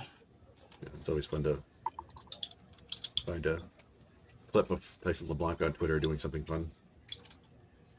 I retweeted something. I think it was from Joe Doyle. Yeah. Boo. Jojo's a tool. I'm sorry. I don't care. Well, he was ahead of everybody during the first round, so I was just on his Twitter, like refreshing. Yeah, he was wojing. I'm sorry. I said that out loud. I'm sorry. I don't care. Just big time, everybody, every time. Sorry. Ooh. I'm sorry. He's a fellow Scout School alumni, so I gotta be respectful. Yeah.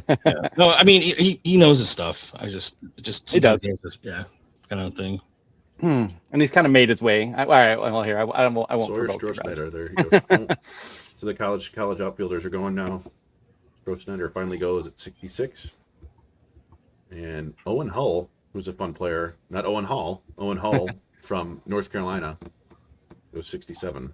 Oh, yeah. So it's just the Cardinals and the Tigers. Tigers' third pick of the day, and then they don't pick again until the fourth round. So this would be their, presumably, they'll take prep bats later or prep players later. They've done that every year. It's one of the things we've noticed about them over the last, in the Mark Connor era, is they do a great job of scouting in that they go and find out which kids want to play pro ball. Yeah. So they'll get some guys who maybe are a little bit lower ranked, but high school players who want to play. But I don't know if there's I actually enjoy watching the lower ranked guys because I feel you watch them and you wonder, like, what did they see? What did they see in him? Yeah. And then it's fun to like dig into it, and then you learn. Mm-hmm. Yep, for sure. And then when it's Meridian LeFew, sometimes you're just like, I love this dude's name, and he's $164,000, and he's a prep shortstop, and you're just like, you take all the prep shortstops you can get for that, for that price probably. Tigers are on the clock. All right. Yeah, Andrew Williamson. There's another college outfielder. So 3 in a row. And we'll see. It'll be interesting. Last pick for a while. Anybody that you want specifically right here? We're out of my reckoning now. I have no idea. Yeah. I'm in maybe Bonds. Are Bonds go already or no? No. Horn is still out there. Jensen Hirschhorn. I'll take Hirschhorn. I'll take Hirschhorn. Yes, please. Blake Bowen, Ethan Bass. Denton Lord. And Ethan Waxman, Trey Broussard. Some fun names. Brody Bumilla is still out there too, if you want to take on that risk. But let's see. We're just waiting again. Update, damn you. Do it. But so college pitcher, college bat. What other demographic do they explore? Catcher. Here we go. No, I don't know. Evan Dempsey. The catcher. I think they picked the kid in New Jersey. Evan Dempsey. No, Evan Dempsey. They went. The guy that I talked about earlier is possibly being a two-way player. Florida Gulf Coast, but they have him as a pitcher, not a two-way player. Another interesting arm. Obviously, a good athlete. All right.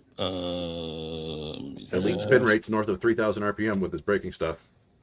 Spin rate matters so much. Spin rates is crucial. It's the most important. It's the most important single thing you can actually look at with an arm. I've always said that. That's so well played. Nicely done. So college. They brought back Alavila and David Chad for this draft. Not big enough schools, unfortunately. Alavila's not messing with Coastal Carolina. Let me tell you. if you don't play for LSU or Rice for some reason, you're not getting taken. Or you're not if you're not from Wichita State. The Tigers had a run on that guy for a long ass time for whatever. Arizona. And New York's been a big recent thing too.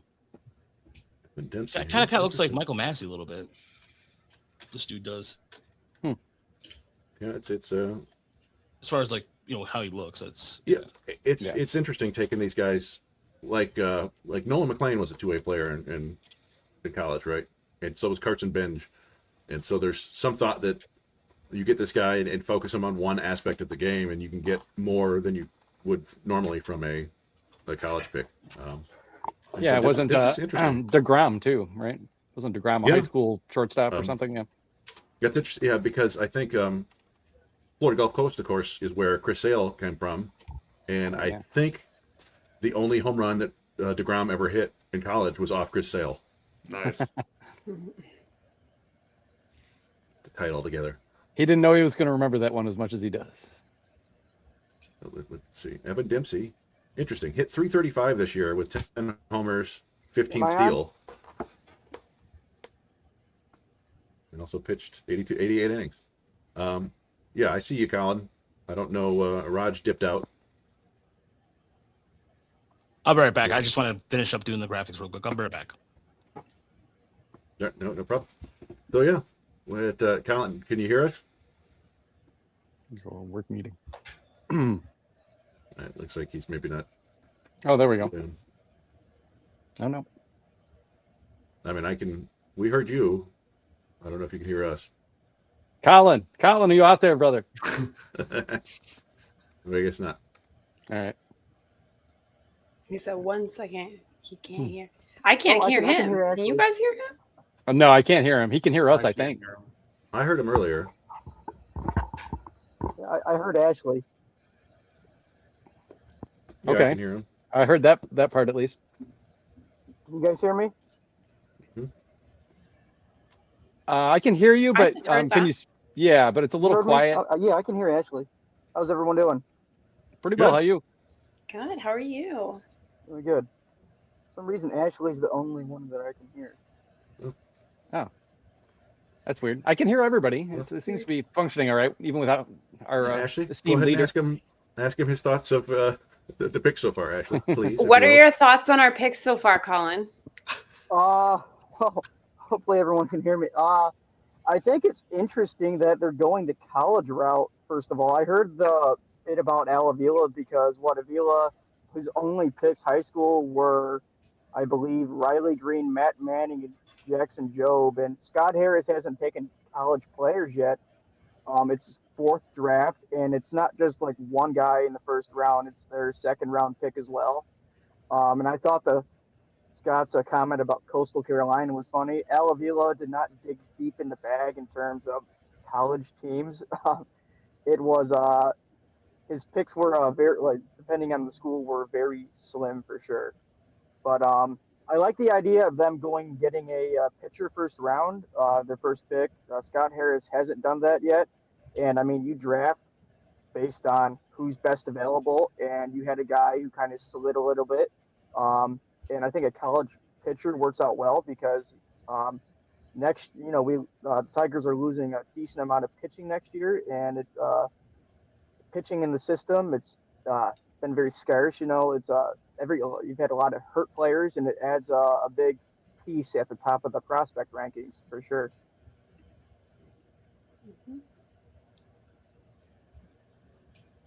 Which one of these does he like the most? Which one do you like the most? Good translation there. Right. Maybe he can't hear you now. Colin, can you hear me? Oh, no. Oh, he's frozen. Yeah. He's frozen or he's doing the mannequin challenge. Is that You're thing? dating yourself with that. Yeah, I don't. It really is. I mean, it is just kind of fascinating and a good reminder that, nobody knows anything, right? Mm-hmm. Well, I mean, and I wrote that in the article too. Like I said, like the past is like not really indicative of what they're going to take. Like if it comes down to 2 picks, you're looking at a high ceiling guy, high floor guy. They're going to look at like, what do we have a better chance of developing? Like you can guess as much as you want, but the draft goes weird directions all the time, which is what makes it fun, right? Mm-hmm. Yeah, you always have to have like a whole bunch of different trains of thought and different options everywhere. Mm-hmm. And there must be so much that's important. I mean, it's hard to parse exactly what it is. Sometimes like we pick up the traits that the Tigers like seem to value a lot, but there's obviously traits that they think like, okay, we know exactly what to do with a player like that. And the more guys you can pile up like that, where you've kind of instantly got the development path laid out for them, the better. Mhm.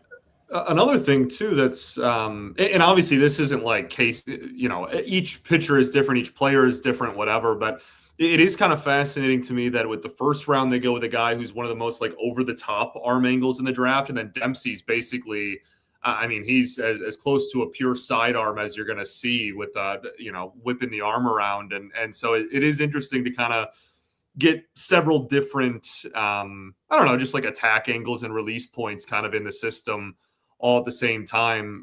You mentioned the spin earlier. The other thing with Dempsey, he where do I have written down here that he saw like 2 or 3 ticks up in velo just from last year to this year too, which obviously is a big deal, especially if you're throwing from an arm angle that's close to the side like that. If you can sit mid 90s from the side, you're gonna feel like maybe a reliever, but I mean, hey, if you get a damn good reliever and with your third pick of a draft, that you're gonna take that as a win. So. Yeah. I think it's interesting the arm angles too. It reminds me of the around the clock thing that the Rays did with their bullpen a couple of years ago. Oh yeah. Yep. One from every slot if possible. Yeah. Yeah, which is fun. I like it. Yeah. Yep. For sure. Yeah, I mean, even like if you just think of like the Tigers lefties in the bullpen, like Holton kind of gets up a little higher, but then you have Herder with like super long arms coming from way outside, and then Drew's more of like the snappy 3/4 guy. Well, even I tweeted yesterday about Waga's pack is like literally the third most over the top pitcher in all of baseball so far. Of everyone that's thrown one pitch as a righty at the major league level this year, he is literally the third highest arm angle among like anyone. So like even he's like just getting 1 degrees or something. Yeah, right. Yeah. So even talent, whatever, like we'll see water finds its level or whatnot, but just having different angles of attack and getting a handful of different guys that you can kind of have fun with there is really interesting. And again, if you're pumping 95 from a sidearm spot with good spin on your breaking stuff, it feels like more of a reliever to me. But that'd be a win. Like if you get a good MLB reliever out of your third pick in a draft, that's a win. Yeah, Pipeline is kind of talking about his arm slot kind of getting out of whack sometimes and getting more over the top, and like that teams might want to just work with that one way or the other. Sure. and like the idea of changing him, but they're also kind of talking about the fact that he's playing outfield, and that some people think if he's just 100% locked in on but if he's just locked in on pitching and not playing the field and not throwing around in the outfield every day, that he might be able to build up some more from there just based on that alone. And relatively size frame though too. Relatively young for a college pick. Turns 21 in a couple of days. He's like 20. Still, yeah. Oh, I love that. That's the Gage Workman angle. He's just that like half a year younger than everybody. Well, else. If he's in Gage Workman combos, I mean, golly. Yeah, I believe it is funny. Torkelson was 20 when he was drafted. Was he? I know Workman was. Let's see. We can look. Torkelson's birthday is... I don't believe Torkelson turned 21 till August of 20. Yep, you're right. Torkelson. Okay. I didn't realize that. So, yeah, he's August 26, 1999. So they did rush him through the minors. Yeah. Yeah, I mean, it's an interesting. Like I said, there's a lot to like there. Like, just the idea that this is a guy who got like 300 at bats and also pitched 80 innings. Like. Like you cut one of those out and things might skyrocket. So right, for sure. Yeah, I think that's got to be part of the thinking, right? 100%. And one thing we touched on earlier, but not really like dug into is it, this is the lowest bonus pool the Tigers have had, I think, in the Scott Harris era, right? Like, it's like a little over $9 million, dude. It's down there. Yeah. Last year they also picked in the 20s, but they had the competitive balance A pick, so a pick in like 32 or 36 or whatever, so that added a little bit, so that allows you to get a little bit more creative, and maybe just not having as much money this year made them, I don't know, maybe they're saving $250,000 on a couple of these picks and going to use it on prep players later, but we'll see. Yeah, it is tricky because this is definitely a bulk buy type of draft for them now. Because I mean, losing the third pick and having the comp B round pick, it's just a lot different ball game this year. The Cubs took Miles Bailey. That is fun. If anybody's familiar with him, the monstrously powerful first baseman from Florida State. LaVue. Yeah. Didn't even notice that. I really like LaVue. He's beautiful, beautiful, beautiful, gorgeous left-handed swing. UCLA. Yeah, I think Chalowski said he's the best hitter in the country. Yeah, he probably is. Huh. Yeah. Yeah, It's- I said that earlier this year, actually. I said if I had like a do or die situation, would I want Chalowski or LaVue at bat? LaVue.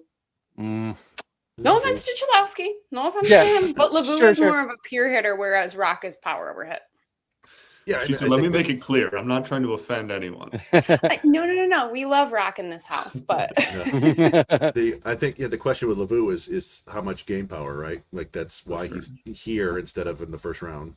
But he's such a pure hitter that he's going to get to it either way. And if not, he's going to hit doubles and triples. Something I always like to keep in the back of my mind, too, is like last year, Zach McKinstry got to plus slug.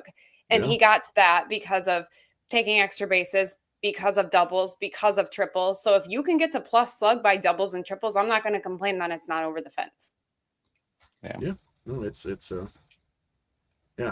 whenever, generally outside of the top 5 picks, top 10 picks or whatever, there's always things to like about a guy, and then things like, well, this isn't ideal. Right. And even guys in the top 3, right? Like there's people who are doubting Chalowski's hit tool, right? Like, so that's just prospect fatigue. Like that's just crazy. I saw that like, oh no, the swing's not going to play. Oh, is that so? I would like to save that tweet and go back to it in 2 to 3 years. I want to save you making that voice you just made, and we can just play that whenever anyone talks nonsense. We can just play that. It just came out of me. There's a lot of personalities. You and Raj, you guys with your mocking voice. I mean, the two of you, yeah. Everybody. You mean this voice? Was it the? There's people out there. We could make a skit show just going back and forth with. My wife hates when I do that laugh. By the way, Ashley, I'm going to save that sound. That's going on the board. Okay, perfect. Love it. Tell me more ridiculous things, and maybe you'll summon another personality out of me. Yeah, we just spew awful takes, and we can see. Yeah. Isn't you said? Is it? Max EV was 104. I mean, where did we see that? I'm not going to say great, but I did say that he's probably going to get to power. I think more in doubles and doubles. Extra base hits more so than he will with home runs. All right. I wanted to share, by the way, a little bit of Evan Dempsey for those who are not familiar with his pitching. So, take it away here. He's yelling. Yeah. Swing and a miss. Embry picks up double digits. That's him. A little bit of Witherspoon in there, actually. Yeah. This is him playing the outfield, I believe. Probably. Wow. Might be him hitting. Yeah. Ooh. Right. Yeah. He was a pure 2-way, so there's probably a lot of. Yeah. Yeah. A lot of him at the plate in there too. Yeah. Look at dude. That's like whiplash. Like the release is it's all from the side, and at the last second it's a whip. Yeah. Yep. Call me crazy if you want to, and I'm fine with it. But it looks like he's not using his legs nearly as much as he could. Sure. Yeah. Yeah. There's not a whole lot of stride there for sure. But that's kind of what Witherspoon is like, actually, too. Like neither one of them really drives down the mound that much. He looks awfully fiery. I like that. Yeah, I do like that too. That had some plane on it too, to the top of the zone. Could use another. Oh, that was a nice pitch. Yeah, it's fun. Yeah, there is though. I mean, even on like grainy YouTube footage, like you can even see that there is very clearly like multiple different release points. Though that is not consistently. He is not throwing the ball in the exact same spot or letting go of the ball in the same spot for all of these. Like he's an athlete, but yeah. Is it just me, or does he give a Tyler Matson kind of vibe to him a little bit? Man, I was thinking Coldap a little bit. Yeah, Cole Hub actually. Maybe Cole Hub there. Cole Hub. There we go. Colin there. All right, Colin. What's your impression on him so far? On Donovan. Sorry, on who? On Donovan. Gibbs. Dempsey. Yeah, sorry, not. Ashley, why don't you ask him what his opinion is of the What his opinion is on Dempsey? Yeah. Dempsey. Evan. What's your opinion on Dempsey, Colin? Oh, I can hear everybody. Sorry, my phone keeps overheating. Okay. Classic. It is toasty out. Turn your AC on high and like stick the bottom of the phone where the holes are. Like I start up stick my it in car. there. I mean, just another college bet, you know. You guys mentioned the low slot amount, and that's why they're going towards these college bets. So you don't have to overpay on a high school player. Like last year, you know, they took Yost, but he was more so a lower slot, and that allowed them to get Oliveto. I don't have much of an opinion on Dempsey per se, but that's another weird school. Scott Harris has been going through the depths to get these players. Like last year, Christensen's from Central Arkansas State. I didn't even know that was a school, honestly. Oh yeah, somebody here says y'all got a dog in Dempsey. I like this. From Gulf Coast equals Best Coast. I like it. He looks doggish on the mound, at least his personality. What was that? Weren't they Dunk City in their March Madness team, right? Oh yeah, was that Gulf Coast or Atlantic? That was Gulf Coast, right? I believe so. Yeah. Atlantic was where Dusty May was. Right. Uh-oh. Mark said he can't understand a word of this. I'm sorry, Colin. Sorry, guys. Yeah, I appreciate Colin taking the time to talk. Real quick, I was gonna say something else, and now I'm trying to put train of thought. What'd you think of what do you say? He said something about Fluky, right? Yes. Well, I think he liked the Fluky. Okay. All right. Cool. Fluky, yeah, no, that's a great pick. Okay. Yeah. I think we're all pretty stoked about the Fluky pick for sure. Okay. I'm because everybody knows this is his first college draft pick, also a college pitcher. You guys think that Fluky will pitch this season? Are they going to approach that? If they're going to approach him pitching this year, we've got a mix of opinions there. I think he will. I think Chris had good points there. I usually don't expect them to do that, but yeah, since he didn't pitch very much, assuming he's healthy and they can ramp him up without anything going wrong, yeah, maybe they will. Let's hope. It'd be fun to see him in Lakeland and get all the metrics and the goodies. Yeah, by the way, it's free Slurpee day today. 7-Eleven. 7-Eleven. I totally forgot about that. Raj, I don't know how you coordinate all this stuff. I'm literally editing an article and giving directions to people and can't barely pay any attention to any of the three things I'm doing at once. No, I'm right. Well, right now I did those two graphics. I busted out those graphics real quick. That's why I stepped out of the way. I'm about to pull up a Tyson LeBlanc video here for us to check out. Although it seems like it's more of like a no, it seems like they did a PowerPoint. So I'm trying to find some actual footage here. Oh no, here we go. There's a footage thing here, but yeah, and I also busted an article for Roundtable, and our article side of things was going to be that's going to be tomorrow. I'm not gonna like people don't expect us to knock that stuff today. The way we've been talking. Head over to Bless You Boys, where articles are popping up immediately. Yeah, there we go. We're trying to do the best we can. Like, yeah, but I'm just giving you crap. I did like this whole stream over to the front page and everything. So hopefully we're getting some traffic from over there too. Oh yeah, no, we are. We're well over 2,000 people watching at the same time. We're actually. I was Brandon. I think you're gonna take some pride in this. So will you, Ashley? I was telling Chris and Scott about this earlier. We're actually beating Prospects Live on their prospect coverage. Yeah. Wow. Yeah. So take that, Prospects Live. Yeah. Love take it. that. Love it. Love it. Yeah. Take that. Certain person don't say to work with. Yeah. I know. I'm not gonna say it. I'm gonna say it. Yeah. Anyway, I'm keeping an eye on the Flying Tigers game, but not a whole lot's going on there. I don't know if you saw it.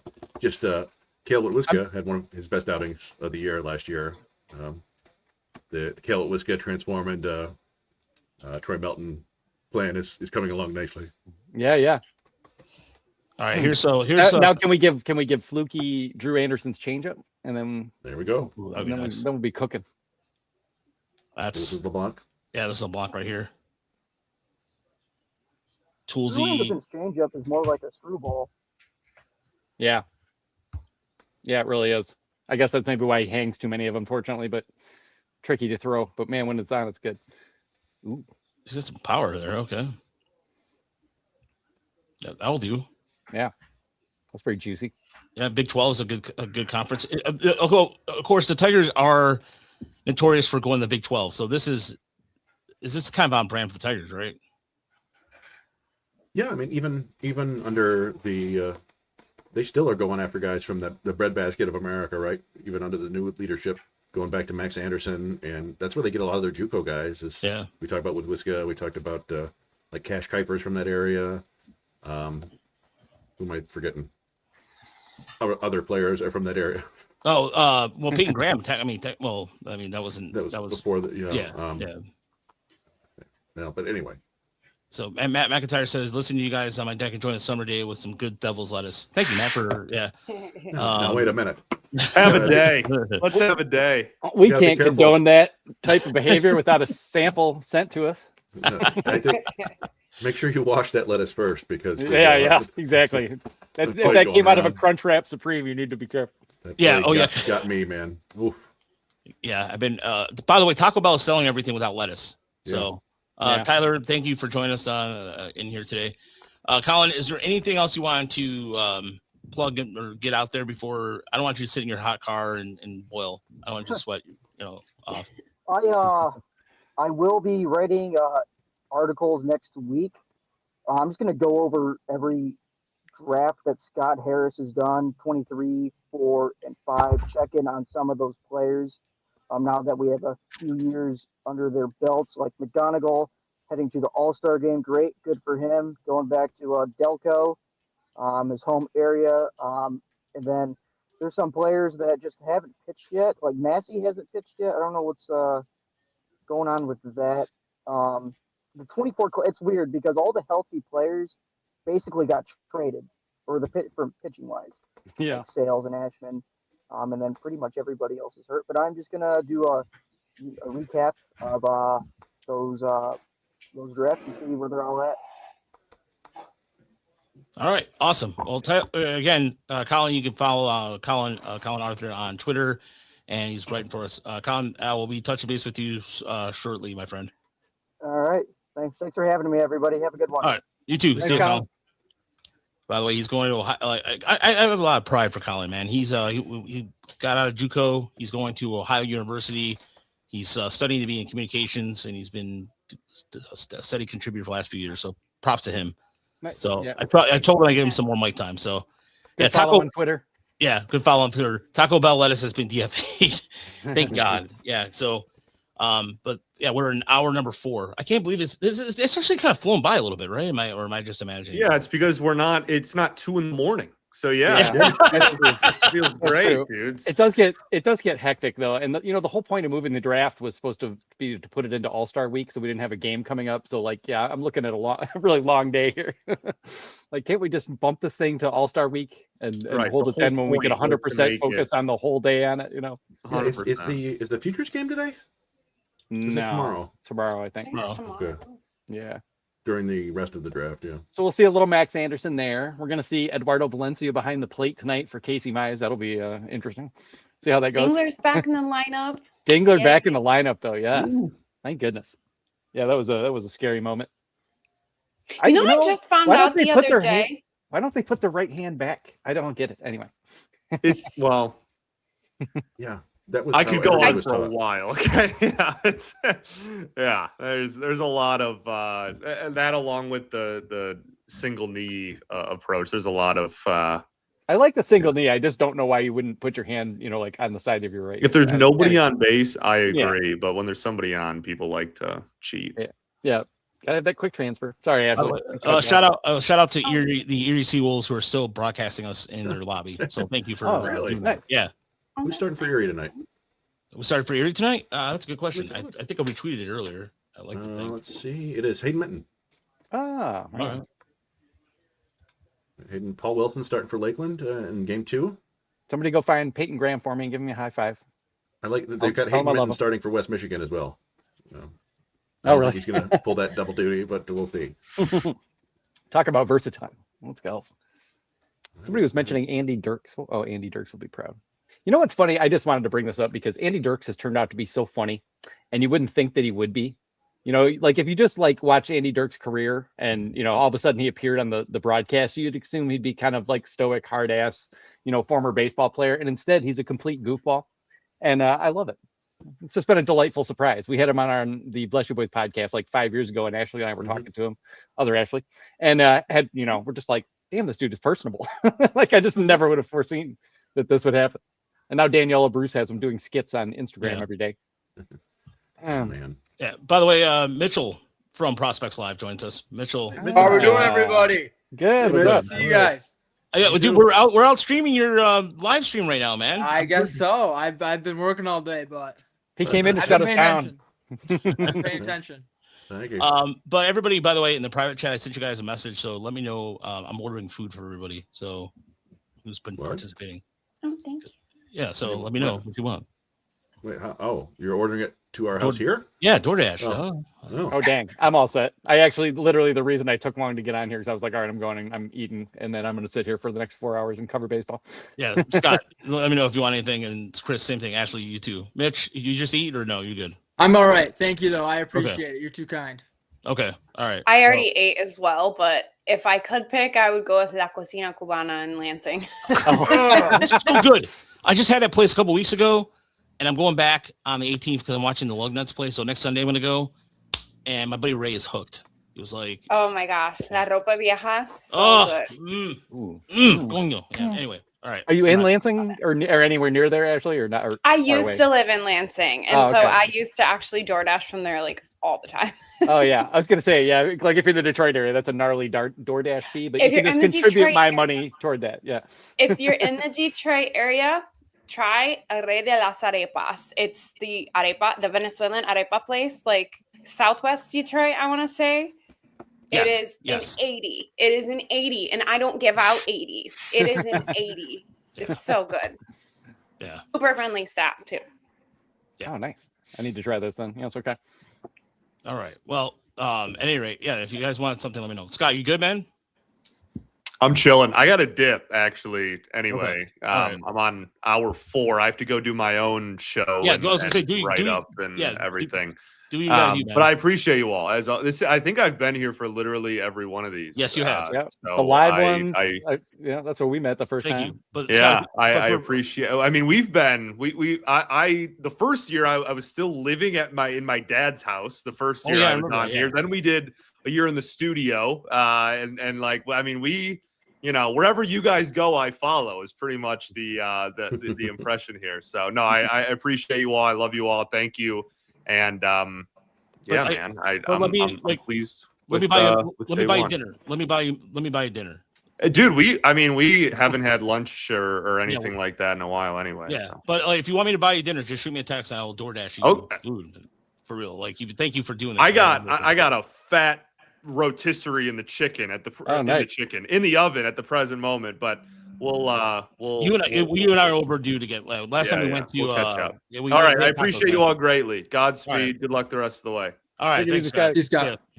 All right, Scott Bentley, Lockdown Tigers host, man of the people, one of the nicest guys on the face of the planet. Love that dude. Absolutely love that guy. So, Mitch, what did you think of the pick, man? With the first I pick. cannot hear anybody. Can't hear anybody? Oh man. No. His sound was connected to Scott.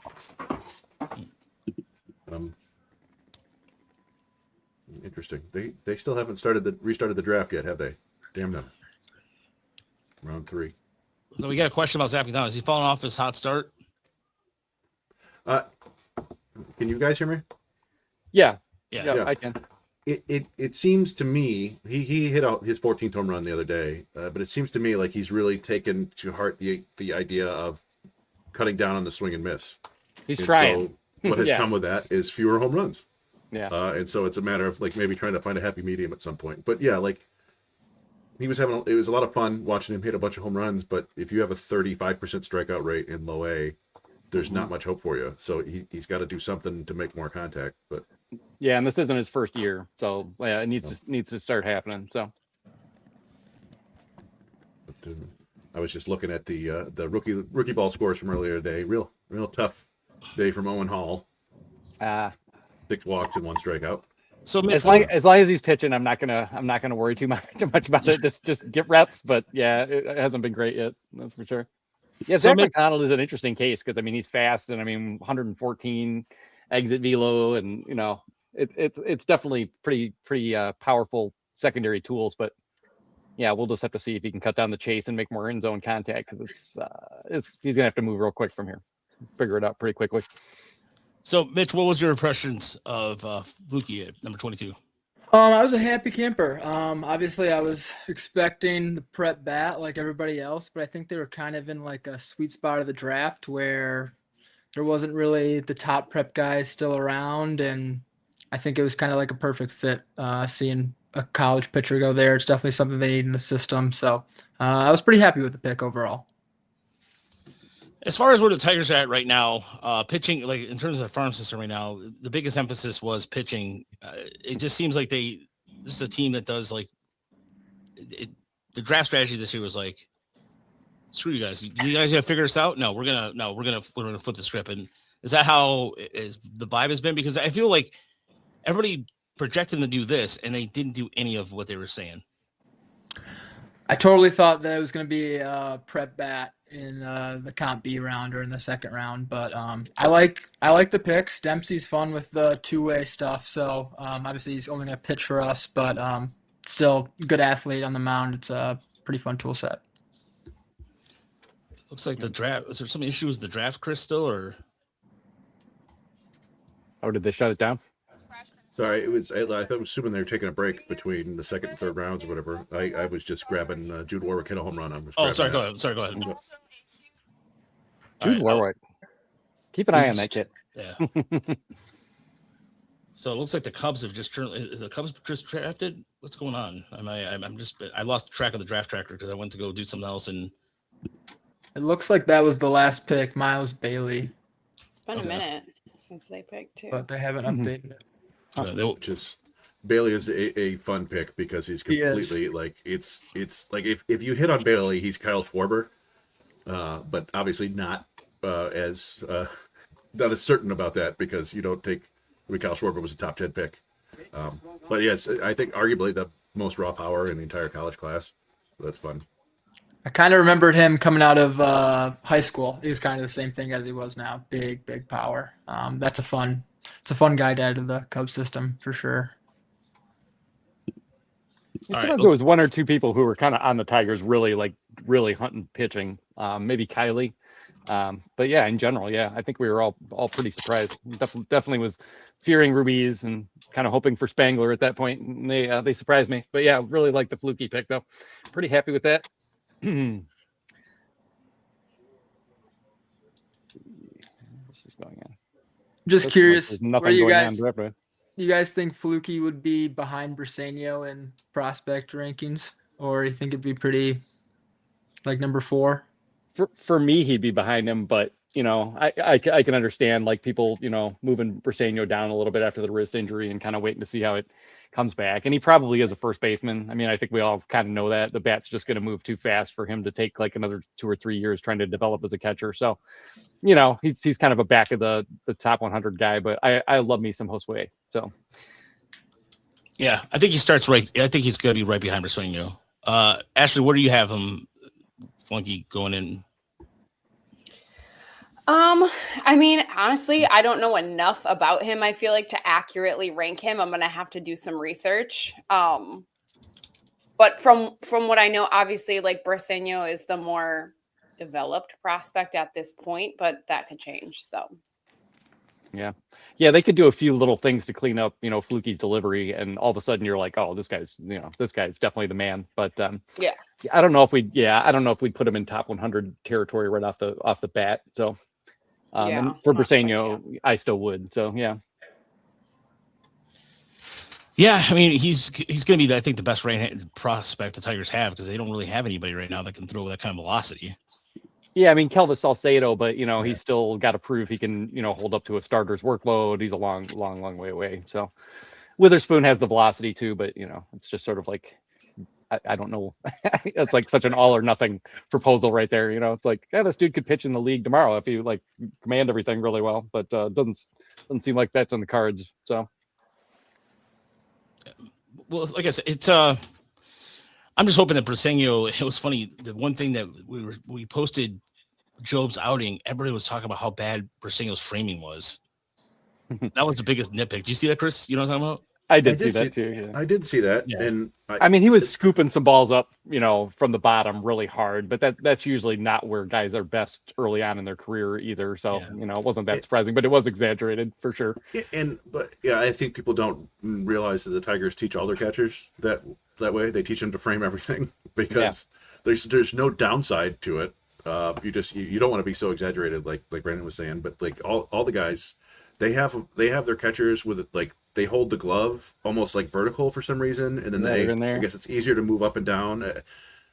They have interesting ways of teaching catching there. You've got that elbow hinge that it does so you don't deflect off to the side as much, I think is the thinking behind that. But Tigers teach catching pretty well. So if someone's going to become a good catcher, I figure the Tigers can get them there. If they have it in them. Mark Paget says the 4th round starts tomorrow. I believe they go through the first 4 rounds today, and then it starts at the 5th round tomorrow. So the Tigers have one more pick today if the draft ever gets going again. Yeah, it's supposed to get resuming here in 5 minutes. Oh, okay. I was like, why are none of the national reporters like telling us why this is stalled out? But maybe this is all part of the plan. This is where the Tigers are calling all the prep guys to see how much money they want. Yep. Lakeland's so nice, sending out the brochures and stuff. come down here. Weather's great. Play pro ball. You don't need to go to college. Yeah. Don't worry about it. You'll have a chance to play here and live in a dorm. Don't live at home. You'll get the college experience without all the all the boring homework, and then we can always go send you back to school later. But no, it's they don't have a lot of, the slot values will continue to plummet here. So, did we hear anything on the numbers at all? I haven't seen anything. I haven't seen anything. What they're expecting to pay these guys? Yeah, at least for like Flukey's number or anything. I assume Flukey's going for slot. Yeah, seems like it. I think that maybe LeBlanc would go under a little bit, but we'll see. I see Tark. I think don't the numbers come out like within the net, like after the entire draft is done? Usually. Yeah, it's just sometimes people have an estimate, but or like someone hears something. I was just looking for rumors. I've got my little spreadsheet where you can play around with it and predict. If they give this guy this much, how much this is left over. But my guess would be that, and maybe even Dempsey's below slot too. But it's tough to know. They usually don't. We don't know until they sign. All I know is that it's going to be $2,500 under what the announced figure is, because the Tigers do that, because you get a $2,500 signing bonus that doesn't count toward the pool, so the Tigers claw that back every time. Yep. Well, no one decided to do the insane we're just going to sign everybody we want and spend a fortune on all these guys, and it would have been fun just to see what would happen, just to see if everybody would lose it. That was a fun theory. Yeah, it wasn't going to happen, but apparently Tarek Skubal approves of the Fluky pick. Yeah, somebody who else was saying that? Good. Jason Beck tweeted it. Yeah, that's right. That he looked up and saw some video of him and was like, "Oh yeah, we're good." Well, you're not going to be here anyway. I don't care what you think, Tarek. You're already breaking my heart. Like if you want to stay, tell us you want to stay, buddy. At some point, yeah. So Mitch, in terms of where you stand with Tarek Skubal, do you think he's gone essentially? They're starting to reel me back in day by day. They're reeling me back into some hope, but realistically, I think he's probably good as gone, unless they keep this up for the next 2 weeks. Is that the deadline? So it's like August 3rd, I think is the deadline. But yeah, if they can keep it up, maybe. But as of right now, I don't know. I think learning from the Angels losing Ohtani for nothing is kind of is a good lesson. If they're not going to go the whole way, it might be worth it. I mean, they committed this year, to the idea that they were going to try to win with them. And so I think if they think there's any chance they're just going to get in, even a wild card slot, that there's a pretty good chance that they keep them, even though I think most of us would all agree that, that's a really dangerous move. They could really restock themselves with pitching or whatever they want in the, I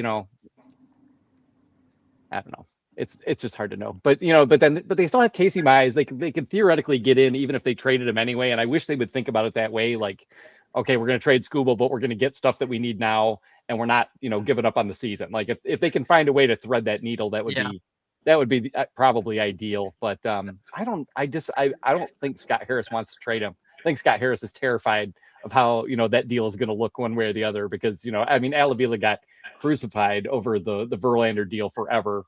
And he didn't even get that bad a return at the time. It just did not work out. And, we're in a very different situation now where they don't necessarily need that much out of that. Like if they just kept Scooble and ended up with a qualifying offer, comp pick and blah, blah, blah. I mean, it's not ideal, but they're not doomed. Like the team is still in good shape going forward. You got Clark coming. They could go get pitching. You got Job coming back. So I don't know. It's a super tricky spot. I would love to know if there's a specific number in Scott Harris's head, like we have to be in this position by this date. It'd be interesting to find out how they're thinking about this. I feel like it would come down to the package that they're offered as well, because I can see Scott Harris being super stubborn. Say if they lose the next 10, hopefully not, but say they lose the next 10, and Scott Harris doesn't get the right package. I don't think he's going to trade him. I really do think it comes down to that. It comes down to we can get the right package and we think that it is going to help us win within the next couple of years. Cause realistically, there's no reason to do another rebuild. So if it can help us win within the next couple of years, do it. I mean, we have Troy Melton, who's looking like an ace. We have Casey Mize. We have Kader Montero. We have Job coming back. Fluky's in the fold. There we go. What was that? Fluky's in the fold. Yeah. We got yeah. But I mean, I can see a scenario where, obviously I don't want this, but I could see a scenario where we still make a playoff run without Scooble. Mm-hmm. Because the biggest value of a guy like that is in the postseason, the being able to go out and just win you that game. Whether we give up, 1, 2, or 3 runs in a start because you have Casey Mize pitching or something, whatever, is not as impactful in the regular season. So it's tough. It's a really tough decision. Because if we're in good shape, you want to keep him, but then you also maybe have more leverage because they know that you have reason to maybe not trade him unless you're getting everything you asked for. I want Suzueta and Sirota or whatever. But so I don't know. It's tricky because if they're losing, then teams are going to look at him like, oh well, you have to trade him anyway. Don't BS with Scott Harris. We already dealt with you with Eduardo Rodriguez. We saw how things can go. So very, very. I don't envy his spot on that call at all. It's going to be crucial. Just let the Dodgers, Braves, and Brewers all bid against each other. Personally, yeah. There you go. Three team trade that gets us Mason Miller and Christian Zazueta. That's what I want. Give me Mason Miller in the steal somehow. Chris, our guy. The picks are coming. The draft is restarted. You got Jack Natilli going to the Rockies. That's their second catcher, I believe. Joey Volchko has a really good arm, but they love some catching down there. The White Sox, Luke Williams goes to the Washington Nationals at about the range that I think people have projected. And then Ethan Waxman was the right-handed pitcher from Colorado. We talked about a little bit. Goes to the Twins. I think he got up to 100 at the combine. Some stuff to deal with there, some work with, but this is. I talked about earlier. This draft is weird because most of my favorite players are somewhere in this range. Which is probably not a great way. It's probably a good way to lose your job as a draft, the head of a draft. But as for me, I can do whatever. Jason DeCaro goes to Pittsburgh, the College World Series hero for North Carolina. Yeah, I liked him too. I had him on my arms list. I thought he'd be a good guy later in the rounds. But Pirates stashing up there. The White Sox, by the way, the White Sox. I'm telling you, it's with the Joey Volchko pick. Yeah, Volchko. White Sox, Although I thought they had some pitching, their depth is like they don't have as much depth as I thought they were. So I think Hagen Smith has turned out to be kind of a bummer for them. Like he's probably going to end up as a reliever and maybe a really good one. But when you look at who they took there and who else went after that in that draft, it's a little tough to swallow. And Noah Schultz has been good but hurt, right? Yeah. Yeah. And then Grant Taylor was a great pick. It's kind of the classic like, oh, what if this guy is he was really talented but barely pitched. What if it works out? And it did. Although they still haven't settled on a role for him. Seems like he's mostly reliever right now, but not closing.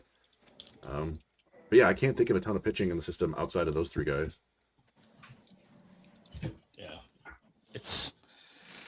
Yeah, I thought because their rotation has been talked about. What was it? Burke has been talked about the next ace, but he hasn't taken it to the next level. But I don't know. They've done like I said. At least their farm system is interesting now. But it's really good. Yeah, you can trade a lot out of that system right now. Brandon, are they going to pull a White Sox move one day again? I don't know. They're definitely on the right track now. And no offense to Mr. Reinsdorf, but he is getting older. Yeah. So maybe the curse that has haunted them for so long since maybe it just all went back to Chris Sale cutting up those jerseys. I don't know, but the vibes in that organization have just been bad for so long that I just never trusted them to get good. And now I even kind of like them, even though I hate them.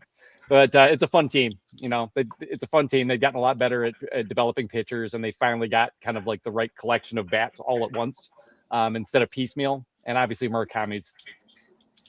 that's frustrating because that would have been fun.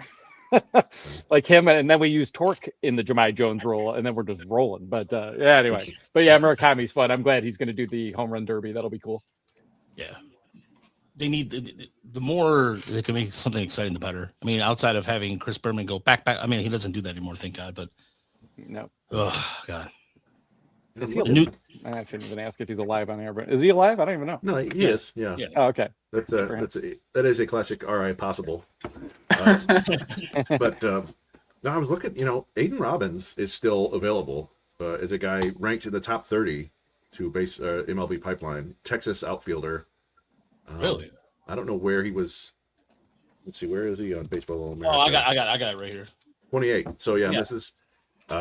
This is where NIL could come into play too. Like he was a good performer for Texas this year, and maybe they pay him to come back.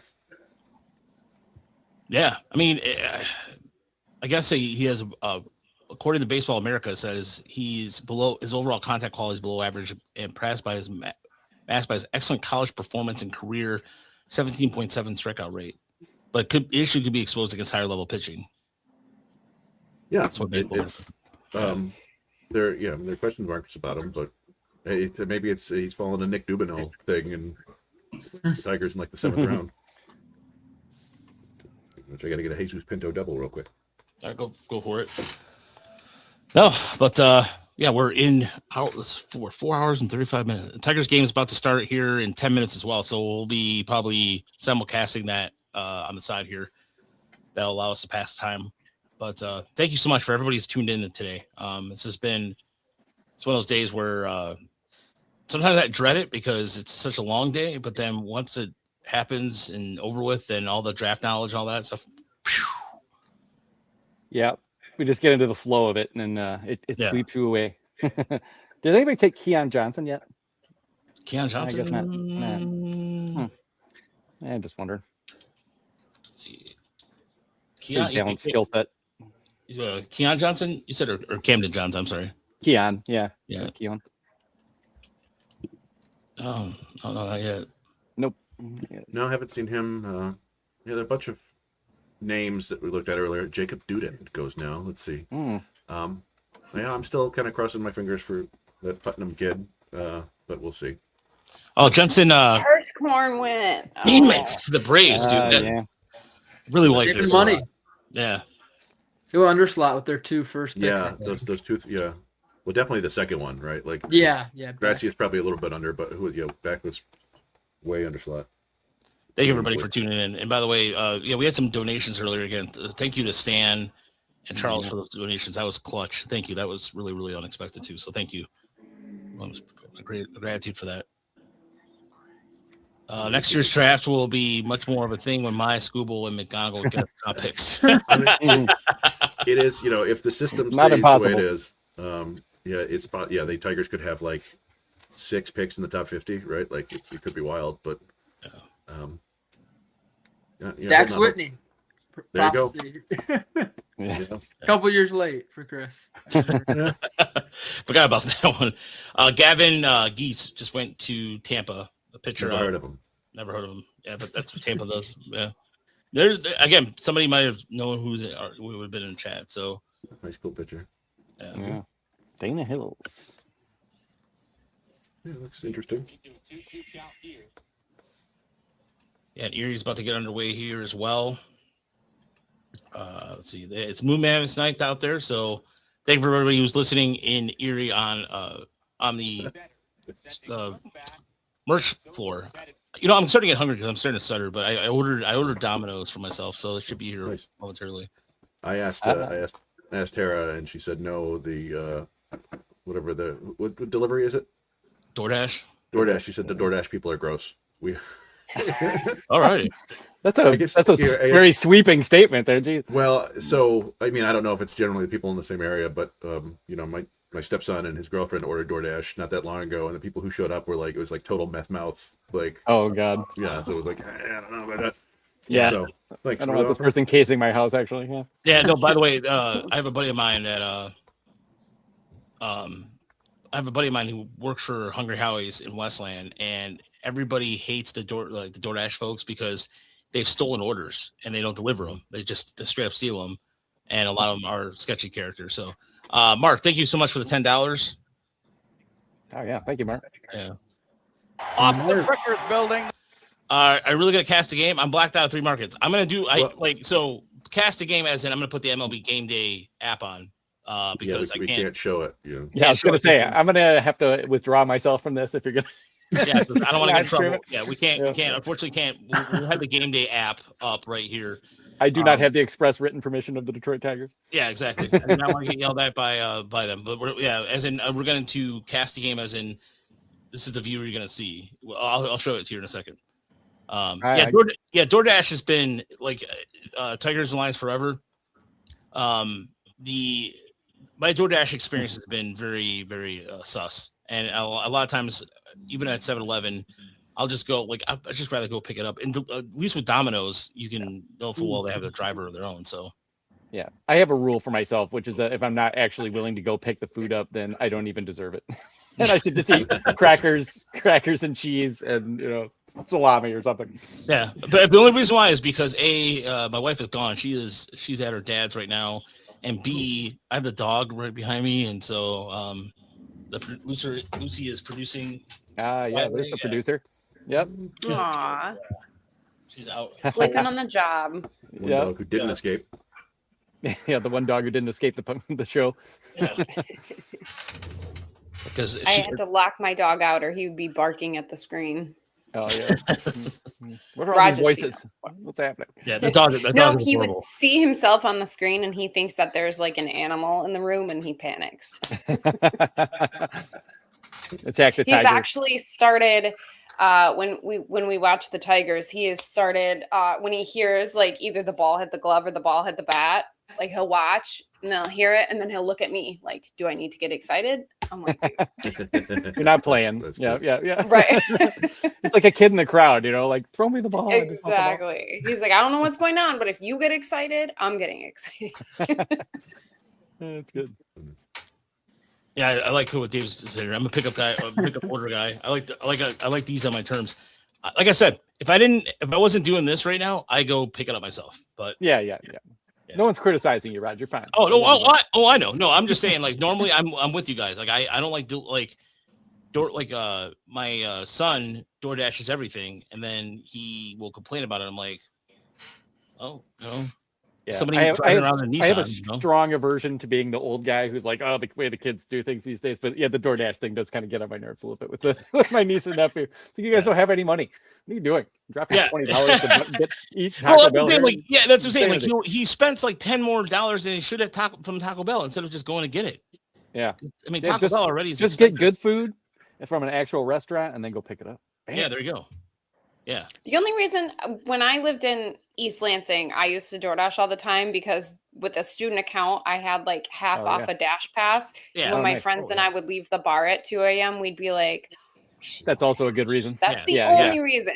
That's a Yeah, great. no, That is a great reason, actually. Yeah. Yeah, you got me there.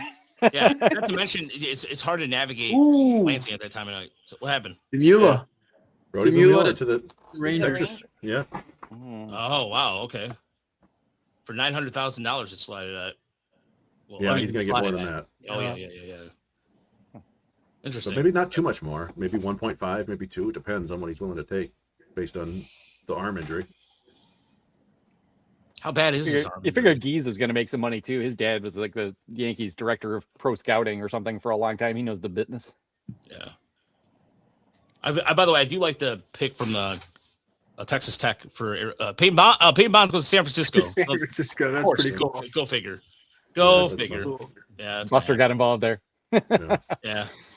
It's interesting. My draft tracker's behind a little bit. Oh, yeah. Peyton Bond to San Francisco. It's kind of going in fits and starts where all of a sudden it'll drop like 3 or 4 guys in there all at once. You know? Yeah, I'm just going to run and take a break for a second. I will be right back though. Okay. All right. All right. Ugh. All right. The Tigers game is just about to be on the way here, but Oh, what the hell? what happened, Mitch? What? I don't know. Did you lose sound again? Can you hear me, Mitch? Yeah, it looks like you might have lost sound. No. All right, you lost sound. Okay. So, Ashley, you were talking about DoorDash. What was the most insane or thing that you were like, I wish I would have just picked it up, but you had to DoorDash it? So when I lived in Okemos, there was a Thai place that was like right across the street from me. But to be fair, it wasn't because I was lazy. I would DoorDash because they would give deals. It would be like, oh, 50% off today. So I would DoorDash and it would be cheaper than it would be had I just gone across the street to go get it. All right, that makes sense. All right. Fair reason, right? That's a reason. Yeah. One time, like during, I think it was, this is right before like DoorDash became a real big thing. It was, it was Uber Eats. No, it was Uber Eats. So we took advantage of the coupon thing and we really wanted dim sum. And we ended up ordering, the only place was like 45 minutes away. So we waited an hour and a half for dim sum. But I mean, I would rather DoorDash than like have to drive an hour and a half to go get it, right? Yeah, that's true. 45 there, 45 back. Yeah, it was just like, I was doing the math in my head. I'm like, I don't know if I wasted more money than that, but Tigers Line forever. He said you can buy 13 quarter-pound patties at Walmart and make burgers at home. For me, I'm really particular about the burgers I make. I make them by hand. I do all the whole seasoning stuff and all that. So, Max Veal. That sounds like a German. Yeah, Maxiel. Yeah, it's interesting. He's listed as a senior, but I guess he missed the season for Tommy John surgery. So, okay. So there goes Robbins to the Mets at 92. All right. That's, future Met. Damn it. That really hurt pick in our draft. Did it, or what do you have him going? He took him 27th. The Mula hurt me, so I. Oh yeah, that one killed you. Yeah, negative 64 is gonna hurt. But in your defense, that was before the UCL. That was true. How am I doing, Chris? Am I doing? You are a +5 right now, but Joseph Contreras, you took 44th, and he has not been drafted yet, so you are going to be at least a negative 40. Ooh, man, damn it! Oof. I thought Contreras was get picked. He's a Vandy commit. He may go there. He may go here in the next next round or two. I think he's projected somewhere in this range, so we'll see. Still waiting for Archer Horn and Cal Scolari. Those are the only Contreras, Horn, and Scolari are the three players we Scolari brothers. I'm surprised Horn hasn't gone yet. He's a Stanford commit, so yeah. Keon Johnson. Oh wait, Keon Johnson, yeah, because wasn't it he and Tyler Spangler were both okay? Then okay, that makes sense. That makes sense. So Keon Johnson, by the way, just went to Houston. Yeah. Now, if I'm the Stanford coach, I as soon as Spangler gets taken, I call Horn and say, "All right, we're giving you all the money we were going to give Spangler." Yeah, Valencia's behind the dish tonight. That's a good thing. Speaking of which, I'm going to put the Tiger game on in the TV. I'll be right back. Yeah, Valencia as a catcher is passable. Like he works with the pitchers well. I think he's a great dude. So he's gonna call a decent game, I think, and he's an okay receiver. His hands are a little bit stiff, and arm is average, and he's not very mobile, right? So I'm gonna turn the game on right now. I want to watch him. Yeah, it'll be fun. Mize pitching to him. So Keon Johnson was the guy that Brandon was talking about, right? Yeah, that was Gatorade's Georgia High School Player of the Year. Ty Horn, a different Horn. Nebraska. Yeah, picture there. So, yeah, we're in that middle, getting up to the 100 range now. Where some of these, if we've done a lot of research, some of these names are familiar, and some of them are like, if I didn't single out that guy out, I don't really know much about him. I'm keeping an eye on the Erie game. It's Josh Randall is pitching for Harrisburg, former Tigers third round pick, I believe. Old friend.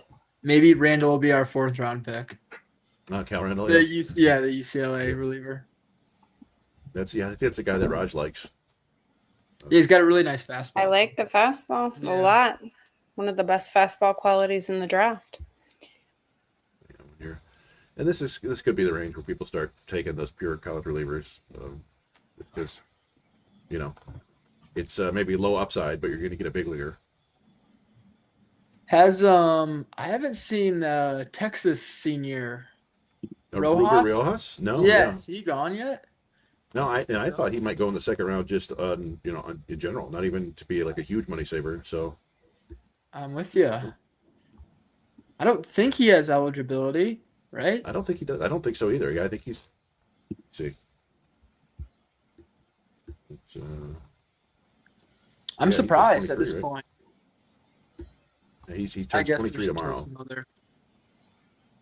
That seems like a fun guy at this part of the draft.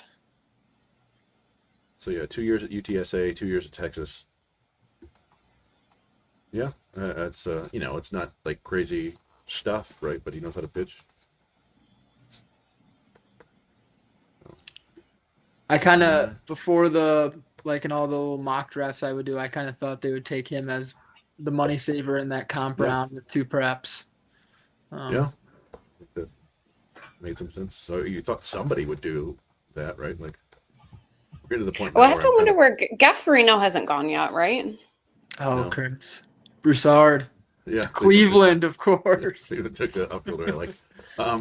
No, Gasparino has not gone. That's another guy with which is really not a surprise, honestly. No. When I watched him when UCLA played MSU, I didn't have any notes on him. Like I watched him and I had no notes, which to me I was like, okay, nothing really stood out about him. Like I feel like he stood out more at the beginning of the season, and then it was just like, eh. He was on a crazy heater. It was like a home run every game to start the year. Yeah, I just don't feel like the bat's going to play. I don't know. He strikes me as a guy that'll get into the Dodger system because that's where his dad works, right? And they'll get him for, in the 5th round or whatever. I don't know when their next pick is. And figure something out. He's a good center fielder. The Dodgers many years ago drafted a big giant center fielder who I actually liked, and he ended up with the Mud Hens for half a season, and now I've gone and forgotten his name because it's so long ago. I think it was like the 2015 draft. I have to go look it up. But he was actually like 6'5" and like 240 pounds. Gasparino's pretty skinny, I think. Mm-hmm. Has Julian Garcia gone yet? I don't think he has. Has he? I haven't seen that name. Let's see. That was an arm I liked too. No, high school he's righty. Still out there. John Bosco, same as Clark, I think. Kind of like as Clark and Boston's. Wasn't that where Cervantes? Did Cervantes go there? Angel Cervantes, yeah, the Pittsburgh pick who didn't sign. I think Matt Chinsky was an interesting guy, wasn't he? He was. Yeah, he was a prep shortstop from Wisconsin. He's got a really good arm strength. I think it was up to 99 across the diamond or across the infield. That'll play. They did. They went underslot big in the first round, right? Or they went. They kind of went. Yeah, they went with a North Carolina shortstop. Right? Yeah, yeah. a little bit of a shocking. surprise. In as much as you can be surprised by the MLB draft, This is true. I mean, yeah, like I don't think anybody had him as a first rounder. Was it Schaffner? Yeah, I think you're right. Oh, Josh Randall picks off Seth Stevenson.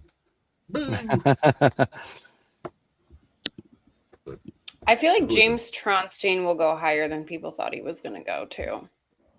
Yeah, he's a name that I heard getting some helium. He's Harvard Westlake.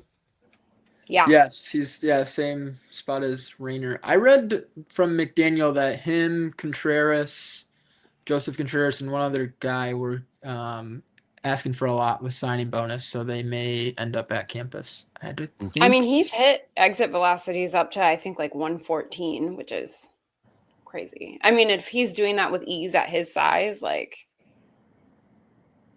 I'm afraid. Yeah, I'm afraid you should probably take him. that California, Los Angeles area baseball is the best in the country, probably. Right? Oh my Just gosh. so I many- wish I lived in Southern California and could watch all the SoCal guys. Go to the area code games. Oh yeah. So the big Carson giant Joseph. center fielder, big giant center fielder I was thinking of was DJ Peters. Peters. So 6'5", 225, legit center fielder. Made it to the big leagues for 70 games. Hit 13 home runs, but batted 197. But, and then was on the Mud Hens for half a year. Ethan Bass is still out there. Yeah, I mean, Prosty's still out there. They're going to Norby? take a high school player at some place, right? Yeah, that's I keep thinking. That would be funny. Just 20 college players. Yeah, just completely blow it up for us. Oh, we didn't know these guys at all. Well, Valencia looked all right behind the plate. I'm kind of watching a Tigers game as well. My guy Blake Bowen hasn't gone yet. Outfielder? I'm sure we can't pay for him anymore, but that would have been a fun one as well. He's kind of a Straw Snyder, Bogenpool. Oh yeah. But as a prep, just big time power. A little bit of hit tool concerns. Yeah, I do wonder like what the Tigers have left to spend here. I was trying to think about that while I was running around. Well, I'm look at the 61st pick is a slot of 1.5 million, and that's where they took LeBlanc, right?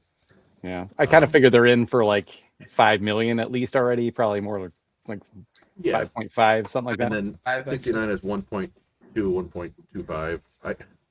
I could see them. I'm assuming Fluge's getting slot. I could see them cutting 250 off of LeBlanc, maybe half a mil even. I don't know. I'm trying to think. Oh well, did he go to the combine? Let's see. LeBlanc, He I probably think did. Because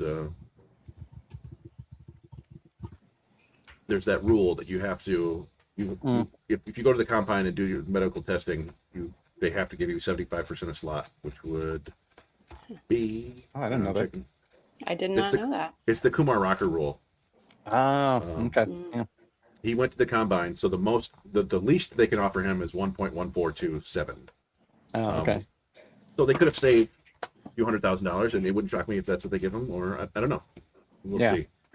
Two kind of interesting picks. Brendan Brock, the speedy catcher out of Oklahoma to the Yanks, and then Rojas to the Phillies. Yeah. Which makes sense because the Phillies have Spangler and they took another. I think they took Bogan. Let me check. Yeah, Bogenpool. So yeah, Spangler. They're going to have to save some money, I think, because he's going to get more than the 2.75 slot. I think he might be close to 4. I think 3.5, 4. It's kind of a fun draft class from Dombrowski. Yeah. Bogenpool is just a huge, I think I mentioned 119 exit velocity at the combine. That's insane for. Yeah. I mean, that's not coming. That's off BP, right? That's not coming off somebody throwing 95. So,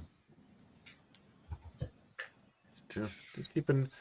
I don't know how many people are still with us as we ramble. And Yeah, the game is on. I'm sure some people are starting to move on with their day here, but there's one more Tigers pick. Hold on. Ethan Taylor to the Mariners. I went to look for the combine participants, and it killed my draft tracker. I know I've got so many tabs open right now. I'm afraid to touch anything. Well, it's normally, man, when I'm doing clips for the minor league stuff, I'll have 4 video windows open and 4 game day windows open, because those are usually like 15 to 30 seconds ahead. So it'll tip me off on when something's happening, and surprised my computer can handle it. Down here, Nathan, yeah, so. We got the Brewers. Just kind of locked in a McGonigal versus Sanchez here. Fun matchup. Yeah. That'll be interesting. Maybe the Tigers can treat Sanchez like the Royals did. Seems unlikely, but yeah, probably. Burling got a hit on that changeup. Yeah, Vierling did get a hit. That'll lead off. Yeah. Oh, he just got picked though. Did he? That was a great move to first though. Holy smoke. That's gonna make me happy. Matty V, you're about to become the whipping boy. You know how this works. They got rid of Jemai. They're hunting for the next one. In our Discord, somebody, Burling, you effing idiot. Yep. That's the only base runner we're gonna get all day, and he wasted it. Oh, Kansas City did hit Sanchez pretty well, so we'll see. Yeah, he's not completely infallible, but yeah. Well, I remember it was Sanchez versus Morton last year on Sunday Night Baseball, wasn't it? Yes. Yeah. Well, Sanchez was just down it.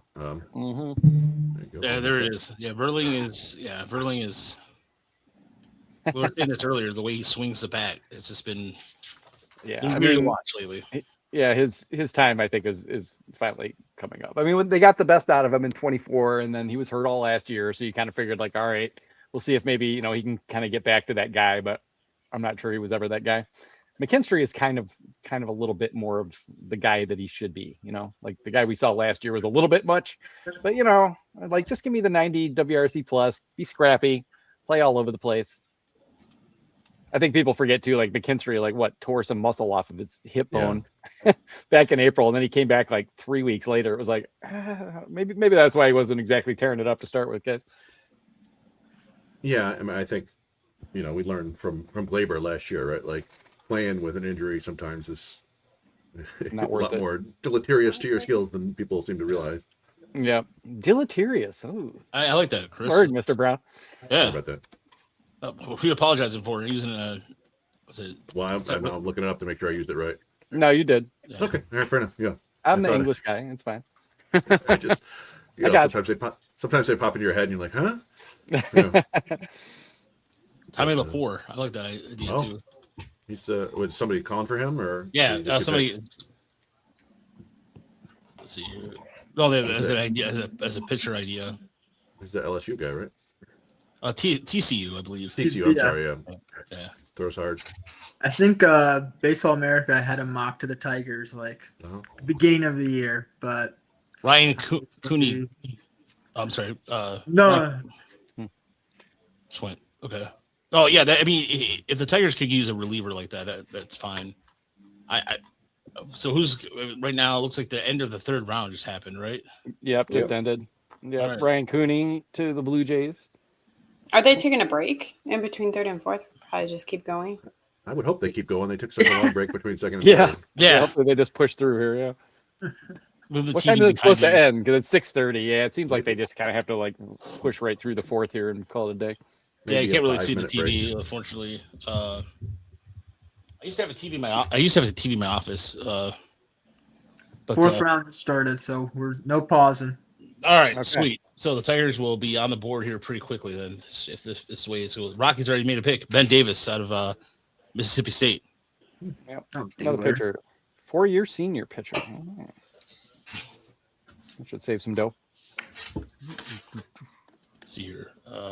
Dingler strikes out swinging on a changeup. And the Tigers go quietly they go down 1, 2, 3, but might as well say that. I'm just glad to see our West Point captain back in the field with a bat in his hand. I was very, very worried about him. Yeah, I mean, you could see the stitch marks on his hand after that foul ball. I was like, oof. Yeah. Yeah. Hopefully there's a little adjustment, like ball your fist or do something a little different. I just don't like that hand just sitting there on your inside of your right thigh. Like that's not the spot. It was kind of a freakish thing too, right? The ball came up, right? No, it went straight down into his hand, like Oh. literally like right into the meat between the thumb and the forefinger. Oh man, horrible. Yeah, catching sucks, man. Oh yeah, much respect to catchers. Erica Seguda. I got beat up, and I did not like it. Oh, my knees are not what they were because of catching for almost 6 years, and then run cross country. That was a bad idea. Don't catch and run cross country, folks. Oh yeah, if you're a young athlete, do not do that. That's tough on the knees for sure. Yeah. All right. Although I've always heard cross country was better for you than just like flat ground, like, or like running on concrete, all that kind of stuff. But no. Because there's all the different movements, Rod. You're balancing. Well, yeah, but also, but what I'm doing for like when I did my miles for the week, I ran on streets. Oh yeah. I mean that pounding will do it for sure. Yeah, my buddy Chris, who's a marathon runner, can't run anymore. He had hip surgery. Oh really? Ooh. Yeah. Yeah, that's grim. Yeah, so I've known a lot of people who had a lot of injuries already. I don't know how I've escaped things for so long. I think it's because I was built like a little willow reed until I was 40, like 140 pounds was like my top, and I'm 6'1". So maybe that helped. But yeah, it seems like everybody I played sports with when I was young, when I finally run into people or go to a reunion or something like that, it's just like the walking wounded out there, man. Mitch, you played football, right? Yes, I played football and basketball in high school. I couldn't hit growing up, so I didn't make the little league team, and I was a sore loser about it. But I enjoyed playing football and basketball in high school for sure. Nice. Any injuries, any concussions or anything like that? No, I did. Best injury story: I dislocated my elbow diving for a fumble, and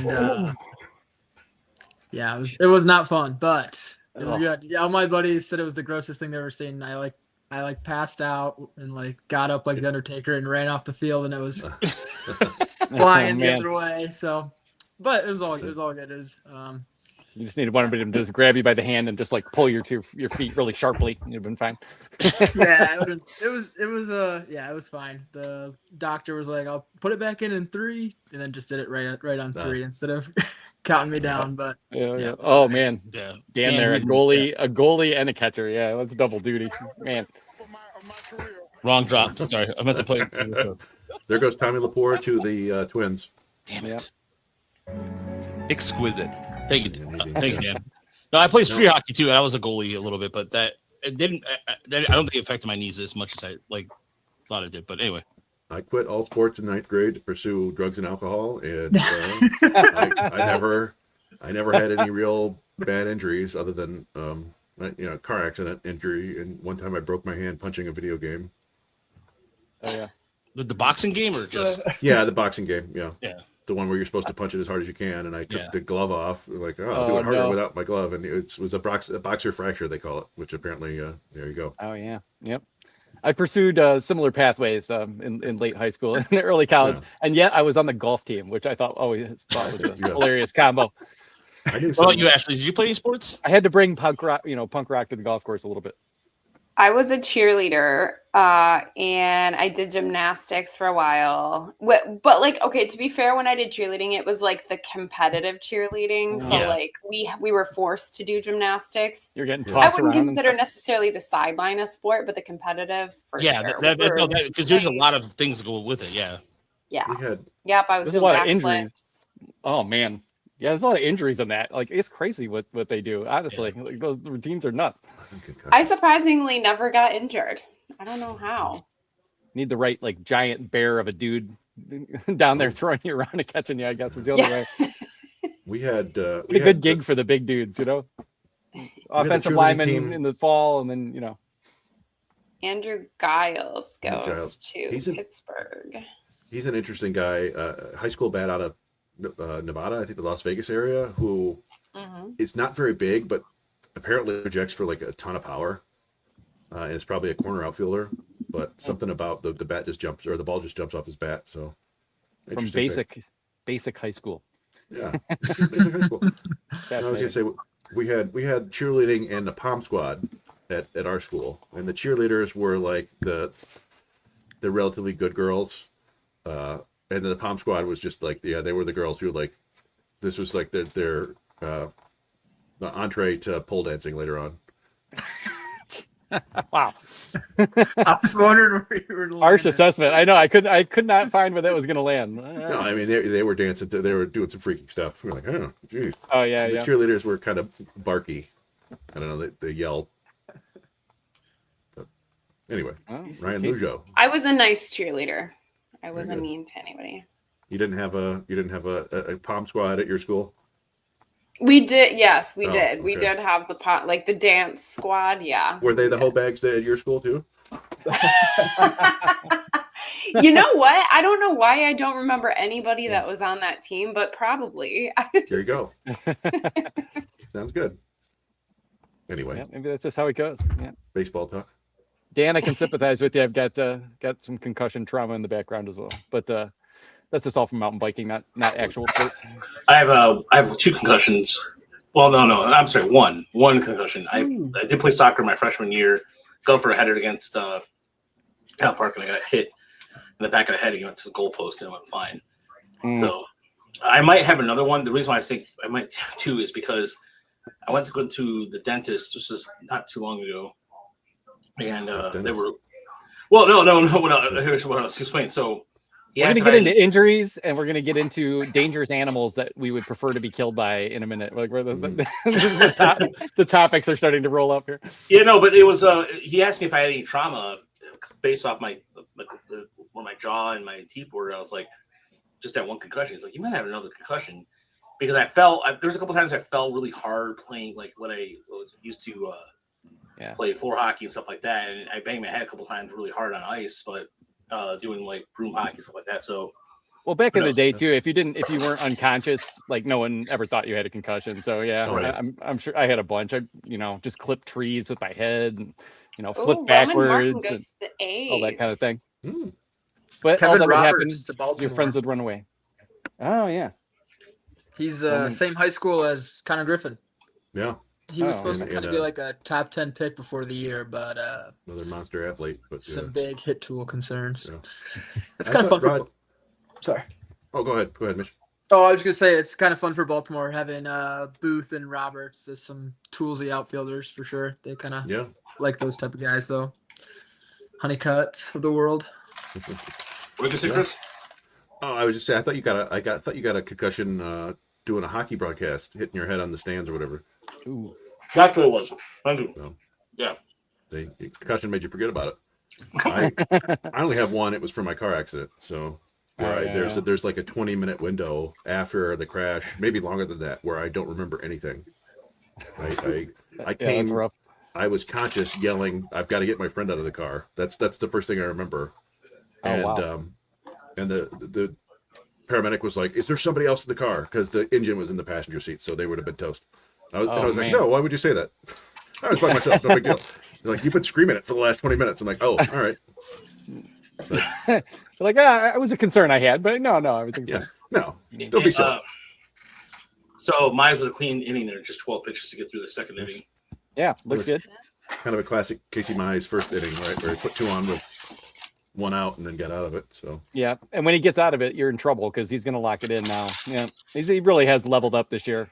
I wasn't 100% convinced early on, but he just has the split now. Time in, time out. Seems to have control over both slider types now too. So yeah, we're gonna miss him. We might need to extend him. They should maybe be talking to him about that if they're not going to trade him. Yeah. I like Reese Olson, coming back, but we just don't know what we're going to get there. And they've got like enough pitching to field the rotation next year, but not nearly any depth. So Is Olsen supposed to be back next season? Yeah, he's out for the year. I think was it Labrum? I think so. Yeah. Or I think it's rotator cuff something. Yeah. Rotator cuff. Yeah, one of the ones that used to be like, oof, it doesn't seem to be quite the death knell anymore. Yeah, it's funny with the Tigers' injuries with pitchers in the minor leagues. It's like, did he have surgery? Okay, then it's probably shoulder. Because I have no idea really. It's like there are only 2 injury types in the Tigers minor league system for pitchers. They either got surgery and they had TJ, or most likely it's a shoulder problem. I think we have our first pick of the draft who the MLB pipeline does not have anything on. Doesn't have a name or like a capsule for. Cole Dennis or Cole Land. Oh, yeah, the Rays pick. Colin Bland, yeah. Of course, the Rays find him. Yep. Houston High School in Tennessee. Oh, I wonder if Tennessee. let's see.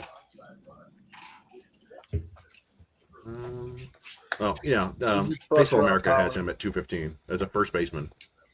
But he's 6'3", 240 pounds. That's like another the first round pick they had a couple years ago. The kid who had the brain tumor. Xavier Isaac, Oh yeah. Yeah, there's nothing on Colin Bland at all. Left-handed hitter, outfielder. This is another guy. Guys, 10 picks away. Yeah, we're getting there. D. Kennedy for Kansas State for the Cardinals. It's another. The other Kansas shortstop. Yeah. Kansas State, but Yeah. The one that's in the middle of nowhere, Manhattan. Dr. Manhattan. Yeah, it's apparently that's like one of the most boringest drives to get to Manhattan, Kansas. I believe it. Yeah. Yeah. Somebody Like when you get to like Western Kansas, it starts to get kind of interesting again. But yeah, there's a long stretch where it is not.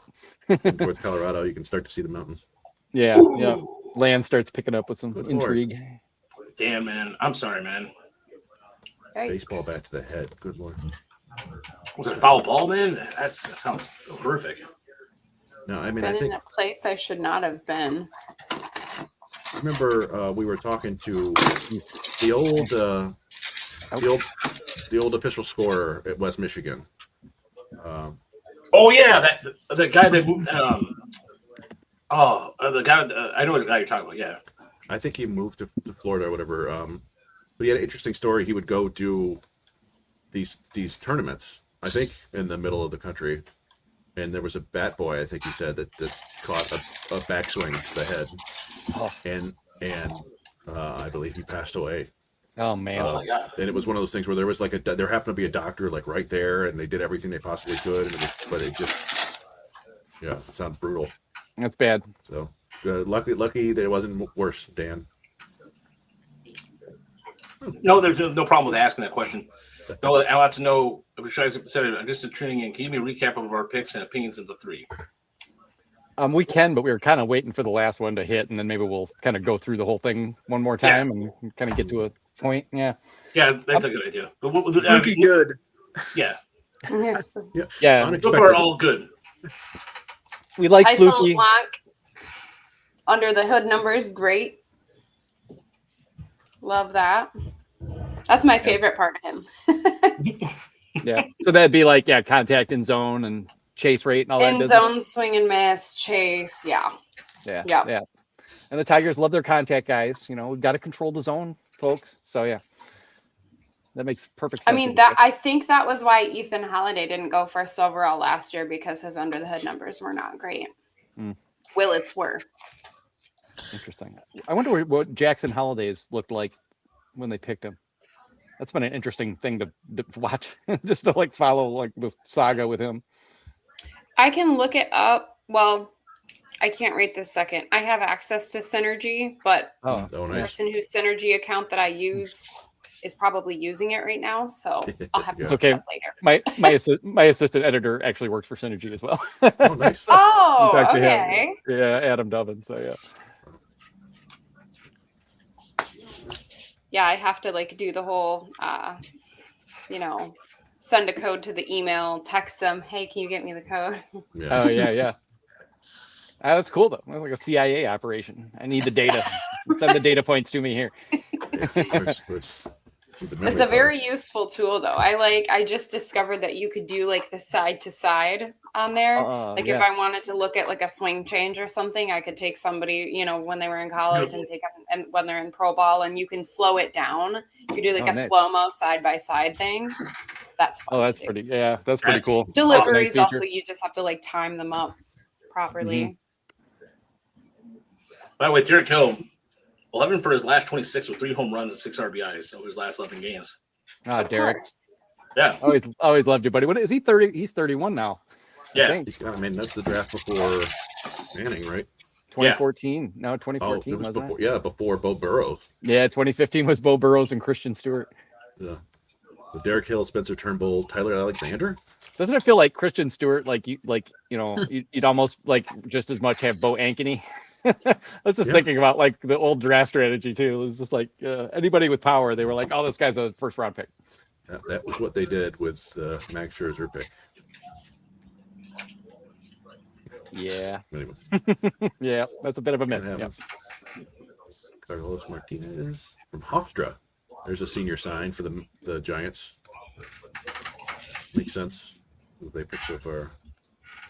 We're getting to that point where like you look at drafts and okay, yeah. The Giants took two high school pitchers, Carson Bolemon and Kanan White there, so that's probably a lot of money there. And Flora at 4. Right? Rico Bronya, there we go.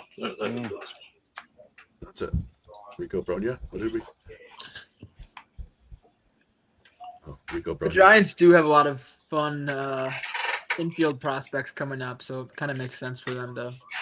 Yeah, that's it's wild that there was all that talk about Posey being enamored with Chalowski. It's like, okay, I get it, but also you have Pena or no, who is it? Hernandez and Gonzalez and Johnny Level. Johnny Level, that's right. And then their first round pick last year, Gavin Keelan. Gavin Keelan, yeah. Or did they? No, I confuse him with Fiend. Yeah. Yeah. Same here. So they got a lot of guys.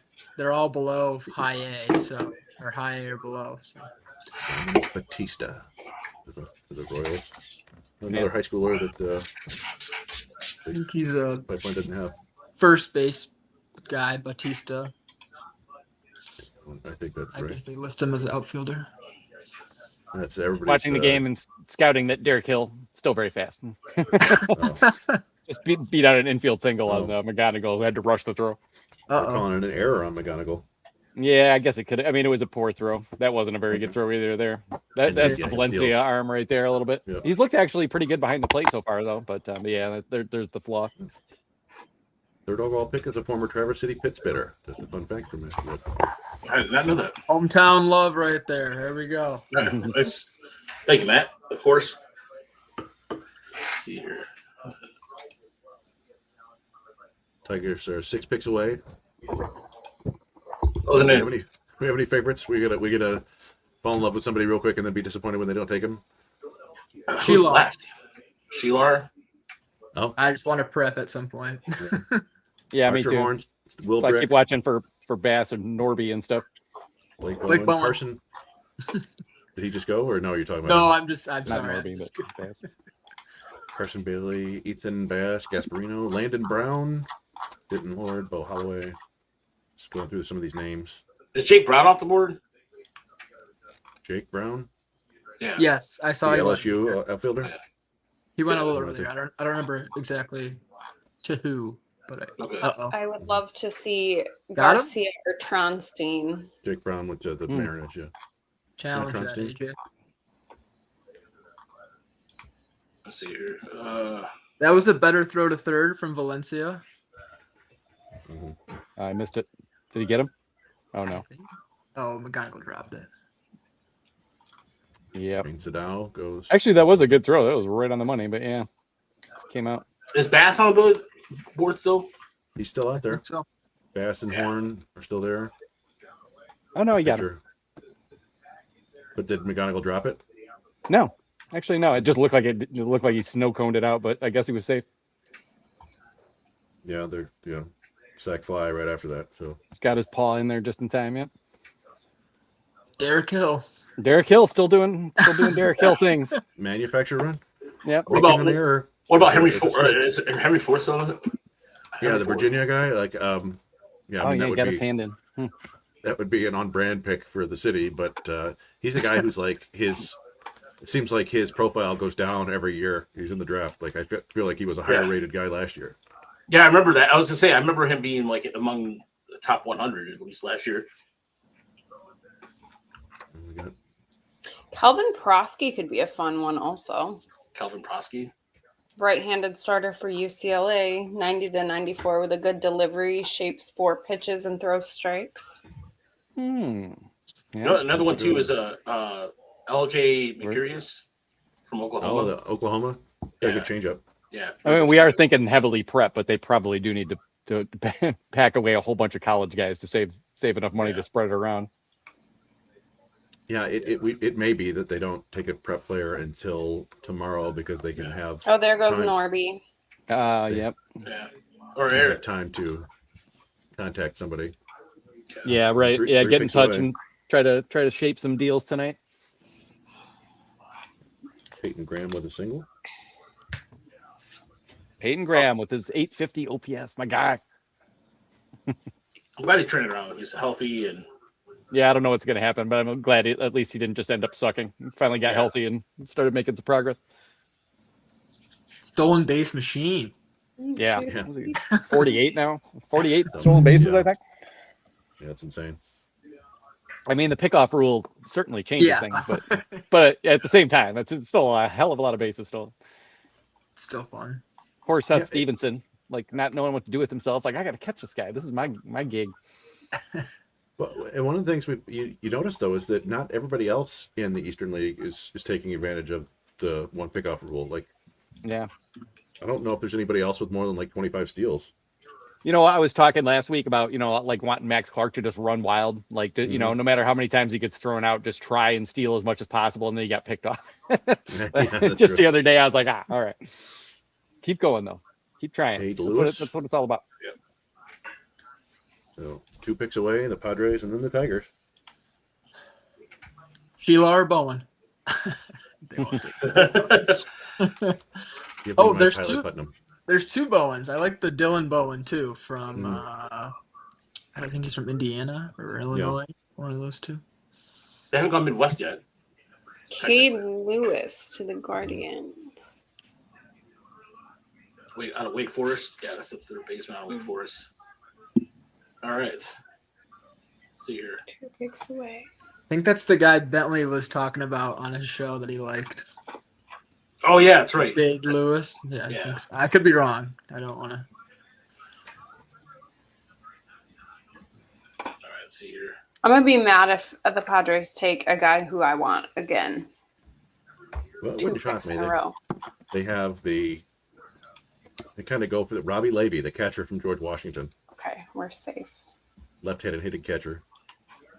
All right. So Tigers are up. Where are the Tigers going to go? Another prep guy or another college guy? Or another college guy or you go prep finally? We keep expecting a prep, but they're going to have to take a lot of college guys, so it may not happen. See here he keeps hitting RBI singles. We can grab it in a second. That's fine. As much as exciting as RBI singles from Justice Bigby and Andrew Jenkins are. The draft pick is a little bit more important to me. I get real sad every time I look at Erie and I'm like, oh, they scored 10 runs. This is going to be a fun one to write about. And then, it's just, an absolute parade of singles and stolen bases. I'm like, well, that's fine, but it's not enough juice. Any second now. Who could it be? Who can it be now? I'm refreshing 3 things at once. Dominic Pellegrin from shortstop out of Holy Cross. Hey, there's the prep shortstop. My guy. But he's also not among there, so that's interesting. Not among Baseball America's top 250, but I've certainly heard that name before. He's 477 on Baseball America. On Baseball America, yeah. 19. 6'1", 175-pound shortstop and right-handed hitter who stands out for his athleticism, speed, and defensive chops. Wasn't at many high-profile summer circuit events. That fits the Tigers. So the opinions on his pure hitting ability will be mixed. But he has a simple swing with few moving parts and developing strength. He also played in the MLB Draft League where he hit 375, 569, 525 with as many walks as strikeouts in 12 games to go with 11 steals and 13 attempts. He's a plus runner with smooth defensive actions and a chance to be an impact defender. So fits the Tigers. Just maybe not one of those names that people were expecting. But all of that fits the Tigers. Didn't show up in the showcase circuit. They don't seem to care about age as much as a lot of teams. So very fun. Prep shortstop. It's fun. It had to happen eventually. Right-handed hitter though. Yeah. Yeah. I'll take that all day. Give me some more right-handed power or right-handed prowess, if you will. Okay, awesome. So I'm going to do my graphic thing here real quick. Let's see. Yeah, I'm curious if there's. I'm sure Perfect Game has stuff of him out there, but let's check. Yeah. Impressive 22% walk rate. RBI double at 98.6. His line drive rate was 40% in the draft league. There's actually a lot of stuff from him from the MLB Draft League, so that's helpful. I was gonna say I should write an article doing like a recap of the day, but I would like to check Synergy first so I can get all the peripheral numbers on everybody. Yeah, get that deep dive. I mean, sometimes everyone wants to be first, but being best is best. So yeah. Exactly. Yes. Sorry, I keep retweeting stuff. It's all good. But yeah, you got a picture. You got him hitting. Oh, Contreras, Paul Contreras went to the from Cal State. Went to the Yankees. That's not. Yeah, I know. It's not, I know. Yeah, I know that because he's out of Georgia. But I was just saying, there's the other Contreras that was a part of the draft. Yeah. And Dylan Mariano. Mariano. 2 straight. Oh, Derek Hill. There's so many French guys in the draft. What did he do now? Did he stop a? What did he do? Rob a hit. Yeah, took one out of the gap. God damn it! Wow. Dave Dombrowski's like, I got my guy back. Yeah. It took a long time, but I finally got him. Yeah. And he's finally healthy. That was a pretty nice catch. Diving into the morning track. 470. You said he was ranked. Oh wow, geez, that was a good play. That was a sinking quail out there from McKinstry too. Hat tip. Yeah. You know, Riley Green right. does that all the time. He's just not going anywhere near that fast. All right. So what is everybody's overall thoughts on the draft? Now we can kind of wrap things up a little bit. It's interesting. I think that 4th pick is the only one that kind of fits their MO so far this year. So it's interesting to see them kind of switch things up. I like both of the arms a lot, and you get some safety with a college bat there in LeBlanc who can play on the infield, and then you take your swing with a prep high school hitter that you trust your scouts on, right? Like a guy wasn't at the showcase circuit. Maybe you're getting a deal here. It's a solid haul for me for a team that didn't have a ton of bonus pool to play with. I think they've got some potential, impact talent. I think Fluky's someone we can really get excited about. Sorry. No, you're good. You're good. No, I was just gonna. I think it worked out. It was expecting a Tyler Spangler or Aiden Ruiz or Taj Marchand pick, but I think the upside with Fluky, is there and something to be excited about. For sure. I feel like every year, like every single time you read like one of the mock drafts, it's never correct. Mm-hmm. I feel like the Tigers, again, like they don't care about fame. They don't care about, all they care about is who, like the order of their draft board. I love the Fluky pick. I love the LeBlanc pick. Dempsey looks exciting. I don't know anything about Pellegrini. I'm going to have to do some research on him. But yeah, overall, I'm super happy with day one. I like it. I like that they changed it up a little bit profile wise. Yeah, I'd say the same thing. Like, we all had pretty much the same expectations for what the Tigers have tended to do. And, they subverted all those expectations. I really like Fluky. Really nice looking arm. Looks like there's a lot they can do with him too, stuff wise. And throw strikes. I'm sure, there's command work that needs to be done, but just to have that for the first pick, and especially I don't like to draft for need, but they do need pitching.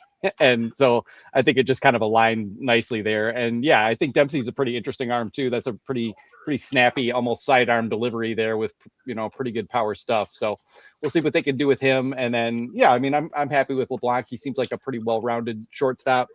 And adding a right-handed bat there, and then adding a right-handed bat there in Pellegrini?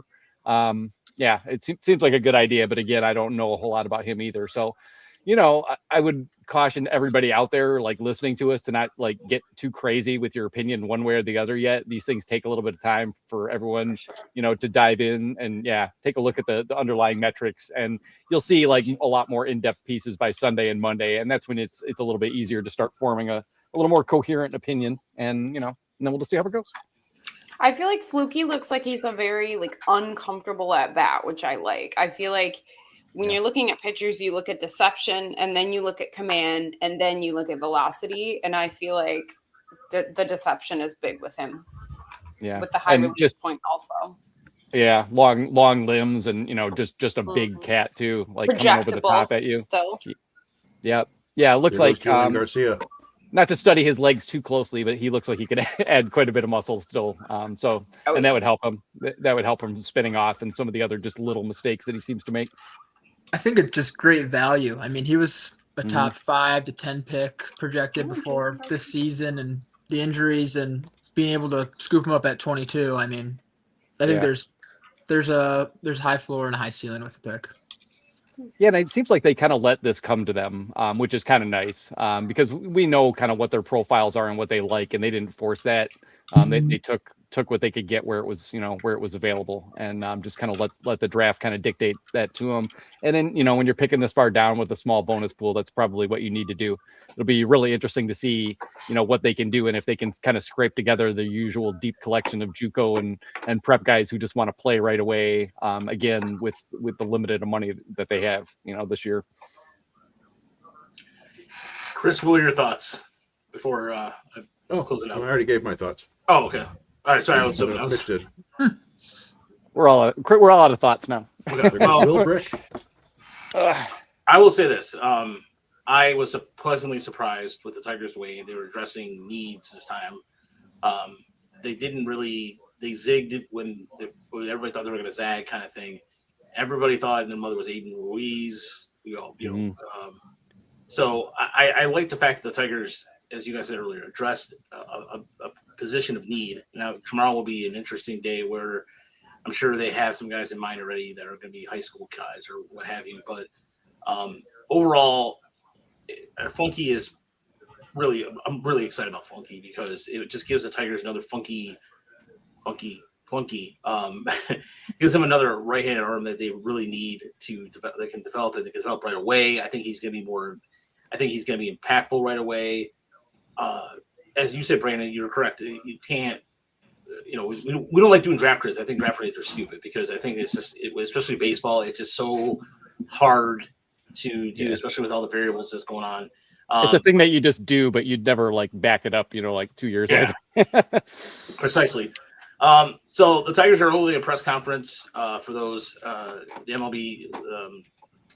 So soon after the team's final pick, they're going to be personnel. It's going to be available on Zoom. So we'll see what's going on with that. But other than that, thank you so much for tuning in. Thank you so much for listening the entire time. If you stuck around, Chris, Brandon, everybody who was a guest today, thank you so much for bringing on Ashley again. Thank you. This was. Yeah, so this will be, you can find the audio version. I don't think we're going to be streaming the audio version, but you can find it on YouTube. It's just ridiculous if I load it up. But check out all our work at TigersMLReport.com. There will be some write-ups coming out for sure. Day one summary from one of us here in the next probably, a couple hours or so. But, yeah, what were we going to say? Somebody said something? Oh. I don't know. Nice to meet you guys. Nice to meet you, Ashley. Heard a lot about you. Nice to you meet too, you, Mitch. finally. Good to meet you. You too. So, yeah. So, Chris, any final thoughts before we get out of here?